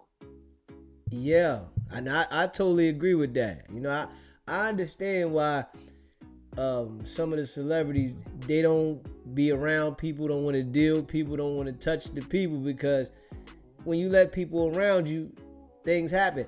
And I know personally for myself, having people around me, how, you know, people will lie on you. And this is why I don't have nobody around me. I don't want nobody around me, because I know how people get jealous, they envy, and then they turn around and, you know, they'll find a way to try to destroy you. So I know that personally. You know, I mean, I know it's victims out there in the world, but man, I'm real cautious about my personal space. And you know, when people be trying to like offer assistance and, you know, I'll help, and you know, I listen, I'm gonna figure it out myself. Don't worry about it. I'm cool, because if something go wrong and then you start saying something on me, that shit there might mentally take me somewhere else. So it's like, I'm real cautious about it, because people definitely, you know, it's victims out there, and I'm not gonna say there's not victims out there, but it always come from the people that you let around you, that turn around and want to straight destroy you and don't care in the world. How you know how many times this happened to you, and you never went to the police not one time? Yeah, That there. Then you keep showing up to work though. Like, come on. It's somebody else's house you can go clean. It's somebody else you can go cook for. Like, go somewhere else. Go do it with another person. Go get a job somewhere else. But you know, I'm just real skeptical, man. I'm glad that I watch all of this kind of stuff, and it lets me know, like, it's hard as hell to get next to me. Hard as hell. Because I value my life. Look, you can't even come over to my house without calling. If you come knock on the door, I will stand right there on my bar door and be like, you didn't call. Yeah, I agree. Turn around, go back, call me, and maybe I'll let you come over tomorrow because you're disrespectful. Yeah. Because I don't pop up at people's homes. Yeah. Because I don't know what nobody got going on, and I don't want to get caught up in nothing that ain't none of my business. Yeah, I definitely agree with the popping up at the house and, you know, your personal space, man. But, you know, when these celebrities, you know, some of them, they do be a little extra, and they do certain things, and they might go far, and they might disrespect people. But, you know, you just can't take everybody's word. That Me Too movement was a doozy because you had women that offered it, and because it was probably a one-night stand or something, and then you ghosted them, now they saying you didn't take it from them. Now that there is ill. You know what I'm saying? You came willingly with that man from the club. Yeah. You know, and you might have some cats to take advantage of women when they get too drunk. That's why women shouldn't be going out to the club looking for men. Yeah. I used to be a cocktail waitress for a long time, for like 12 years. Same guy, different woman, next night. Same woman, different men, next night. They don't even make it to the motel room. They be in the back of the car. Going all the way in. Especially the people with the trucks. Yeah. You know what I'm saying? Yeah. But my heart go out to them because I'm just, I'm going to send you all the information and then you can do with it as you please. But it's just sad how they do it. That man 85 years old. 85 years old. And this supposedly started 10 years ago. Mm. And the shortest one that's there that worked the shortest, that was because we had shut down globally. So she couldn't come. Okay. But yeah, I mean, look, that man made all our songs. Come on. Yeah, I just wanted to share the information with you, and just if you want to use it for some content, I think it's something that we can talk about because it's in the news. It's going to be in the news more. All right, yeah, I'm gonna run through this here right here. Okay, I'm gonna send it to you. Give me like about 5 minutes. Let me figure this out. All right. In a minute, little brother, and bless her. All right, thank you.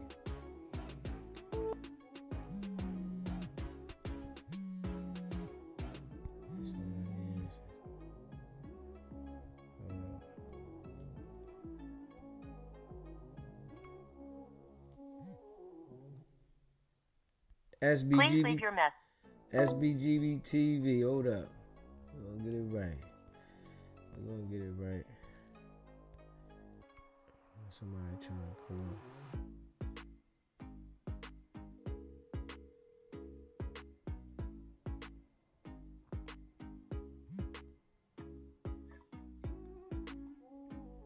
SBGB TV, live call-in show. What's happening? Okay. I'm calling back. I called last night and I have something to say. Talk to me. When we come to a point, especially as women, where it's okay to not believe somebody, But when you go against their claim of pain or hurt is when it becomes ridiculous. Let's stop acting like Arnold Schwarzenegger didn't have one of the most powerful women in the world living in his house while he was fucking on the ugly ass housekeeper that wound up having a son for him. Okay, okay, all right. You understand what I'm saying? All right, I got you with that. How can we doubt these women? And someone said, oh, one of them got 3 houses working for him.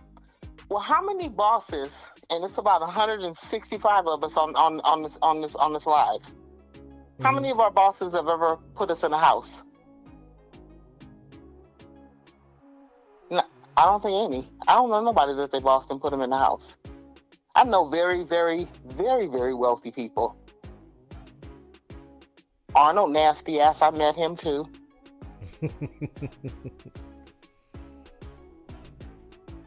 But I also know men and how they get down, and if ain't nobody learned nothing from the Diddy situation, Diddy is the kind of motherfucker that will try you. And I'm going to tell you, if you even show one sign of being weak, he's definitely going to try you again. And he's going to take it one step further.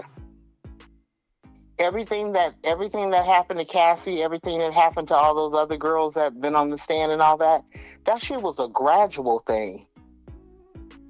And it's sad that people can't admit that. It's sad that people, first of all, it's sad that people can't understand what is taking place.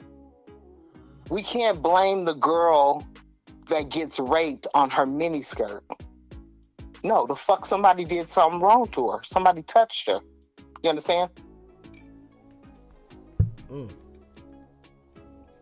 Now, I know it's victims out there, you know. Yeah, it's victims out there. And who are you or I to say who is truly a victim?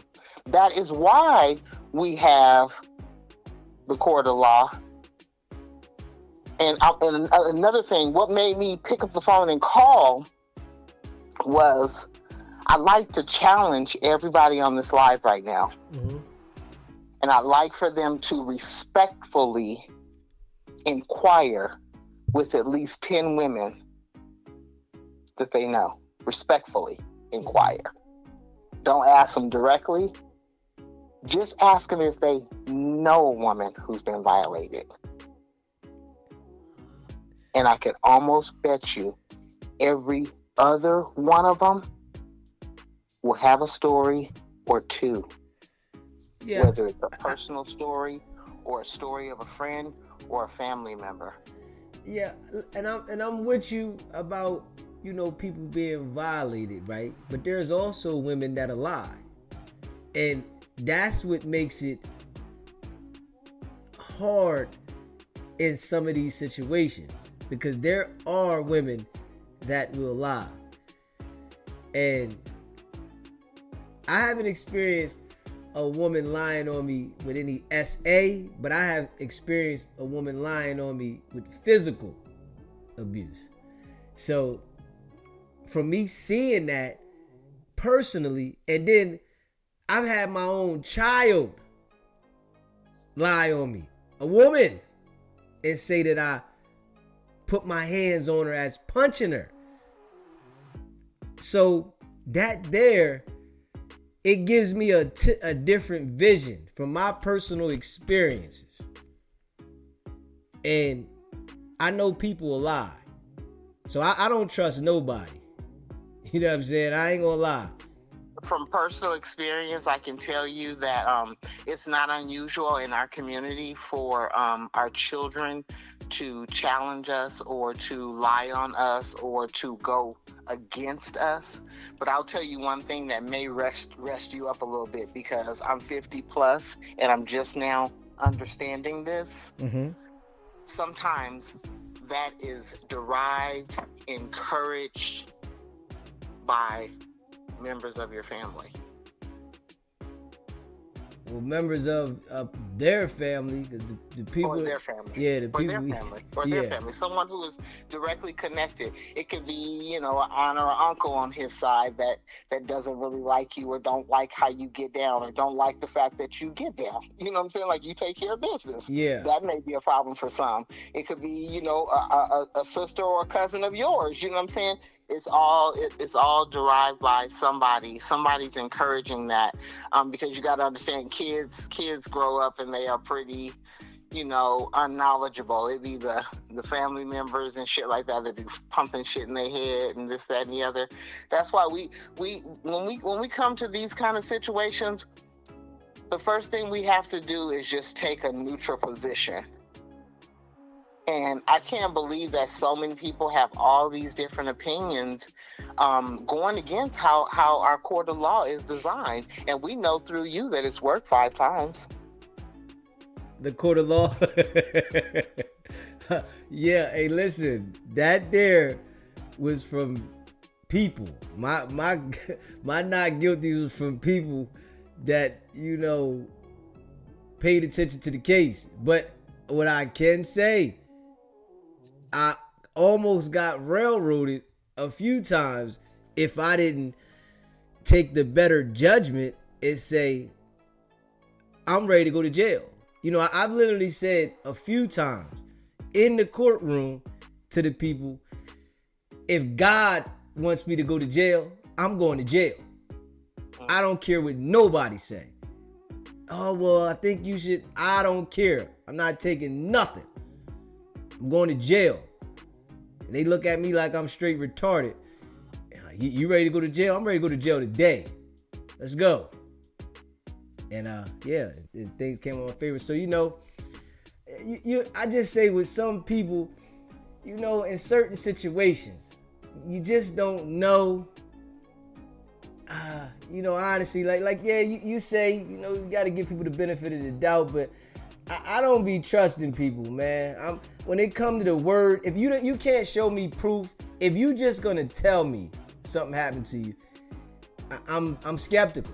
I ain't even gonna lie. I'm very, very, very, very skeptical. If you're gonna tell me, you got to show me. You need to have a recording. You need to have something set up. Thank God for our past and everything. The truth can't always be proven or shown even. You know, it's interesting. Because we're around the same age, some of our mothers and some of our grandmothers have stories that we would never believe. Mm-hmm. Some have shared their stories with us. I've had a friend of mine's grandmother share some stories with me.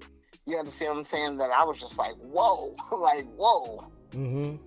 You understand what I'm saying? Like, and she had no reason to lie. There's no one to get back at. There's no one to hurt. She wasn't naming any names. She was telling her experience. And so I just feel that when we as women, you know, of course, we can't just believe everybody, but you have to show me that I have to be having an understanding of it's not true. A full understanding of it's not true. The one thing that I hold on with all of these ladies' stories is the fact that they was dealing with Diddy. Anything goes, or anything went, I think, with him. Yeah, I can agree. You know, with Diddy, he was playing the game his way, but when I listen to these women left him and then came back. But who haven't, though? Who haven't? I don't know if you watch Housewives. I haven't really watched that shit since like 2014. Okay. But I just remember, and I see sometime in the highlights or in the news, there's a Kirk and a Rashida. Yeah, okay. He went and had a baby on that bitch and everything, and she's still there. Still going at it with the girl and everything. It's like, if I was her friend, I would have choked her out already. Kirk wouldn't have had to worry about her. Yeah, Rashida stays around. Yeah, she just stays around. And so the thing about it is, this shit goes on every day when it ain't no dimes exchange. When motherfuckers could barely eat. This kind of shit go on every day. Love is love. Relationships is gonna relate.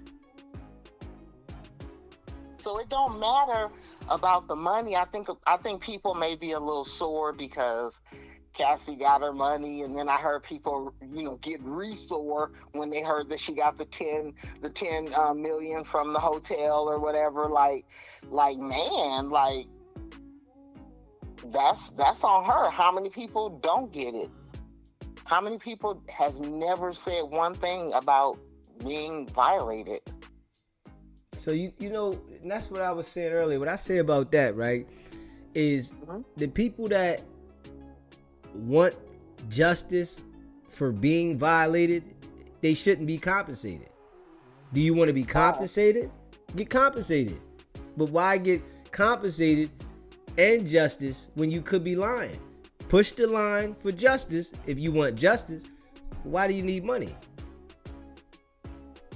So if I'm driving down the street and I run into you and your family, and someone in your car doesn't make it, and I go to jail, do you not get your car fixed? That's different though. No, but I'm saying, like you saying, when you sue somebody and you go to court and sue somebody, the judge can award you what you've lost. The judge could award you punitive damage. The judge can award you a separate damages for a whole bunch of different stuff. But the one that I love the most? Bad faith. You said faith? Bad faith. Bad faith? Bad faith. We already know what faith is. Faith means that, it's all good. You got good intentions. That's what you're putting out. It's lovely and this, that, and the other. When somebody has to pay for bad faith, which Diddy, he kind of paid Cassie a little bit for bad faith. The judge really, really believed that they was just ugly in what they did. They meant to do it. They meant to cause damage. And I'm not talking about meaning to cause emotional damage. They was ugly. They meant to do it. They did it because the fuck they wanted to. They did it because it was Tuesday. So they did it because it was Tuesday. Yeah, you understand what I'm saying? So, it's levels to shit. Diddy just so happened to be the cruel motherfucker, the sick, cruel motherfucker with the money. And unfortunately for him, with all the deeds that he's done, he's about to lose it all. I was listening. I was fucking rolling and listening, as a matter of fact, when you were playing. I was coming from the grocery store, but I had to fucking listen. That shit was loud because I was moving around. Mm-hmm. When you played him talking about Trump. Okay. I was around this bitch saying, it's over! It's over! That nigga pre-fucked himself whenever he sat down with the interview.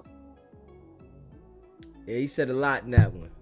That was the freaky moment. That was his freakiest moment right there. That was his freakiest moment. And I'm going to tell you something else. If Trump do pardon him, we know it's about the money. Yeah, definitely. Trump will definitely go for that money over the emotional shit. Yeah. That's the only way it'll happen. That's the only way it'll happen. But I don't think 50 million is good enough. You got to understand, somebody will give Trump 50 million to put his name on top of their building. You says you don't think? Nah, that ain't no money for Trump. Yeah, Trump definitely got that bag. No. Trump get paid more than that to lease his name out for a building. Yeah. Diddy messed up. He that was the dumbest thing he could have ever done. I kept on saying that he's dumb. He's dumb for doing certain things. He's dumb. I didn't even know about this phone that he found in his house.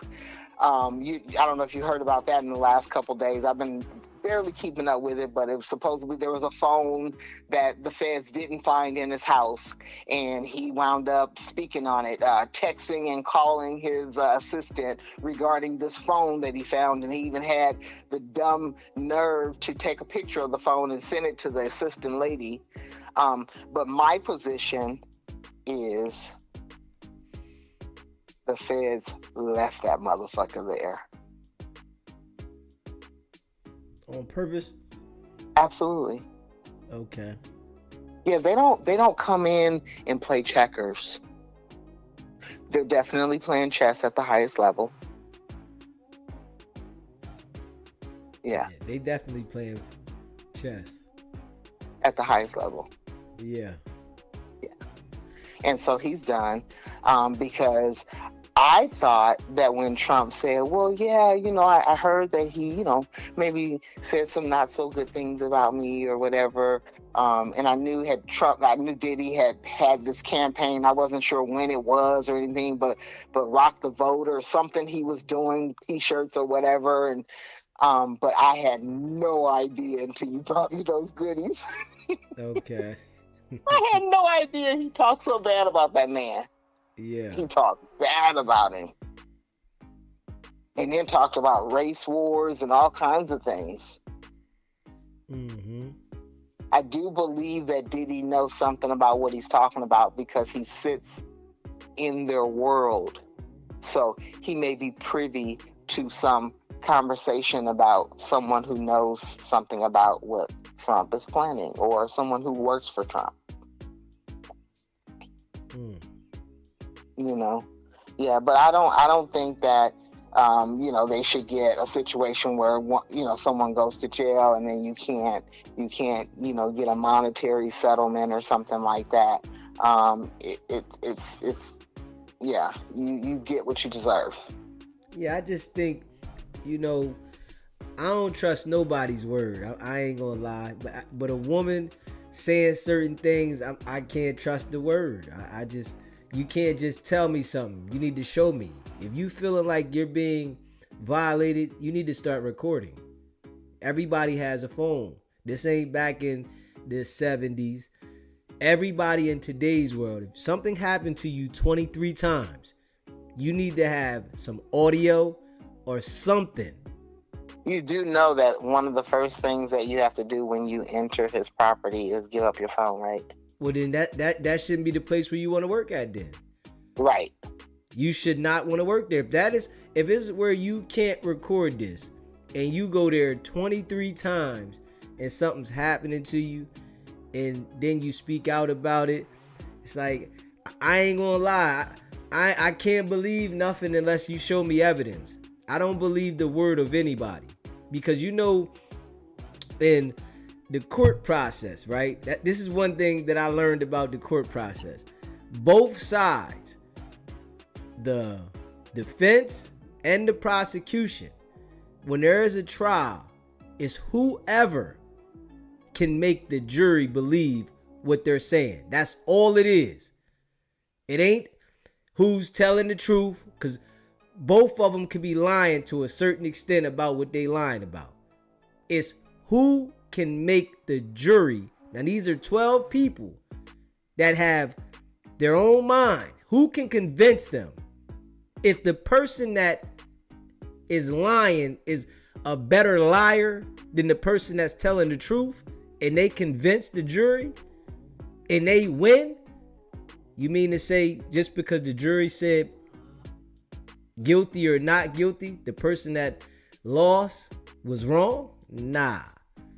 So that's how I feel with people. You have to show solid evidence for me to believe you. I'm not believing nothing you say by just telling me. And that's just me personally. Yeah. But I just think that there's a lot of situations where we don't hear about the victims. Mm-hmm. And I think that when we do, we should just kind of like fall back because we weren't there to know, either way. You know what I'm saying? So we may not want to not believe her, but we may not want to vilify the person that she's suspecting or alleging did something to her. But in the case with Diddy, like, he's so sick, and it's kind of all been proven that he is this kind of person. And I don't think everybody can have the same lie about somebody, Understandable, but this is a open platform. So what we do here, I'm not going with nobody just saying something. I'm always on the other side. Like, okay, well, show me. I'm from Missouri. Well, I'm just saying that, but that's because Missouri is a show me state, right? So I'm saying, show me. I'm on that side. I'm not sympathizing because you say something, because in today's world, people play on people's sympathy, and they will do it well. And then it'll come out later down the line, because it was a situation that I seen last year sometime, I think it was, with a girl. She got a sentence for doing a crime, but she also had said these guys did something to her, which they never did anything to her. And she was I think a black lady, and they were white, and she said they did something to her that they never did to her. And then later on, I think 15 years later, she says she was lying. Right.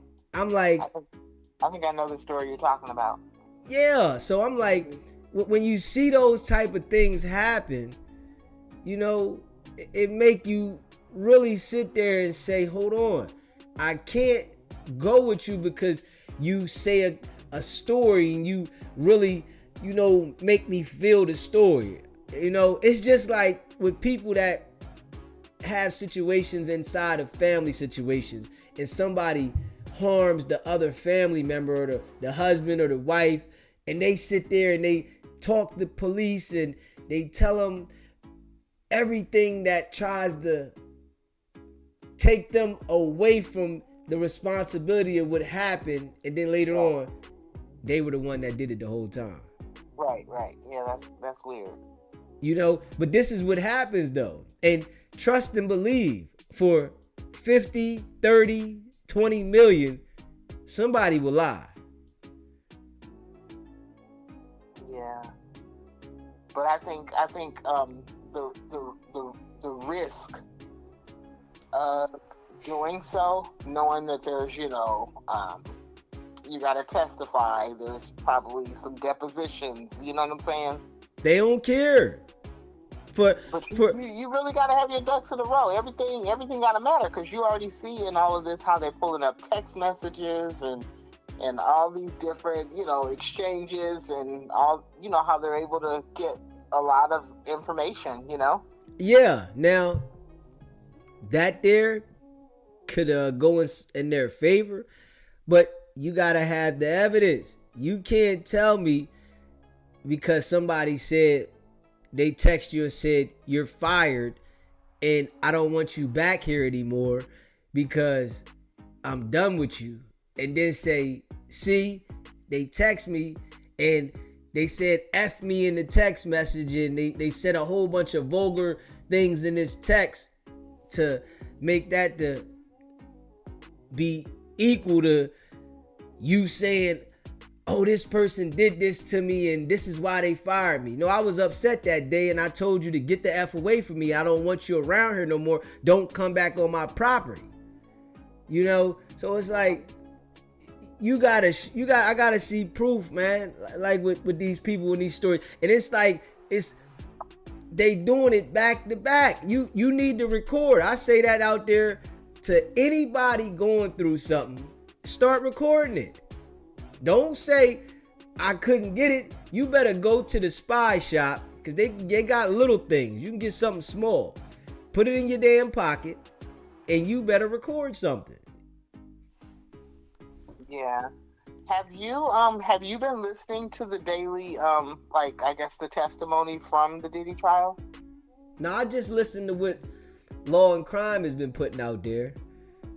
Okay, I was going to ask you about one thing that I think is very interesting. The young lady that just finished testifying, or she may still be testifying. Yeah. There's been a few exchanges that have been brought up in court between her and Diddy. And in these exchanges, they're arguing and maybe physically fighting, and she's calling him a pedophile. Yeah, I did hear that. And I want to know what that means. Yeah, I mean, you know, we know what a pedophile is. We know what a pedophile is. So right. For her to be, but I'm from the school. I'm just honestly, I'm from the school where, you know, that's an easy way to get your block knocked off. Yeah. Calling somebody that. And so I think that, like, that's weird that she would call him that. Yeah.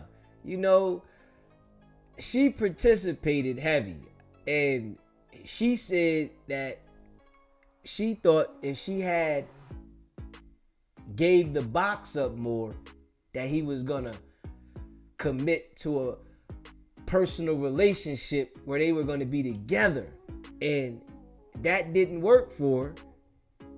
And she seen that he was doing stuff with Young Miami and other women that was already established, because this joint wasn't established. She's an OnlyFans model. She's making a little bit of money, but Diddy was doing stuff with bras that was paid too. So, especially when he ran off with Young Miami, this is when they start saying that she felt some type of way, because he was putting Young Miami on a pedestal.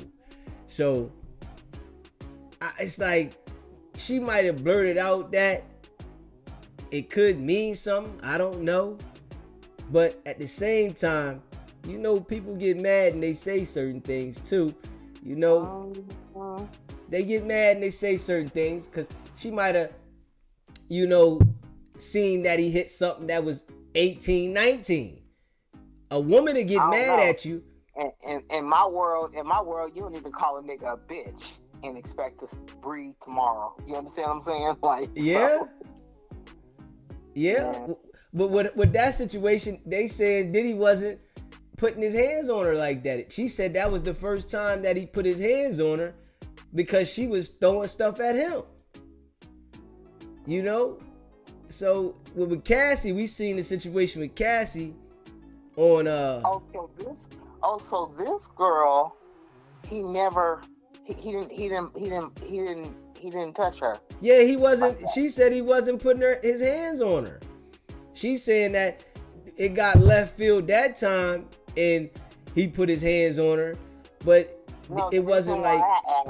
The reason why I asked is because, you know, not putting her out there, but like, you know, sometimes, you know, like the people that you know give you a certain kind of level of respect as well. What you mean? I mean, like, I don't know who her people are, who her kid's father is or whatever, but sometimes that has something to do with like the limits, you know what I'm saying, and the things that can and will and won't never be tried. You know? Allegedly, you know, it's you know, yeah, my man, but you know, so that might have been the reason why, you know, he didn't go that far. He just said, I'm gonna do all the sick stuff with her for my ill purposes, and he wasn't putting his hands on her. But I think she really participated and she enjoyed, but at the same time she didn't want to do it at times, but it was times that she was with it, and I think she was the most G with it, to tell you the truth. Yeah, she was bringing the equipment. Yo, I'm gonna get you a matching outfit. I'm gonna make sure I go here. I'm gonna pay for this stuff. I'm gonna put it on my credit card. I'll just get it back from you later.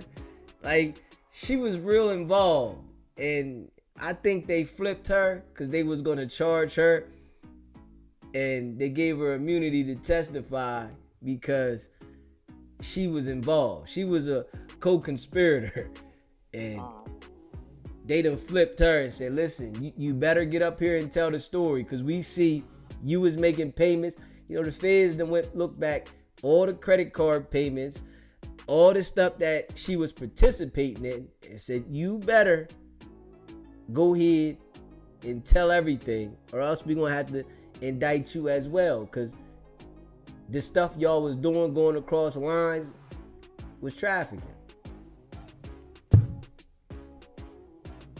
Well, I think with her, I think she, whether they consider a co-conspirator or not, I don't think she spearheaded too much of it. I mean, I think she did what she did from Diddy's knowledge and his direction. But she was communicating with the people by herself as well. Mm-hmm. Because when that's your job, you should be able to after a minute or two. So you thinking that she was only communicating with them at his instructions? Sometimes there is no instruction when you're instructed. So you just know what it is and go with the flow. You just know what it is. Okay. It could be. Diddy was a bully. I hear one of the young ladies say, he used to always say to her, I can't wait to see, what kind of surprise you have for me. I can't wait to see what kind of surprise you have for me.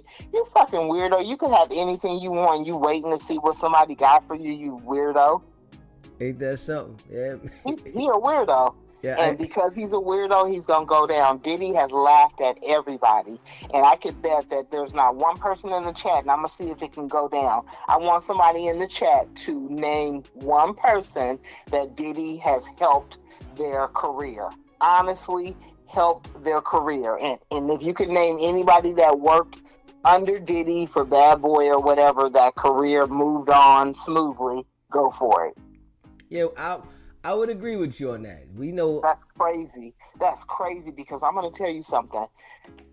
That man, with all of what he had going on, all that crap he was talking in that video when he was talking about Donald Trump, about the black community and all that, we should all not be his friend right now because he's a fraud.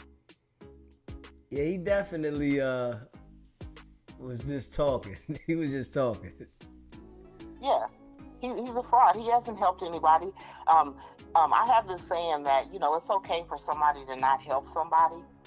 But what isn't okay is when you are grabbing them by their foot while they're trying to, get up there, you know what I'm saying, and do their thing. Yeah. And that's what Diddy, he's good for that. I think that Diddy spent a lot of his time working to not allow people to work. Yeah, he definitely held people back. And, he been doing that. That's it. For a while. That's it. Yeah, that's it. Because I love to inspire people. That's a sick, you got to be sick. I don't even see how he sits with himself. But he's doing the best of all of that now because I'm gonna listen to that video. I'm gonna find it and I'm gonna listen to it. I wanna listen to that in its entirety again because Diddy should sit and listen to that ugly minute that he was talking about Donald Trump. He was being ugly then, but he didn't know that Donald Trump was going to be president again, and now he's literally in there under that man's watch. Yeah. The one person that could help him right now, he dissed him. Yeah, you right about that. So I don't know. I just be trying to bring another side of it or whatever. I don't have any even when it comes down to some of these men that have claimed that Diddy have done things to them. That shit breaks my heart. It's not one that I don't believe. Yeah, it's sick with the guys. It's sick. Yeah, it's sick. It's sick. It's sick because people talk about going to sleep and waking up and understanding wait, I feel different or whatever. I just have a hard time figuring out I don't care nothing about no law and order or none of that. I'm just trying to figure out on the up and up, on the strizzy shit, why nobody did nothing about it. Why? Why? That's really foreign to me. That's really foreign to me.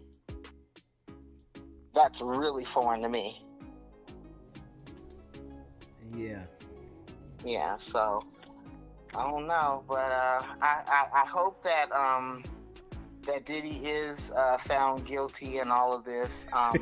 You know, I really do. I really do, for a lot of reasons. You know, it's for my sister and yours, my mother and yours, my auntie and yours, my niece and yours. You understand what I'm saying? It's for all of those reasons. And to go even further than that, it's for my brother and yours, my homeboy and yours. Like, because he's a different kind of predator.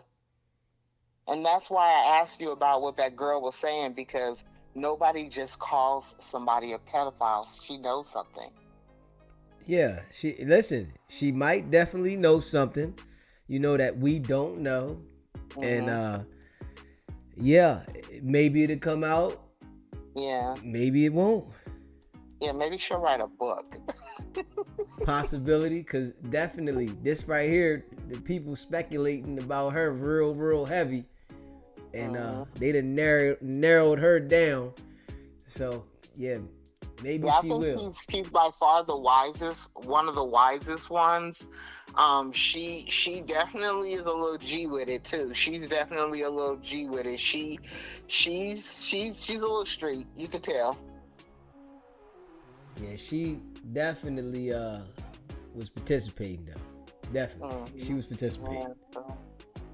Well, I wish him all the best, but as far as Diddy, it ain't nothing I can say, or nothing I would ever even do for him. But yeah, it is what it is, and yeah, that's all I wanted to say. Hey, listen, I appreciate you calling in. You know, yeah, call in. You know, I like to have the conversation. You know, that's why I try to tell everybody it's an open platform for everybody to have their own opinion. We all might disagree sometime, but you know, I appreciate you calling in though. Okay, alrighty, I'll call all the time. All right, when I have something to say. All right, I appreciate you. Okay, alrighty. Later. Yeah.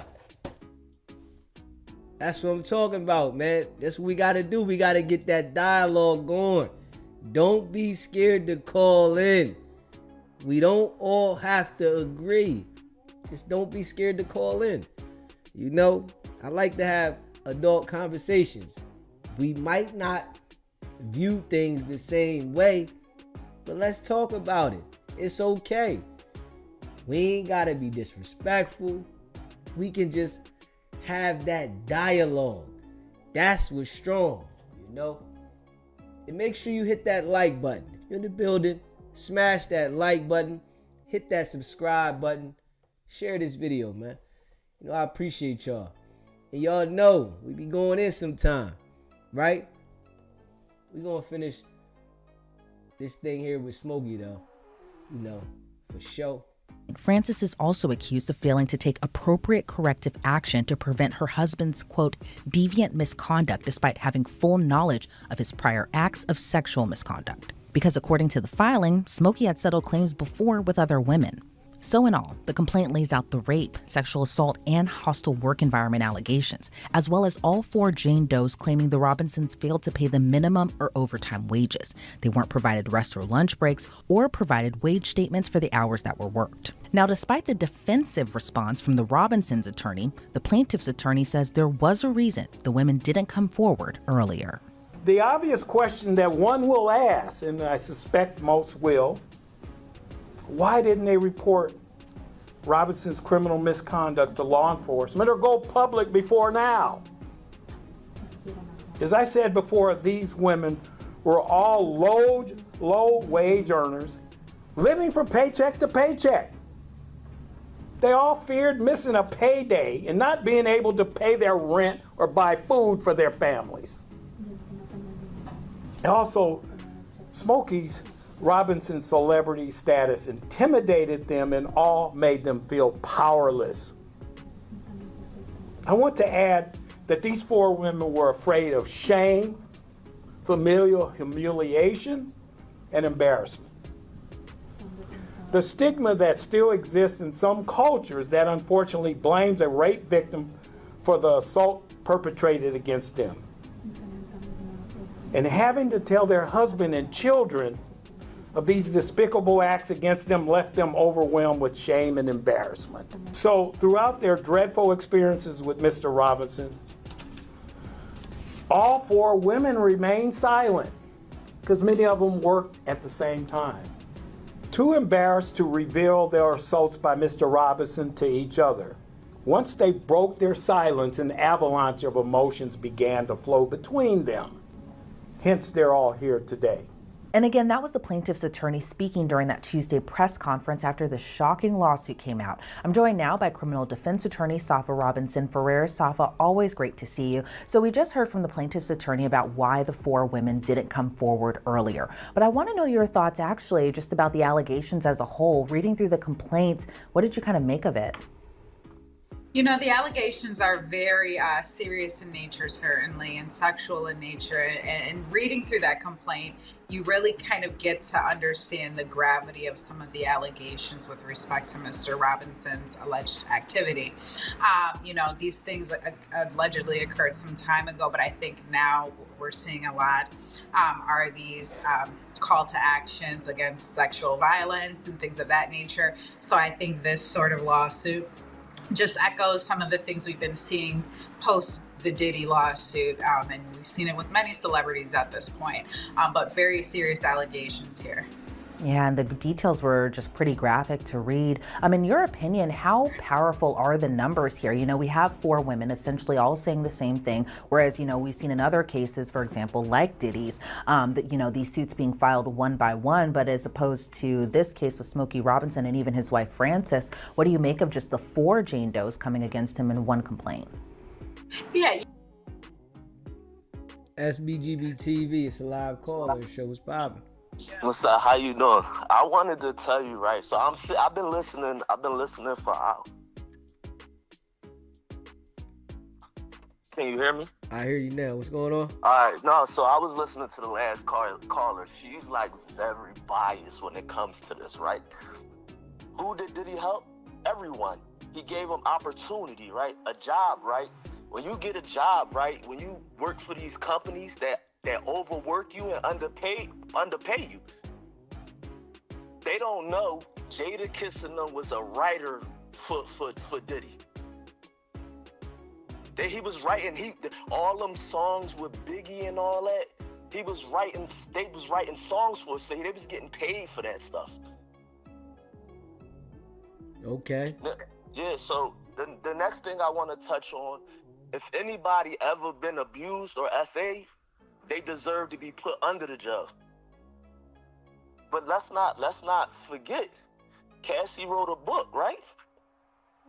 If you don't give me $20 million, then I'm putting it out. Nobody's talking about that. She bribed him.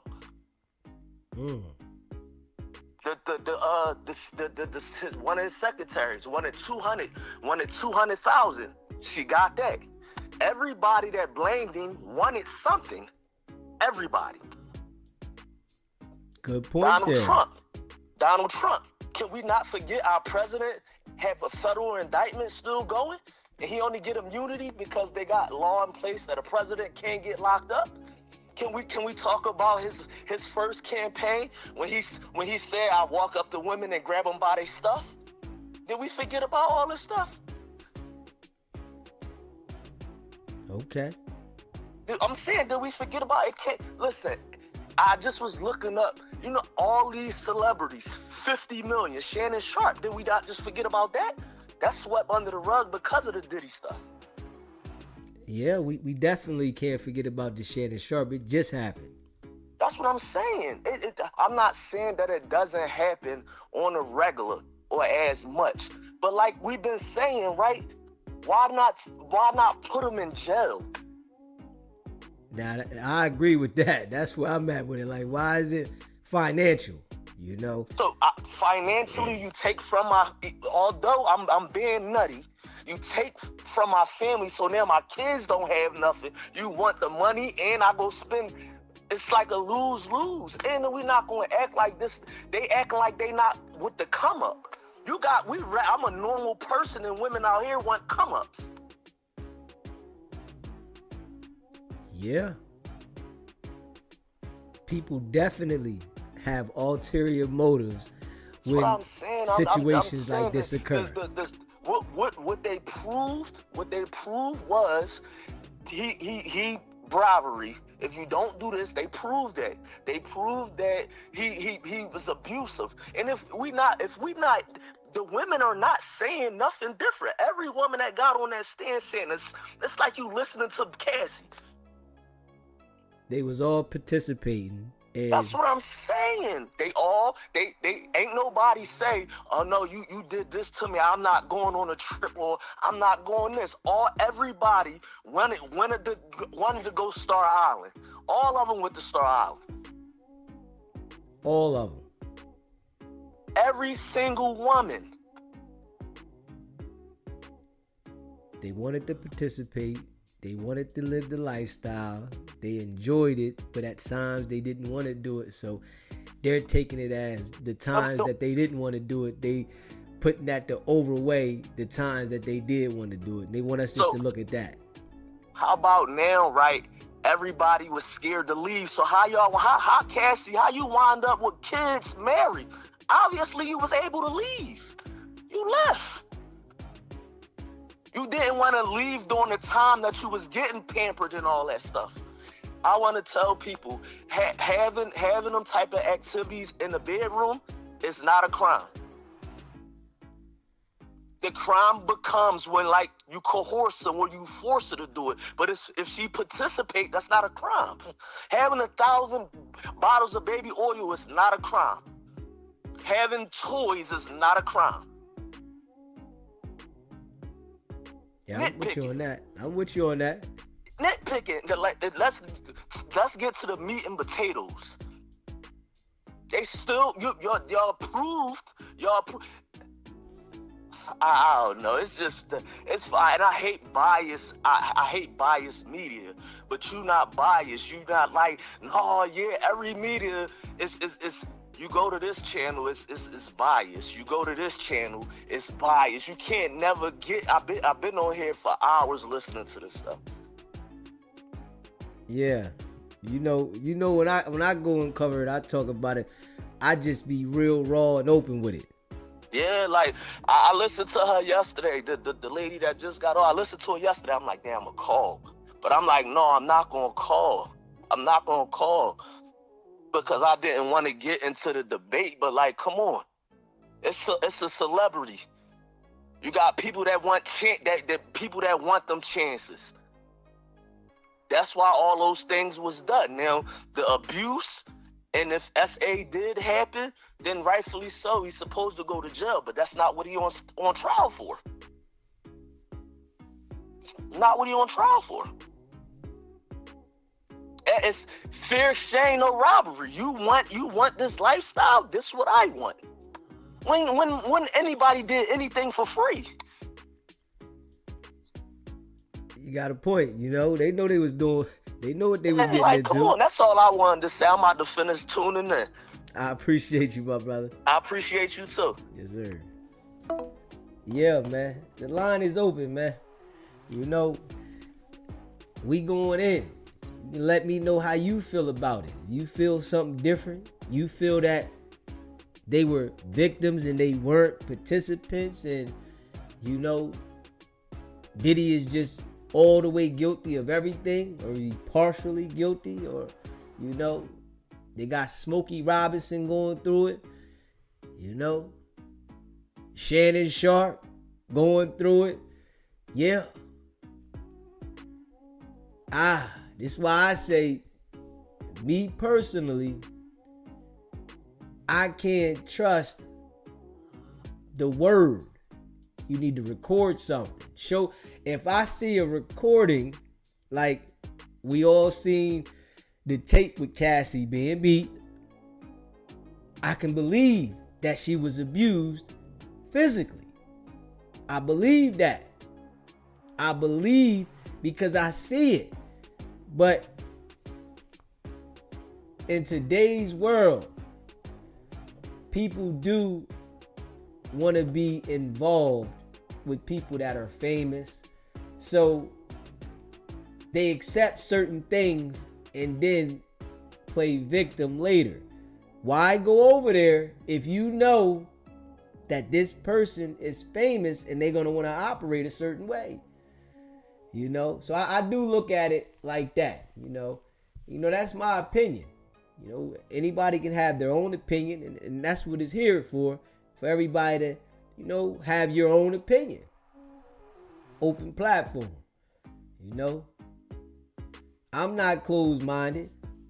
I just have my opinion in the way that I look at things that I want to see to believe.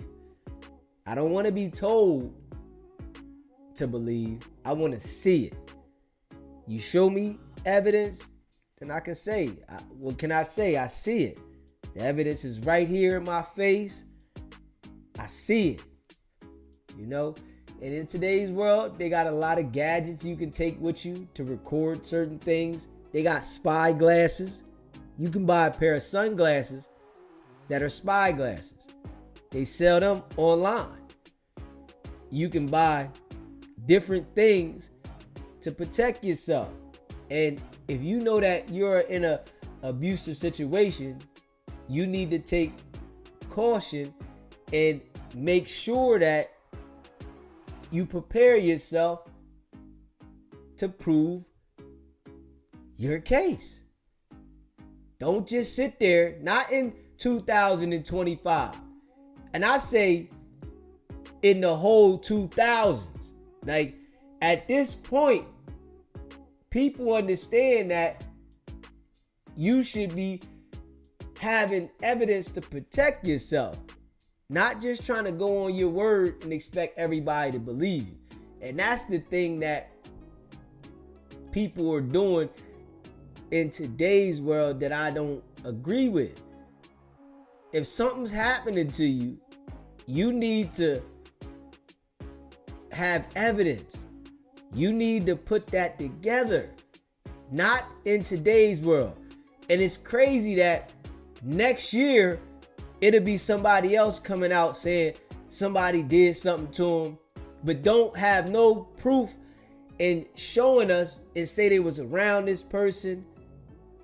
Well, obviously you didn't care about preparing yourself to show your defense. When we all see that people are questioning people without evidence. If you are in a situation, prepare yourself. If you were going to go back multiple times, 23 times, on the 10th time, figure out how to get you a device. And all you got to do is type it in Google.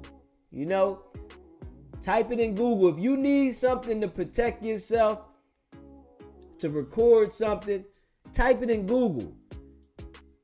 You can buy it on anywhere on the internet. You know, that's for your protection. Yeah. And if you haven't already, hit that like button, smash the like button, hit that subscribe button. You know, I appreciate all y'all. You know, I think what probably happened here, and before I even get to that, what I will say is that the allegations with respect to each and every Jane Doe are very similar in nature, and they sort of echo some of the same things, essentially that they were lured or they were in this blue bedroom and these allegations occurred. Very similar allegations with regard to sexual misconduct or penetration and things of that nature. So the acts are very, very similar. The experiences are very similar. The allegations, I should say. What I think probably happened in this case is that these Jane Does essentially at some point would have crossed paths with one another, did work together while they were working for Mr. Robinson. And so they end up having conversations and disclosures, and probably had a conversation to say, hey, this was my experience. Well, this was my experience too. Maybe we should talk to an attorney. They did that and ultimately decided to bring a joint suit. Not only that, they're suing him for $50 million. Now, Smokey Robinson's lawyer said that the evidence will show that this is simply an ugly method of trying to extract money from an 85-year-old American icon. What do you make of that statement? And that could be true. But right now, these are simply allegations. These are not facts. These are allegations that are made by 4 individuals who claim that Mr. Robinson did these things. And of course, Mr. Robinson has the utmost right to defend himself, to defend his name and things of that nature. And as the suit continues, I'm sure through the discovery process, we'll be able to see more, or at least Mr. Robinson and the plaintiff's attorneys will have an exchange of information where the picture will be created as to what actually happened. What are the actual facts? And if this case makes it to a trial, then the jury or the judge, if it's a bench trial, will determine those facts. I think in this case, it would likely be a jury trial. And I hate to kind of phrase it this way, but we have 4 housekeepers going up against a beloved figure, a beloved person, and obviously that being Smokey Robinson. I mean, he's a legendary singer. Honestly, I'm even a fan of his, so I was pretty blown away just by this lawsuit, by these allegations, and I thought it was pretty interesting that these women had claimed that, Smokey has settled these types of cases in the past. But as far as just, these women describing in their complaint being fearful of his power, his connections, the fear of public embarrassment, or even that he would do something with their immigration status, what do you just make of just these 4 women just going against, Smokey Robinson? I think as I read through the complaint and I understand what their concerns could have been, I think that it's a double-edged sword, and I know people might be upset with me saying that, is that, yes, these are allegations. They're mere allegations at this point. And the idea that you could lose your job or your livelihood based on, somebody having that much power, and especially your immigration status. And I think that there's reference to Frances Robinson in the complaint as well, with regard to making racial type, or ethnic type slurs to these women. So that's very scary, especially if you're not, born in the United States, you're here to work. I mean, you have somebody that powerful with that much money and very beloved. There may be some fear there as well. Ultimately, though, these women did decide to disclose. It's pretty much expected that once they disclose, and I think they left the job before they disclose, there's not really a fear there of losing the job because you've already left. So again, it's going to be a balance, but definitely some understanding the concerns of the complainant in these cases and the Jane Does as well. And Safa, you kind of mentioned something that, I obviously want to talk to you about, is that, Frances was also named as a defendant in this suit. What do you make of the claims against her specifically as it comes to perpetuating an alleged hostile work environment, or even just kind of covering up her husband's alleged sexual deviant behavior? That's kind of how it was laid out in the complaint. But what do you make of just the allegations against Frances as well, too? Yeah, I think that the Jane Does will likely have a bit more, and I hate to use the word standing, or skin in the game with respect to the hostile work environment allegations. They can all testify to what they directly experienced from Frances. When it comes to, not rectifying her husband's behavior, which is what was referenced in the complaint as well, that I think is going to be a bit more difficult because as a person, you can't control anybody but yourself. That's first things first. Not only that, but what was her state of mind? Was she aware? Did she know? And she very well could have been aware. She may not have been aware to the full extent that it was an allegation of rape at the time, or whatever the context would have been. So I think that's going to be more of a stretch, more difficult to prove. But we'll see again as the discovery comes in, what she knew at what point. And there will be depositions that will be taken, and she probably or likely will be deposed. So we'll see what she knew at that point in time. And also, just looking at kind of the dates of when these alleged incidents happen, some go back as far as even 2007, some happened as recently as just last year. But in terms of just this long date range that we're really kind of looking at here, what do you make of just how long this has allegedly been going on? Because I think a lot of people have just been kind of commenting, for the most part, being like, well, why didn't you come forward then? Why did you continue to work then? Why didn't you leave? Why did you stay? It's just always like, why? Obviously there's always explanations for why people do stay, out of fear, out of shame, out of what could be public embarrassment as well too. But what do you make of just this lengthy time that we're looking at, that Smokey Robinson was allegedly committing these types of acts? Yeah, so as we know in the legal profession, there may be a significant amount of time that people might wait to disclose sexual abuse or sexual misconduct or their victimization. So that is very common that it will take time. What will hurt the plaintiffs in this case is that they did, in fact, wait that long. Your ability to be able to recall certain acts or activities is much more like you are more likely to be able to recall those things closer towards the time of the allegation and the actual act, as opposed to waiting so long. And people will ask the question, why did you wait so long? Why did you continue to work? If you were in fear, did they live there? You still drove, or you still showed up to work every single day? Why was that? Why didn't you go somewhere else or go to another employer? And there's no right or wrong answer to that, but those are going to be some of the things that the plaintiffs are going to be challenged on, is why they continue to work, why they didn't disclose sooner. And the defense is certainly going to make the argument, and they already essentially have, is that they're just looking for a payday. In a current climate where we see, many people going after famed celebrities who have money, this is just another instance where we're seeing just that. And it's not to say that that's my personal opinion, but that is ultimately what the defense is going to say. And I feel like this is just kind of the start, and this is just the beginning of possibly more to come, especially when it comes to these types of allegations against Smokey Robinson. Safa Robinson Ferrer, thank you so much for your time and your insight into this. Before we sign you off, though, do you think that you could see more lawsuits coming out against the singer? I think we're definitely going to see more lawsuits coming out. I think that this, is the catalyst for maybe more lawsuits coming down the line. And we'll certainly have a front row seat to that if that does happen. Hit that like button, y'all. Hit that subscribe button, yo. Appreciate all of y'all. Smash that like button. Yeah. Let me see here, man. Let me see. Hold up. Y'all.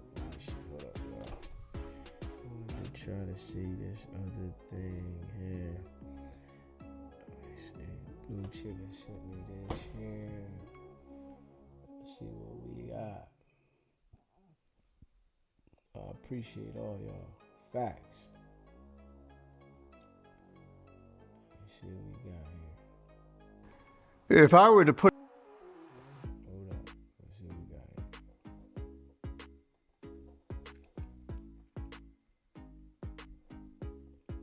Put a title on this, I would call it The Smokey Robinson I Know by Leon. I will start off by saying that neither Smokey nor Francis know that I am going to make a public statement. I purposely did not tell anyone because I didn't want to get a call from their lawyers stating, "Mr. Kennedy, it's better not to say anything. Let us handle this." In my personal opinion, lawyers are always extra cautious and they have their own way of doing things. And eventually they will win in the court system. But that might take 2 to 3 years. But in the meantime, there's a court of public opinion that is forming right now. And I cannot sit idly by while this atrocity is playing out publicly. To both sets of attorneys, I say that I take legal and moral responsibility for everything that I share and any comments that I am about to make. I first met Smokey when I was a 15-year-old kid disc jockey in Cleveland, Ohio. Smokey was already an international star and co-founder of Motown, second in command of that mighty empire. Well, that was 60 years ago. It was an instant bonding, and from there on in, I was known as Smokey's little brother. Smokey was best man when I married Jane. I was there for the birth of all of Smokey's children. I'm their uncle, and we've had a total history together throughout all of the decades. When Smokey was dying of COVID, I got a call from Francis saying Smokey's refusing to go to the hospital, and for good reason. Many people went into the hospital and they didn't come out. But Francis said, Leon, you're the only one that can get him to go to the hospital because only in the hospital can they administer this special treatment that they want to give to him. I went by the house and I simply said, Smokey, you've got to go to the hospital. I don't want to go. I said, you've got to go, and I'm not going to let anything happen to you. I rode in the back of the ambulance with Smokey, not caring that I was in close proximity, exposing myself to the deadly COVID. I say all this just to show that we have a history and that we're very close. The morning that the news broke about these sexual allegations, I was first alerted by my former wife, Jane, who called me stating, Leon, have you seen or heard these accusations? Which I had not. I immediately called Smokey's house and said, Maureen and I are on our way over. When I got there, he was up in the room watching the press conference that was just getting started. I sat there with him. I saw his expressions, I heard his comments as this atrocity of a press conference played out. I will also say that throughout the day, calls were coming in from major stars and other people from all around the world, stating, we know this cannot be true. And Smokey, we're here for you. So let me begin to break down these comments from my perspective, with things that I have seen and things that I do know. I will first say that I do not condone any type of violence upon anyone, but in particular upon women. And if I even thought that Smokey had done any semblance of these things, I would be the first to say, Smokey, not only do you have to deal with the police, but we are going to get you some deep, deep psychiatric help, because this is sick and utterly out of control. I've been in ministry now for over 20 years. And all I can say to you is that right is right and wrong is wrong, no matter who you are or what your status is. But in this case, I must say that the Smokey Robinson I have known for well over 60 years is incapable of doing what these people have alleged. They have depicted a scenario of a wild, crazed, animalistic human being. And that is the antithesis of the Smokey Robinson that I know. And for all the thousands of people that have met him and love him. I'm beginning to write my autobiography. And when I talk about Smokey, I say to people, if you ever want to meet one of the kindest, most laid back, the epitome of cool and love all wrapped into one, then do yourself a favor and meet Smokey Robinson. In show business, and I've been in it for a long time, over 60 years, I have seen many, and the nicest way that I can put it is arrogant buttholes. They've gotten way, way too carried away with their little bit of fame. However, Smokey has always been the opposite. He's always been overly gracious, having been a star since he was 18 years old, and yet you'd never know it. He's a very humble man. I can't tell you how many times we've been together eating, and in the middle of him putting his fork up to his mouth, somebody will come up and say, hey, Smoke, can I have an autograph? And out of hundreds of times, not once has he ever said, can you come back after I finish eating? No, he's always jumped up, given the autograph, taken a picture, hugged them, and shown them some love. I'll share another example. Last year when we were at the Kentucky Derby, Tina Knowles and Holly Robinson Pete were also in our party. And I mentioned this just to show what is a second nature to Smokey. We were sitting in the lobby waiting for Holly so that we could all be driven to the airport. And it was the type of elevator that's glass, so you can see who's on the elevator as it's coming down or going up. Well, Smokey was sitting in a position where he could see the elevator. My back was to it. But here's my point. All of a sudden, Smokey jumped up and started walking real fast to the elevator. I turned around to see what was happening, and here it was Holly in the elevator with 3 or 4 boxes that she was carrying. Smokey saw it and jumped up and was immediately trotting over to help her with the boxes. Now, I must say that security was standing right over there. He could simply have said to security, "Hey, will you go over there and help Holly with the boxes?" But he didn't do that. He jumped up himself and immediately helped Holly. Well, that's the kind of graciousness that Smokey has always exemplified. It exudes from him.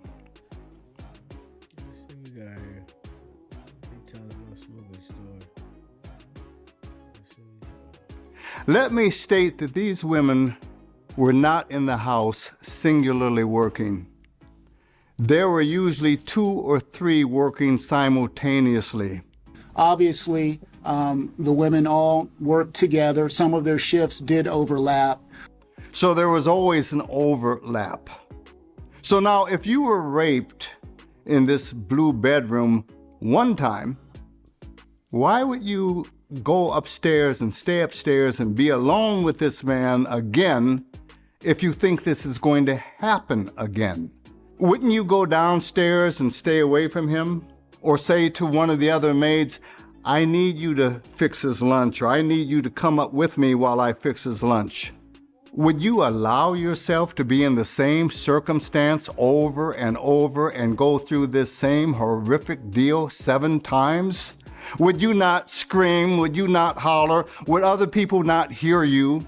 Would you not allow yourself to be alone with him again and again and again, to be raped 7 times? To those that are listening to me, I say some things are just common sense. And so much of these stories play out as absurd. Roll the tape again. Jane Doe number 2. She worked for the Robinsons from May 2014 to February 2020. Smokey Robinson's modus operandi was somewhat different with her. He would ask her to meet him in areas in the home where there were no cameras. There were 2 such places or areas in their Chatsworth home: the garage and the laundry room. When she would meet him at this location, he would immediately begin to sexually assault and rape her, causing her excruciating pain. He sexually assaulted and raped her in this manner 23 times. So here we have Jane Doe 2. She says she was raped 23 times. That he took her to the garage and he took her to the laundry room where there were no cameras. So now let's put some common sense on this.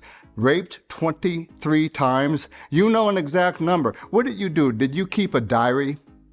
And if you had a diary of these horrific actions, could you just keep this to yourself for that long a period of time? Could you keep it to yourself for weeks, for months? No, you're saying you kept it to yourself for years. Or was she like a zombie going to that same exact area 23 times over and over again when people were still in the house? Wouldn't you avoid that area? Would you not just tell one of the other maids to go into that area and do whatever you were supposed to be needed for to do in that area? Or once again, you could have easily brought in another person to go in there with you. Or just simply say, "No, I'm not going into that area ever again." And so I say, once again, these stories just do not add up, and they do not hold up. Roll the tape again. Jane Doe number 3. She worked for the Robinsons as a housekeeper from February 2012 to April 2024. Her story is quite similar to the others. Mr. Robinson would call her into his blue bedroom where he would sexually assault and rape her. This occurred approximately 20 times. So now here we have Jane Doe 3. She was raped 20 times. She was raped in the blue bedroom. And once again, I'm stating, are we supposed to believe that these women were like zombies going into the same area to repeat the same act over and over and over? It's just too far-fetched and too absurd to believe. The attorneys had some of these women leaving at different times, but to my recollection, they all left at the same time. This was a calculated, pre-planned conspiracy. Even to the point where Sandy, who had access to Frances's phone, deleted some of the personal information on herself before she made her exit. If these rapings had gone on for all these years, then why was it that Frances and Smokey were invited to their family weddings and birthday parties and quinceañeras? Would you invite this type of animal to be around your family or at a family gathering? Would you want him around you at all, other than just to have to show up to go to work because you had to be in this hellish environment, as the attorney said, to make a living? I don't think you would invite him to your family gatherings. And the other Jane Doe still goes to Smokey's concerts in Chicago and shows up for the meet and greets with her family members. And once again, I must wonder, why would you go out of your way and outside of the workplace that according to the attorney, you must do to make a living? Why would you go out of your way and bring your family to a concert to visit this monster? It makes no sense. And here's another incident that when it comes to human nature, it's very difficult for me to comprehend. When there was an opening for another position for a housekeeper, one of the Jane Does brought her sister in to fill the position. Common sense. If you're being raped repeatedly, why would you bring your sister into this hellish and dangerous atmosphere? Do you think we're all stupid? It makes no damn sense. And what also makes no sense is these sisters were not sharing these secrets with each other. So let's talk about keeping secrets. The scenario that the attorney painted was that there was 2 or 3 or 4 women that were working together, all being raped, but never speaking about it to anyone. For days, for weeks, for months, for years. I know human nature, and I don't believe that individuals can keep a horrific secret like that to themselves. You're working together, you're seeing each other every day, all day. Human nature would make a person act a little differently if they went through this horrific act. After going through something like this for the first time, much less multiple times, your whole demeanor would be different. Your demeanors would be different. And others would look at you saying, what's wrong with you? What's going on? You're telling me that all these women could keep this secret? But these attorneys and these women are all playing us to believe that they, all 4 of them, could individually keep such a horrific secret and hide the trauma of simultaneously being repeatedly raped. So in talking about the serious accusation of rape, for Smokey, those of you that know him, you know him as a gentle soul, a poet. And to rape someone, I think you have to be a special, sick, animalistic type of individual. I don't want to be overly graphic, but the attorneys were very graphic when they wrote out their report. So when it comes to rape, from the average man's point of view, much less from a gentle spirit like Smokey, to have a woman under you with fear and her body is frigid and tight, and certainly there's no reciprocation of passion. Her sexual juices are not flowing. Who would want that type of sex? Only a sick individual. And in a scenario like that, I doubt that the average man could even keep an erection up under that type of situation. And let's bear in mind that Smokey is now 85 years old. And so if this has taken place for the past decade, then he was in his mid-70s to now the mid-80s. And to be able to commit this type of act close to 50 times, I think it's absurd. As I stated, I'm making these comments from my own perspective, but I think it's important to share this one statement that Smokey made as we were sitting watching the attorney's press conference. When it was over, Smokey said, "Rape? That's such a violent, angry act. I've always believed that sex should be mutually consensual and mutually enjoyed. Why would I want that kind of energy? And beside, I would have to answer to God for that." Additionally, it's not as if Smokey is a man that is older and just confined to his house, and therefore this was the only outside of marriage sex that would be available to him. No, Smokey is still doing concerts all across the country. Every month he's out there doing concerts with audiences full of beautiful, adoring female fans. And maybe some of them would have liked to have an evening with Smokey.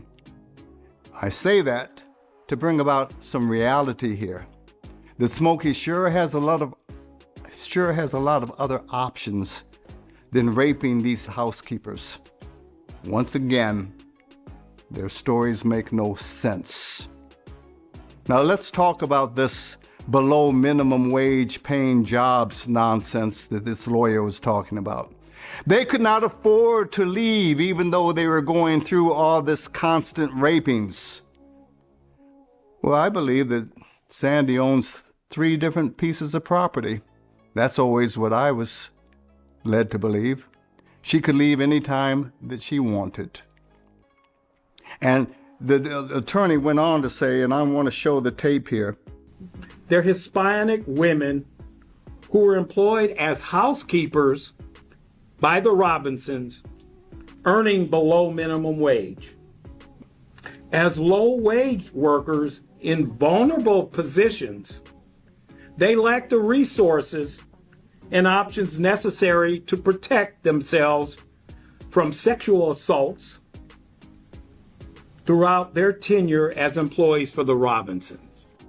The attorney stated, as low-wage earners, these women lack the resources and the options to protect themselves from these sexual assaults. Well, now, Mr. Attorney, you can't have it both ways. If they're only being paid a minimum wage and it was an intolerable work situation, then it is a fact that in Southern California, one could obtain a minimum paying house position almost anywhere.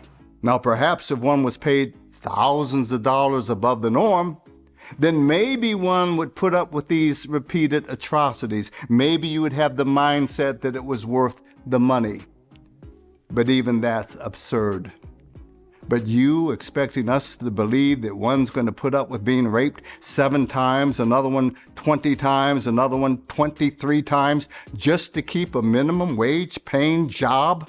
Then I think that you think that we are Bozo the Clown to believe this type of absurdity.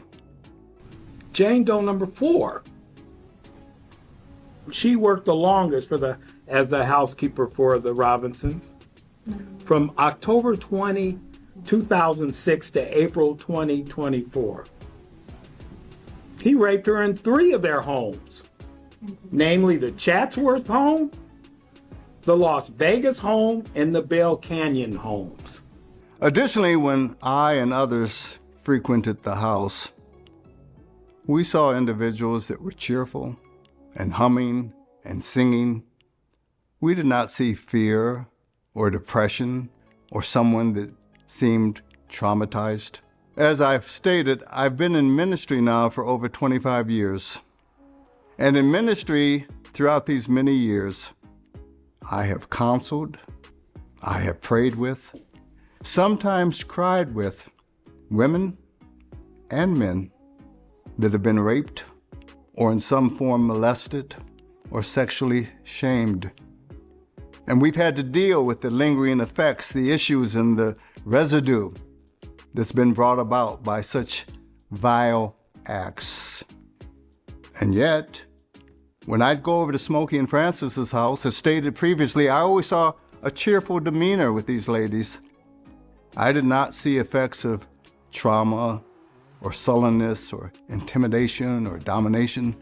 I don't think these women were capable of being such great actors that they could have continuously faked a calm demeanor or cheerfulness week after week, month after month, much less year after year.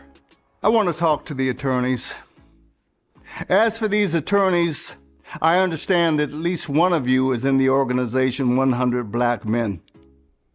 And for those of you listening that are not familiar with this organization, it is a very prestigious organization of black men that help individuals in a variety of ways. And this organization has done an outstanding job for many decades. But I must now state that I have received calls from some members of this organization stating that they are very, very disgruntled with you attorneys and this case. And I'm not going to put words into their mouth, but I will say it bluntly myself. What kind of black man are you to take on such an absurd, full of ridiculous lies for a case like this against another black man? And we don't have a lot of them. One who is one of our national treasures, Smokey, who has worked hard for decades to lead an exemplary life and is the epitome of professionalism. And you're going to take on a case like this. As a black man and as a professional attorney, I say you ought to be ashamed of yourselves.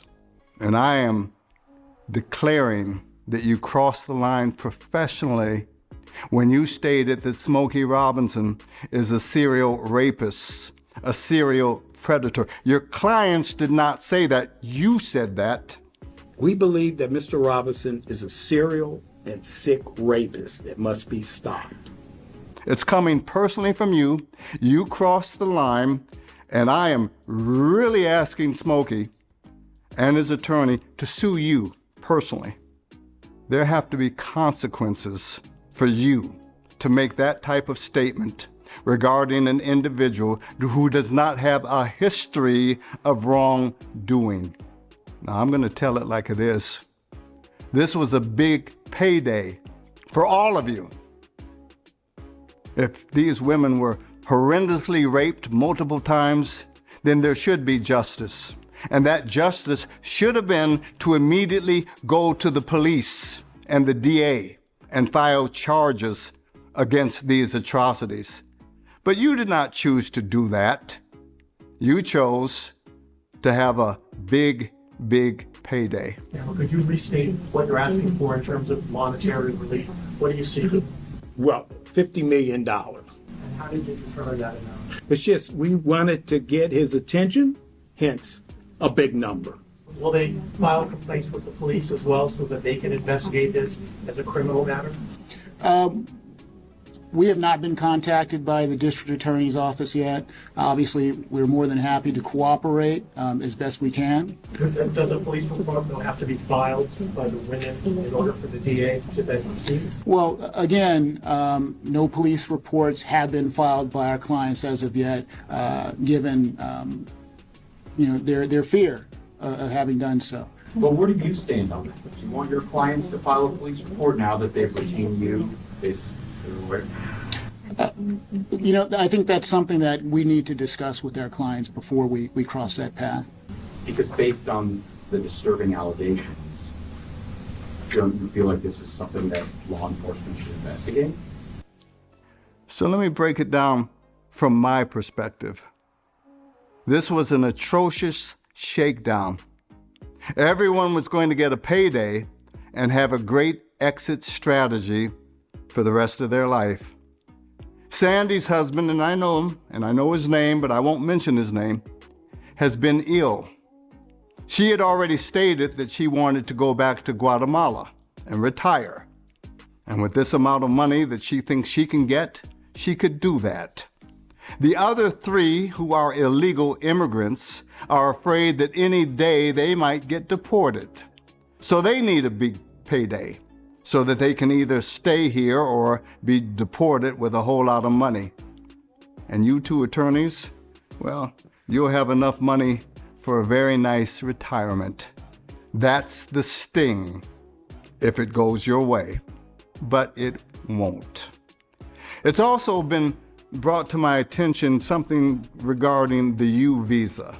I'm still investigating this, but I've been told that if an illegal states that they were the victim of sexual abuse, with this U visa, it can make them eligible for a pathway to permanent residency if you're stating that you're the victim of sex abuse. I wonder if that's another card that these women are trying to play. They worked 60 hours a week. They never got paid overtime. They were chastised by Miss Robinson if they tried to eat, if they tried to take breaks. And that's part of the allegation. Just the employer-employee relationship, they violated, we have alleged, numerous labor laws. All the labor code violations are against her as well. I think the intentional infliction of infliction of emotional distress. Hostile work environment as well. Well, we believe that there was some knowledge of prior misconduct of a sexual nature against other individuals against him. And we're alleging that she was aware of that and she took no preventive action. Let me make some comments about the workplace. These attorneys made it sound like the Robinson household was this dark atmosphere, that these women were not allowed to take breaks, that they worked 60 hours a week and were not given any overtime. They were not allowed to take time to eat or have breaks, even talked about false imprisonment. Let me tell you, as one that is over there quite frequently, nothing could be further from the truth. Anybody that's ever been over to that house will testify it was always a peaceful atmosphere, a cheerful atmosphere. Let's break this down. How labor intensive could it be? There were always 2 or 3 maids there. And at this house, how cluttered, how dirty could it be? It was only 2 adults. It was not like a family of 5 or 6 family members and kids and cluttering up a house. There was no clutter. The house always looked like a 5-star hotel. Smokey and Francis were the only 2 people that lived there. And they didn't even use most of the rooms. They basically congregated in about 4 rooms. And they were seldom there. Smokey's on the road. And when he's home, he's on the golf course 2 or 3 times a week. He's doing his radio show. He's in meetings. He's in the studio. Most days he's gone and only comes home toward the end of the day. And Frances, too, is usually out doing her running around during the day and comes home in the evening. So what I'm saying here is that there was no intense or strict labor. I'm also saying that these ladies were treated like family. When it came to eating, they fixed themselves whatever they wanted. And certainly they had breaks. And in the refrigerator, there were things in the refrigerator that was just for them. I would see steaks in the refrigerator. Smokey doesn't eat red meat. I bring that up because the steaks were for Sandy. Frances would buy them because Sandy liked them. And Frances would treat the other ladies to In-N-Out burgers once a week because they loved In-N-Out burgers. Both Smokey and Frances were always incredibly generous to these people. As I said, they treated them like family. Overtime? Well, let me tell you about perks. When one of Sandy's family members had a car accident, Sandy was out for close to 6 weeks. Frances never even docked her. Still paid her for every day, even though she wasn't there. The Robinsons have a home in Vegas, and there are times when Frances and Sandy were in one of the casinos where Smokey was performing, and Frances would literally give $100 bills to Sandy to gamble with. Frances would pay Sandy extra $200 to $300 to curl her hair. Times when they'd go out and Frances would always stop someplace to have lunch, like a Neiman Marcus to have lunch and other places to have lunch. She didn't have Sandy wait in the car. She always treated Sandy just like an equal and had Sandy sit there with her and treated her to lunch, treated her like family. I have pictures of Sandy with Francis and Francis's daughters in Cabo. Sandy was treated to this vacation for her birthday. I've got pictures of Sandy on jet skis and happy laying out in her own private villa that Francis paid for, getting facials and massages on the beach that Francis treated her to. This doesn't sound like slave labor to me. How dare you, attorneys, come up with these atrocious undertakings just for a payday? Smokey and Francis are very generous individuals. With Sandy in particular, this I do know. She was treated like a family member. Now, I give Sandy credit. She was there for Francis when Francis broke her ankle and when Francis had surgery. But in turn, Francis treated Sandy like family. I know for a fact that when Francis was sitting down going through her trust, Sandy was put in the will. There were times when her personal or family, for whatever reason, Sandy had to take off. And as I said, she was never docked. Sandy was given over $6,000, this I do know, to help her with her teeth. And I remember when Francis was about to write a check and Sandy said, "Oh, no, can you just give me cash? I don't want my husband to be embarrassed that I have this type of money that you're giving me." Sandy was given, and I do mean given, money to use as a down payment for her car. And by that I mean thousands of dollars as a down payment. When Sandy was perplexed that someone in her family was going to get married in Hawaii, and she was complaining, "Why do these young people always pick these far-off exotic places? It's so expensive to go to Hawaii." Francis said, "Don't worry about it, Sandy.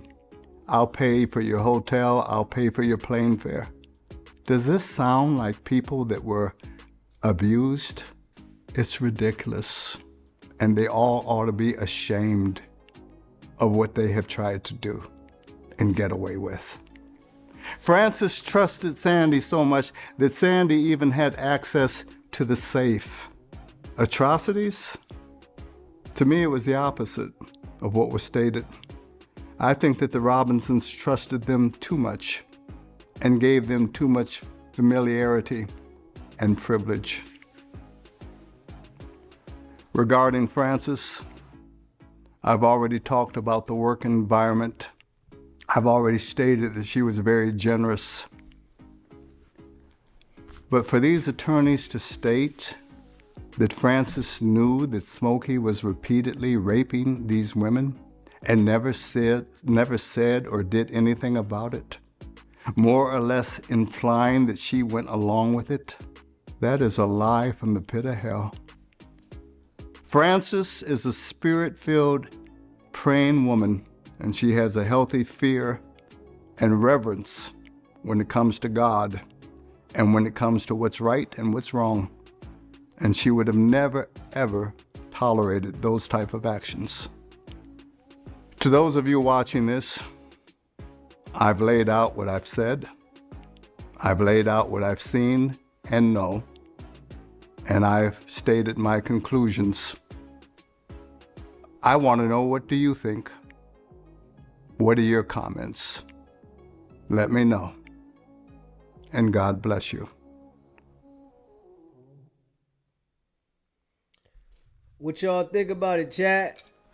What y'all think about it? This Smokey Peoples trying to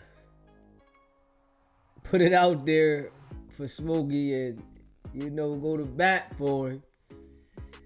And he said some things in there. He said some things in there. Yeah, he did say some things in there.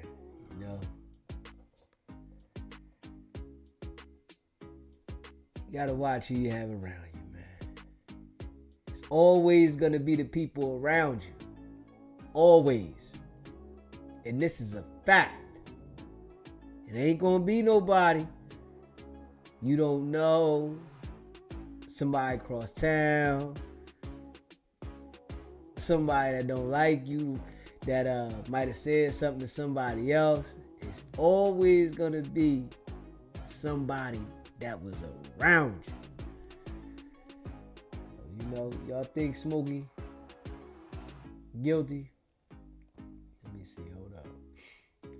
Alright, we got the whistle call too. Hit that like button. If you're in the building, smash that like button. Yeah. Hit that subscribe button. Let me see here. Hold up. We got this right here too. We gonna play it. Somebody was asking about it. We gonna play it. Somebody sent me the Ye and Diddy prison call. Yeah, somebody sent me the Ye and Diddy prison call, man. He said the air of money is toxic to the poor. It infects them. Crook. Hey yo. Shit crazy. I'ma keep it 100. All of them old R&B dudes from back then was freaky as Bell. Hey, run the table. You know what I mean? Big love, Chad host in the stream. Hey, you know, appreciate you. Yeah, we gonna play this Ye and Diddy call from the can. We gonna play that Ye and Diddy call from the can. You gotta be mindful though, man. Yeah. Somebody lie on you quick, man. Straight up. That's why I just stay away from people, man. Stay away from people, man. You know? Because certain things have people go left and, you know, not think right. You be like, man, shit crazy. You know? They going hard. They going hard on people, man. You got that chicken. It seem all good, but it can be all bad. You might think it's all good, and then it turn around and be all bad. Like, damn. Yeah. People you let in your house, people around you, people you try to help, you know. But you never know, you know what I mean, with people. You never know on both sides. Just being real. We wasn't there with Smokey. We wasn't there with the women that was there. We wasn't there, so you never know.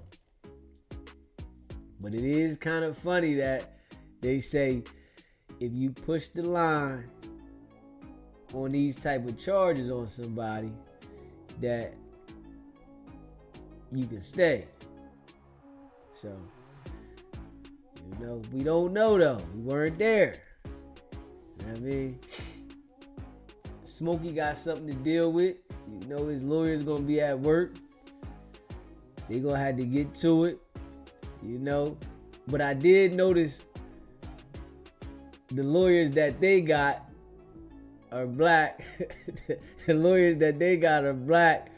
And you know they get a third. And sometimes these dudes, they be getting 40% of the paper. They talking 50 million. For 40% of 50 million. You know, them lawyers don't look at Smokey as black. Nigga, you ain't black. Nigga, this 40% of 50 million. Nigga. I don't care nothing about you. Nothing. Yeah, shit get sticky. You know? Yeah, shit get sticky. Shit get sticky. Yeah, shit get sticky. Yeah. Yeah, we're gonna talk about 20 million, shit like that. Yeah. You don't know. Straight up. Appreciate that super chat. More money, more problems. Hope you're a good problem solver. Good luck. Shit get real. Shit get real. Sticky too. Facts. Yeah.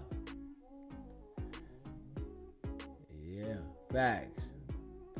Somebody want Smokey catalog. Blue Chicken. Possibility too. Somebody want Smokey catalog. Oh my God. Oh Lordy, Lordy, Lordy. Lordy. Shit get sticky. Yeah. It gets sticky, man. He said they got dollar signs as color. Shit get real. Yeah. This the Diddy call. Let's see what Diddy said to Ye, man.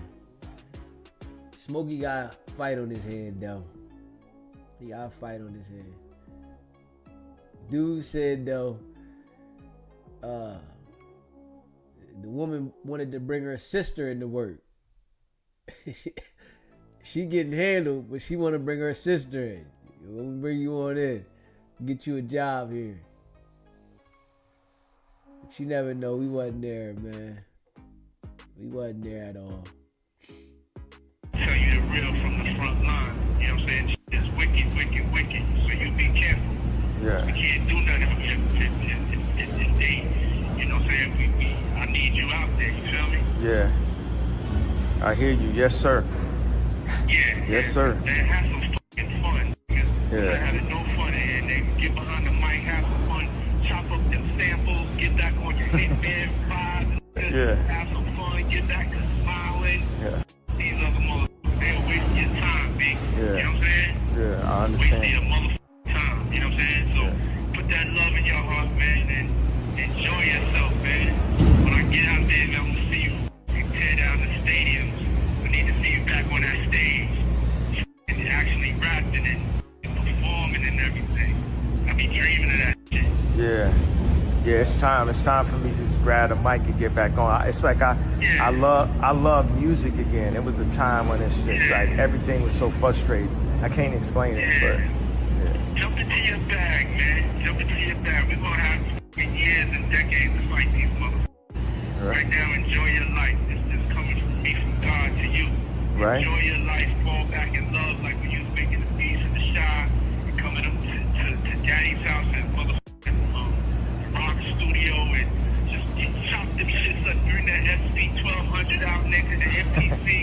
Nigga, and fucking have a good time and say f the world and all the bullshit, man. Yeah. Yeah, absolutely. Yeah, man. So I love you, man. I appreciate you. And thanks again. And, you know, I'm gonna see you soon, man. Yeah, yes, sir. Yes, sir. Yeah. That's how it's gonna be. You gonna definitely beat this shit. Yeah. Yes, sir. And that's it. That's it, and that's all, baby. But I'm gonna make sure I call you back or something. It'd be good to hear your voice again. Yeah. Like 59 more days before trial, so I'll definitely be touching in to tap into your energy or something. Yeah. Play me some shit over the phone, give me some fucking life. This shit fucking sad. I put Daddy in jail. This shit is fucking sad as a motherfucker. It's insane. The devil is a liar. Word up, big. Coming out though. Yeah, man, but I love you once again, man. I'm gonna let y'all go and get back to some fun, man. I don't wanna bring your vibration down. Never. So keep it in a high frequency, man. And you keep doing everything you're doing, man. You got that f***ing freedom. And when I get out and I get that f***ing freedom, whew, Right. I am not caring about nothing but motherfucking being happy. And I want you to feel that. Yeah. I want y'all to have that for yourselves, man. Yeah. Yeah. Yes, sir. Yeah. Yes, sir. That's it. I know now. Yeah. I want to thank you so much for just taking care of my kids, man. Because ain't nobody reach out to them. Ain't nobody call them. You know what I'm saying? Yeah. Nobody. You know what I'm saying? And that meant so much. You know what I'm saying? That you reached out to them and took them under your wing while I'm in this spot. Man, I appreciate you. Word up, man. Yeah, absolutely. I love you so much, man. It's like you raised me even when I didn't know you. You know what I'm saying? Yeah. I feel the love, Jay, for real. I feel the love, for real. It means so much to me. This right here is crazy. You be careful definitely trying to end us, you feel me? Yeah. They can't do it. They can't do it, and they ain't gonna do it. You know what I'm saying? Yeah. I'm gonna beat this shit and get next to you. Yeah. We gonna raise our families and become the kings that we supposed to be, you feel me? Yeah, absolutely. Yeah. But words can't explain how much it means to me, you know what I'm saying? Yeah. It's like being left for dead, D, and only one person coming to do anything to get you. And that's the level of appreciation that I have to you. But just like taking care of my son, that's some like next level big brother shit, D. Yeah. You know what I'm saying? You ain't have to do that. But taking my son and like, damn, nigga, coming a big brother father figure to him means a lot, you know? Man, I appreciate that, man. Yeah, man, out there with no tearing and shit, man. These people trying to rock me, you know what I'm saying? Yeah. And the way you are as a father, man, it's just like I look up to the relationship that y'all got. You know, just even. Yeah. I just always love the way the connection y'all had, or this connection you got. Well, I appreciate it, man. You helping to give them the love that they need. Just like it just means so much, bro. For real. When I see it in your face, you know what I'm saying? I'm gonna be able to hug you and thank you and show you for the rest of your life how much you appreciate it and always be there for you. Man, thank you, man. Thank you. But I just feel like as a community, like we got to take the responsibility to, just for us, just all of us. It's like we a family. Everybody has been taken in by this fame, media, music, everything. Go Doug. Yeah, I thought we was all family, man. I really thought that, though. You know what I'm saying? Right now, you the only family I got. You the only family I see. You feel me? Yeah. I done always spoke up for everybody, you know? And, I ain't bitter or nothing. I'm just telling you how it is because you're the only one. You know what I'm saying? Yeah. So me and you, if you're the only one that came to get me, that's all I can do is say, like, damn. You know what I'm saying? Yeah. Every time everybody try to attack us, I'm always riding. And you're the only person that spoke up, man, and I appreciate it. Yeah, absolutely. I just felt that energy. It's like something was channeling through me. You know how it be when I get in that mode and it's like, you gotta do it. Yeah. You jumped into your bag and thanks for the Sean John look too, you know what I'm saying? Yeah. Absolutely. We gotta keep that going. When I got my website, it's ready. They gave it back to me actually. Yeah, okay. Yeah, that was it right there. They said they got Puff Daddy in jail.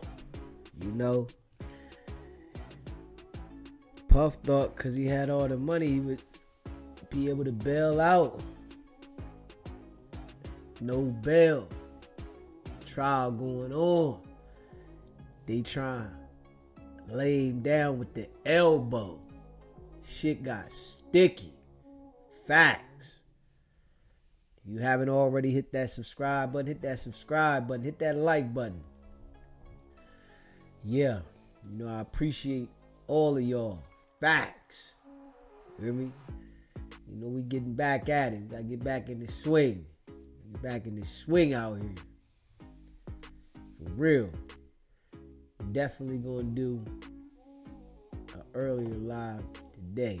Definitely. I'm gonna just get me a couple hours in. Power nap. Back at it. I gotta start streaming longer, man. I gotta start doing them long streams. Fuck it. 10, 12 hours. I gotta get back. Hard body. Yeah. I appreciate all of y'all. If you haven't already hit that subscribe button, hit that subscribe button. Go check the merch out. SBGBTV.com. We're gonna have this red SBGBTV shirt on there tomorrow. I put that on there. You know what I'm saying? That red one. Working. Yeah. If you wanted us to promote anything for you, $40 a day, $200 for the week, 7 days. You can email me at sbgbtv.com.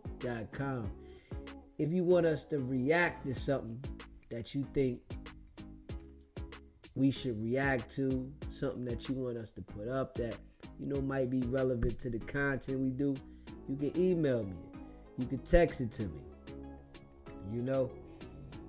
I appreciate all y'all. If you would like to become a member, it's pinned at the top of the chat. It's only $3.99.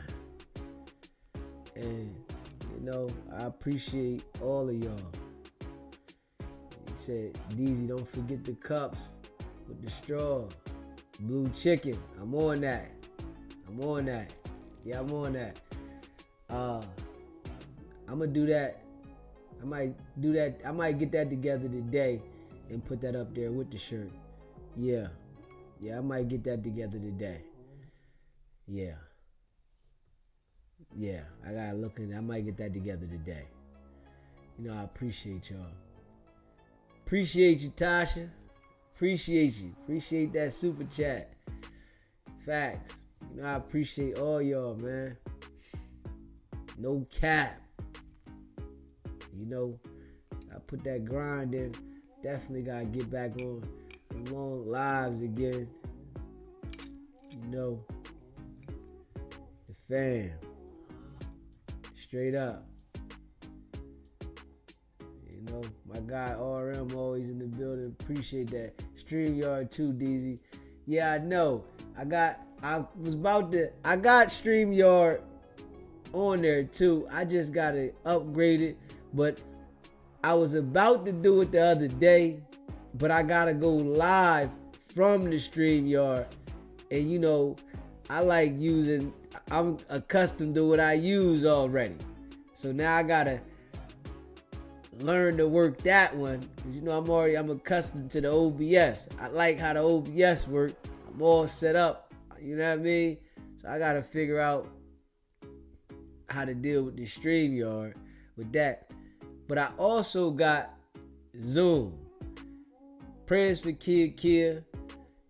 She says she's out of ICU and she's trying to heal. And prayers for Kia. Let's say one for it.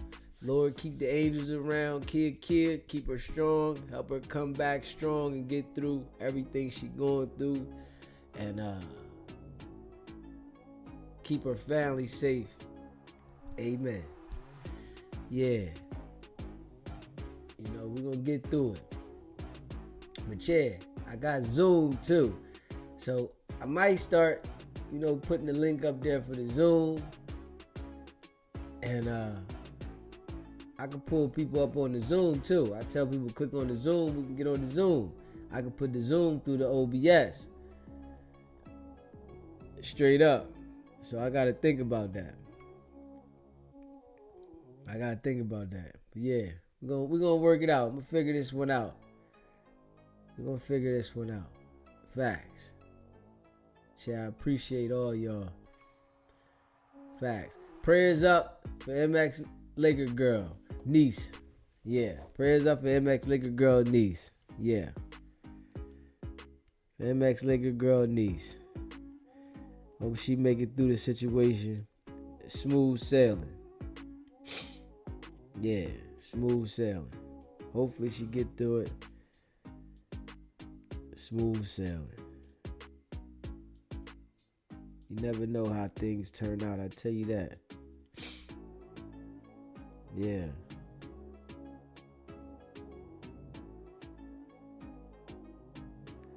Yeah, prayers up for MX Laker girl. Yeah. It's all love though. It's all love around here. We can have a difference of opinion. It's all love. Gotta start being active with the call in. It's okay. Call in. Say how you feel, what it is. We can have a difference of opinion without being disrespectful. It's just how you feel. Facts. Yeah. Straight up. Thank you for those who made this a safe place for expression, even those who tried to strife my opinion. Yeah. Hey, listen. If you feel like somebody is being out of pocket to you in the chat that you feel, is trying to be out of pocket or anything, all you got to do is text me.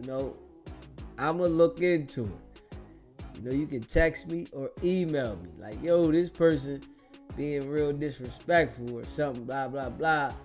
Because we family here. I'm going to make sure I address the situation. Trust me. And that's no cap. So if somebody, feel like they feel some type of way about somebody saying something, all you got to do is say, hey, Deezy, this person, blah, blah, blah, hold up. Because I want everybody to feel comfortable. Straight up. And that's a fact. You know what I mean? Hey, Leon.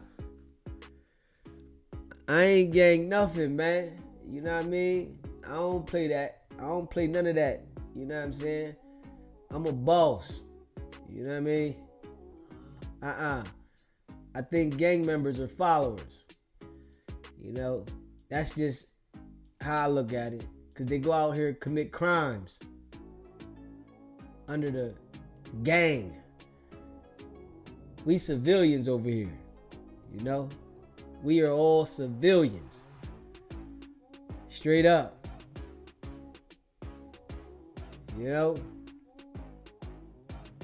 We civilians. That's what's going on around here. If you a gang member, you over here, that's your business. But we don't do gang shit around here. Not at all. Not one bit. If you in the street, you can't be around me. You know what I mean? I come from it. That shit's old. Shit's corny. That's how I look at it. It's all corny. Yeah. Grown. When you become grown, you gotta operate grown. That's how I look at it. Yeah. Make sure y'all hit that like button. If you in the building, smash that like button. Appreciate you. You hear me? Hit that subscribe button. All that. Yeah. It's all love around here though. Big facts. Yeah. Big Gemini shit. Big Gemini shit. Big Gemini shit. Yeah. Put a 1 in the chat so we can shout you out. Straight up. If you are a member, you can become a member though. For $3.99. But put a 1 in the chat. And shout out to Superfly. Appreciate you, Superfly. Gifting those memberships. I appreciate you. And that's a fact.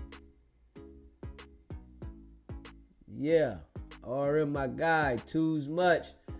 Holy Mayor Sky. J Rip Advisory.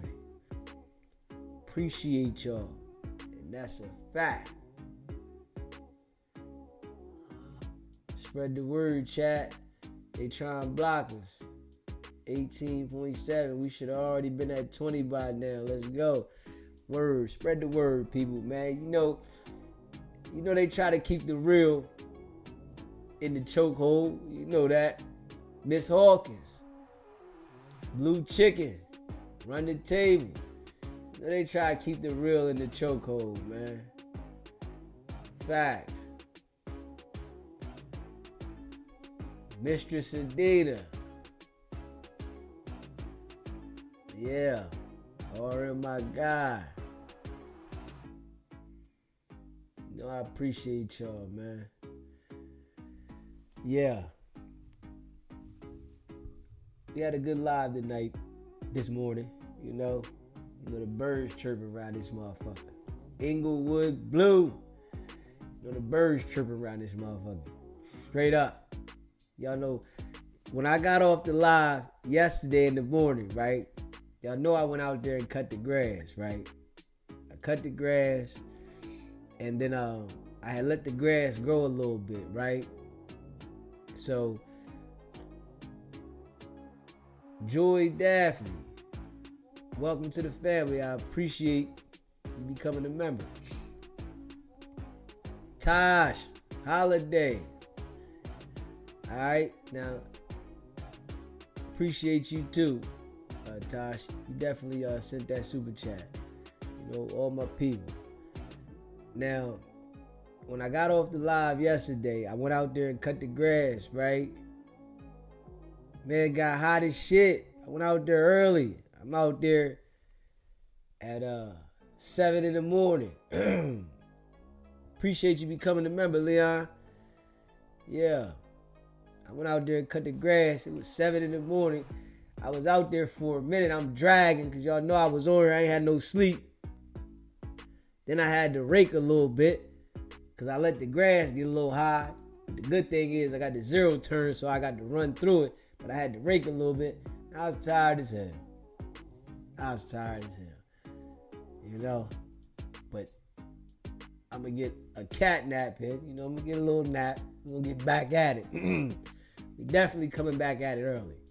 I got to come back at it early. We got to get the connection. I got to get that connection so y'all know I'm back at it. You know, and we getting it popping twice a day. I got to get back at it. Got to. Working on it. But I appreciate all y'all. Straight up. Make sure you hit that subscribe button. Hit that like button. Share this video, man. You know, Deezy appreciate y'all, and that's a fact. That's a fact. Let me see here. And we grinding, you know.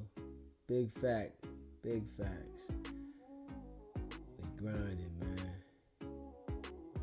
Non-stop. You know, I didn't send that one over there. Okay. But I appreciate y'all, man. Y'all know what it is. It's not about the setback. It's about the get back. Nah.